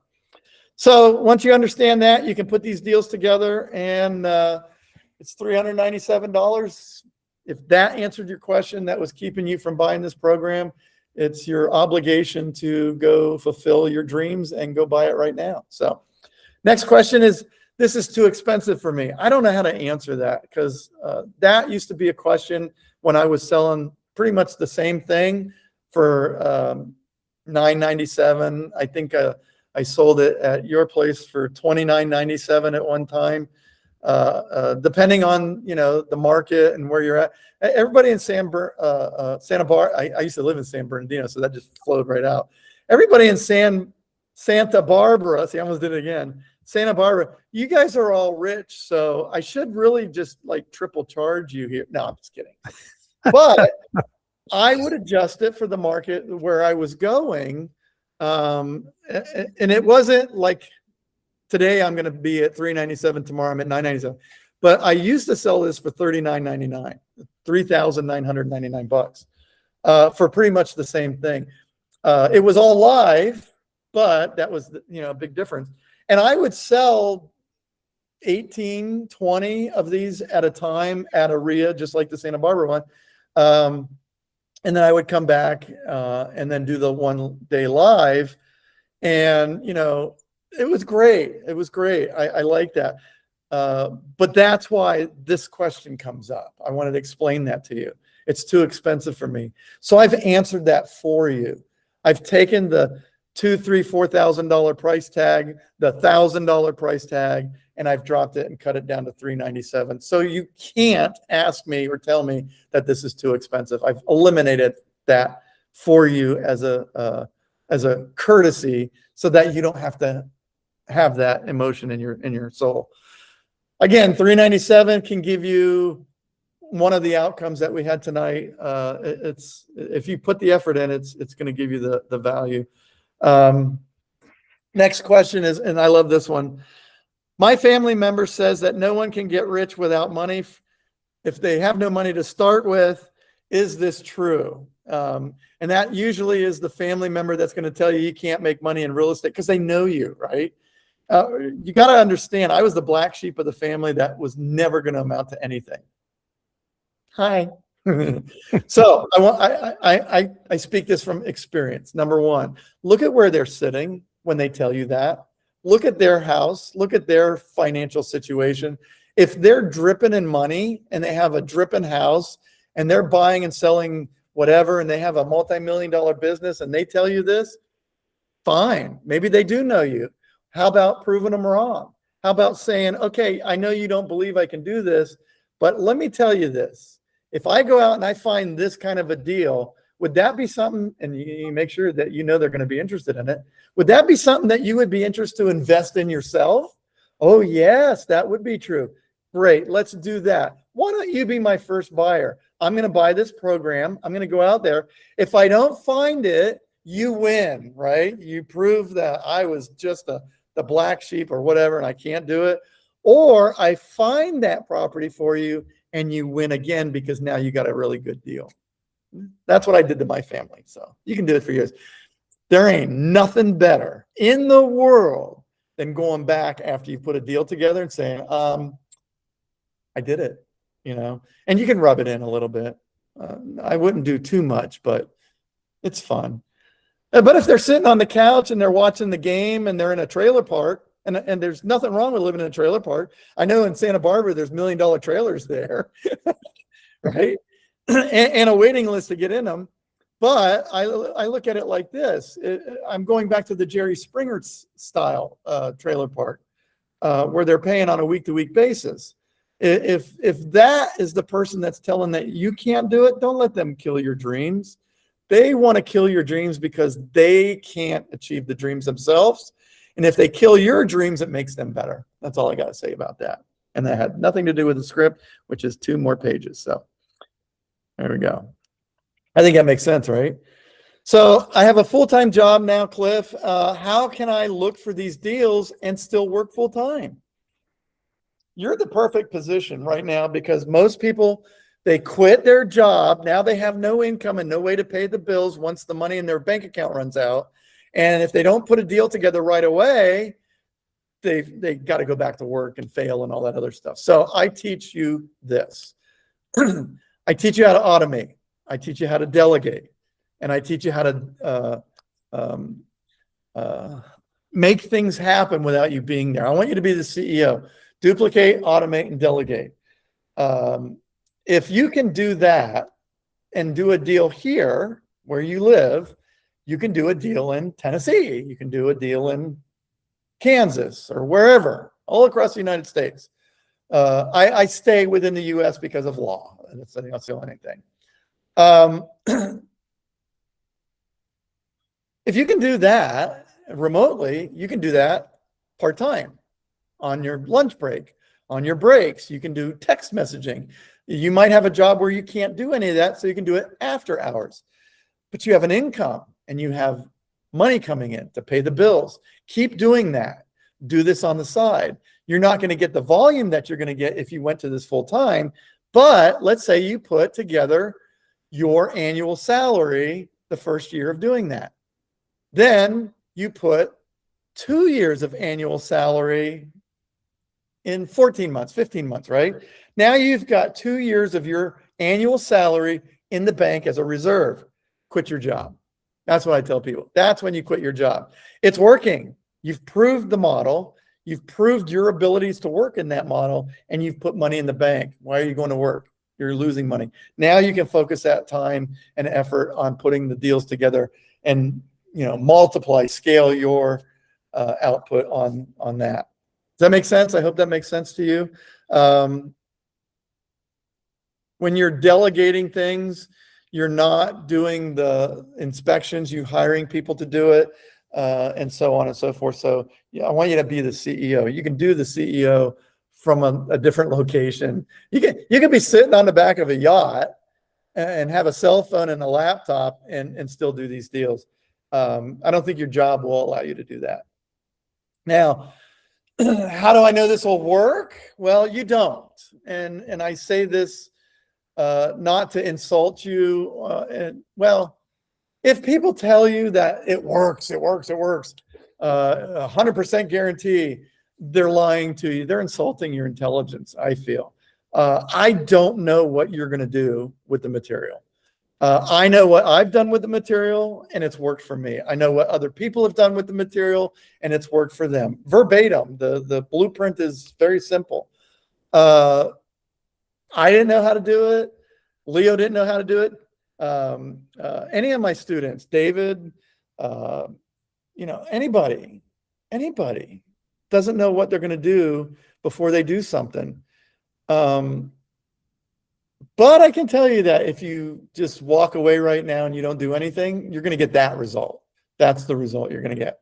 Nothing gives you nothing. That's a guarantee. So that's the only guarantee in the world. I looked at a meme today, and it showed, because I'm 61 and I'm kind of sad about that. I'm not happy with it. I'm mad at the time clock thing, and I'm mad that I don't have a time machine because I still think I'm like 35 years old. And I would do something so different, right? But I'm also on the acceptance of a lot of people haven't really gotten their start until they're at my age, because you have this certain clarity and knowledge and confidence in yourself because of experience, of life experience. So I always tell people, I don't know what you're going to do, but if you put everything behind you and you put full effort into this, you're going to get good results. It has to happen because it's happened for so many. But like the FTC and all the governments, they want to say results aren't typical, but don't be average. That's all I'm saying. You know, go above and beyond. And you're not spending $50,000 on this. It's $397. If you get this knowledge and you only use it to buy your next property and you save $1,000 on your next purchase of your property, you made your money back. So big deal, right? So I don't know what your efforts are going to be. That's up to you. You dictate how that's going to be. My experience is it will work. So, you know, go out there and prove that question wrong if it's going to work or not, right? Now, I don't have money right now. Will this deal be available next week? Well, I'm going to be completely straight with you. This price, $397, is available right now, tonight, while you're watching this. When this presentation ends, the bonuses will change and the price is going to change. And that's not a trick. That's just the way I do things. But here's what I want you to really know. $397 is genuinely out of reach right now. If that is a factor for you, I want you to reach out. I'm going to give you my email. It's cliffg@cliffg.me. If you can't afford this, I want to put you in touch with me or one of my staff members.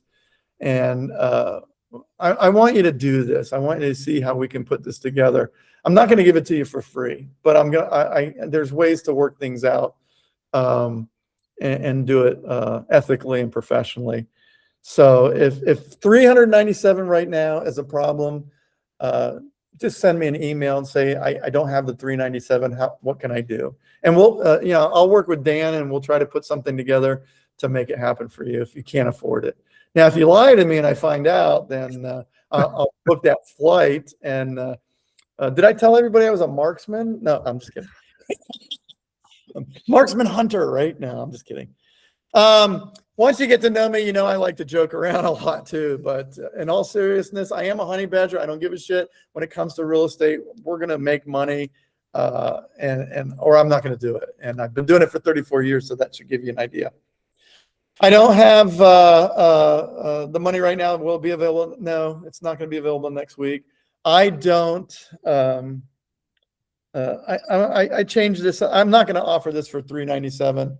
Unless it's an initial first time appearance. So once you see this and we have tracking, we know where you are from. No, I'm just kidding.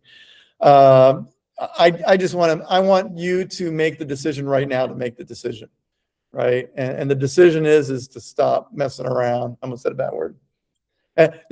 Stop effing around and find out how cool this can be, because it can really be cool. Anyways. Grab your spot right now. It's $397. I know I've said that. The system's proven. The decision is yours, right? But the time is now. And you're going to get the training, the spreadsheet, the masterclass, and a full day with me. So cliffg.me/CliffG. Like I said, some phones you can tap that right there. Maybe if you're on a tablet or something, maybe some Windows where you have screen touch, you can touch that. If all fails, you can type it in, or you can scan the QR code there. It's going to take you right to the checkout. Fill that checkout out. That's a easy thing to do, and pay the $397. You're going to get a welcome email. It's going to give you instructions on how to get to the information that you just paid for.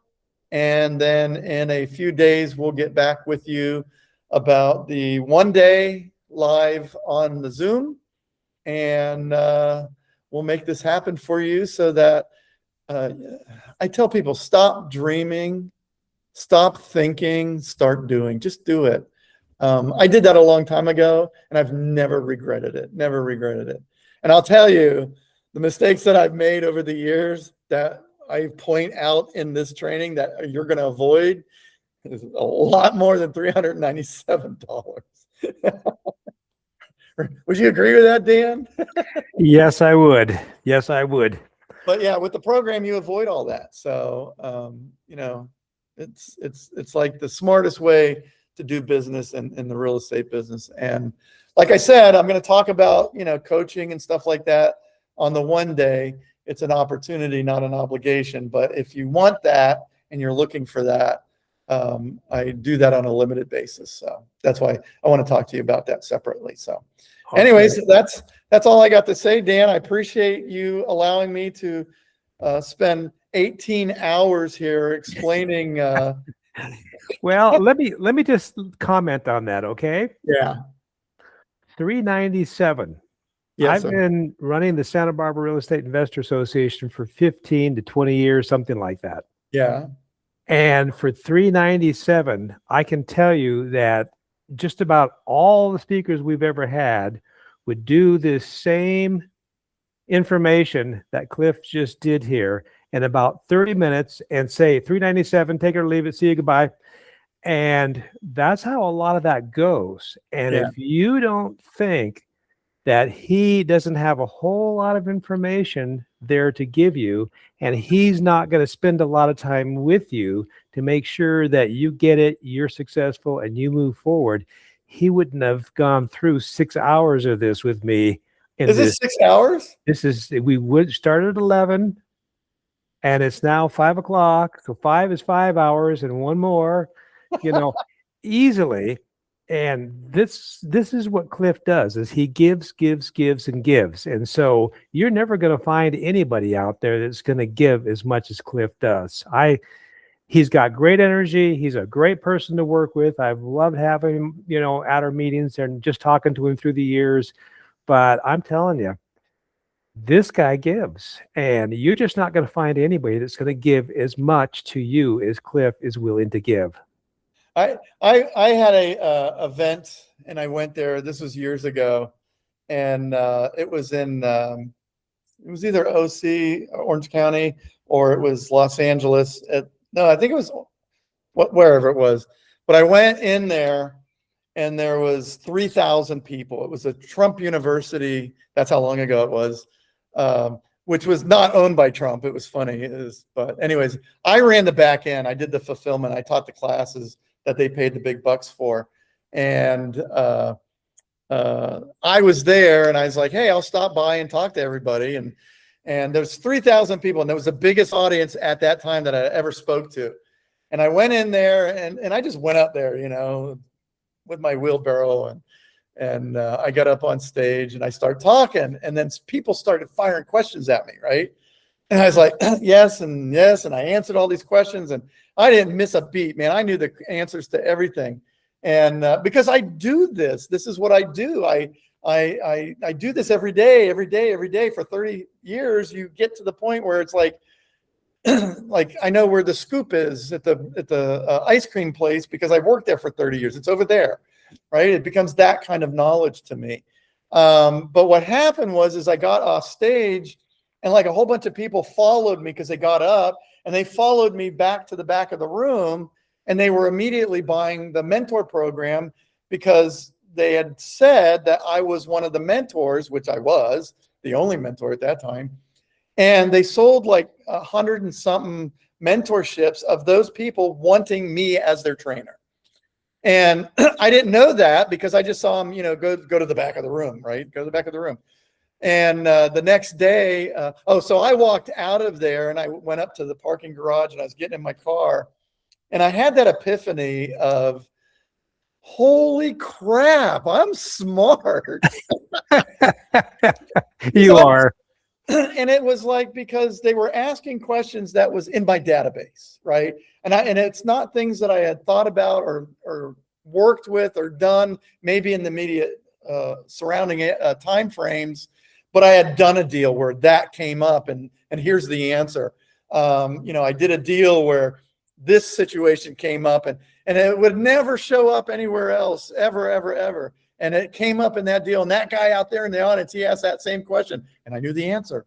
So that led to me doing an event in Chicago, and it was called Stump Cliff.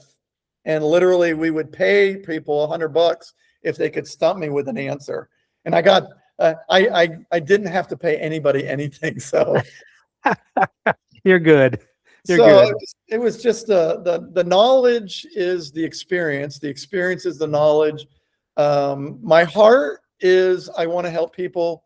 If you can go out there and put deals together like I did, I feel like my life mission has been accomplished. It's worth it. It's I have value to my existence here, and that's why I'm here. So I know it sounds corny and tacky, but it's the truth. And once you get to know me and you see how my training is, I'm goofy, I'm funny, I'm not funny. My kids think my dad jokes suck, but I don't care. I'm a honey badger, right? I'm a honey badger. That's right. So, That's right. Well, and when you learn about the honey badger, you'll be even more excited because you'll become one too. So. I think that anybody that actually gets through this, and I'd be willing to bet you, Cliff, that the people who are going to pay the $397 will probably get through an hour and go, I don't need to listen to the rest of this. I'm just going to do this, you know, because I want to get moving. I want to get going. And they're going to be like really sure you'll be there to support them in more ways than 90% of the people out there that do this. Yeah, I care. I've worked with the big people, and some of them are still big because they're bigger than big, too big to fail. And like, I don't name drop, but there's also some that were very big that have fallen. And I can tell you, I've flown on the private jets. I've stayed in the expensive suites. I've lived that lifestyle around them enough to know that the vast majority, if if they knew they were taking your last dollar and you were going to starve for 2 months, they'd take it. Yeah. And if I know you're going to have a problem, I'm not taking your money. Yeah. You know, and it's not because I don't need your money. I need money. Everybody needs money. We all need money. We but all need money, right? the point is I really believe in my system. It's worked for me. It's worked for other people. And like, I had that epiphany, like I walked out of that thing and I was like, holy crap, I'm really good. This really works, because you have to pinch yourself sometimes, you know? Yeah, yeah, you do. But Well, take care. I really appreciate all the time that you've given everybody for this, and very happy that I know you're going to be just enjoying the rest of your life, continuing to do what you've always done. And Yeah. those that want to be able to share that enjoyment and be able to learn and have that success, they'll be there doing this with you, and you'll be That's right. continuing to enjoy it. Excellent. Dan, I appreciate your time, and I could keep going another 6 hours, and you know that. I know you could. But if I don't say I'm going to go now, You won't. won't. Okay, well, thank you very much. Thank you very much. I appreciate it. I'll be back in touch in the next few days, and we will, do what we do. Perfect. Thank you. I appreciate it. Have a great day. See you. Okay. Bye. You have a good one.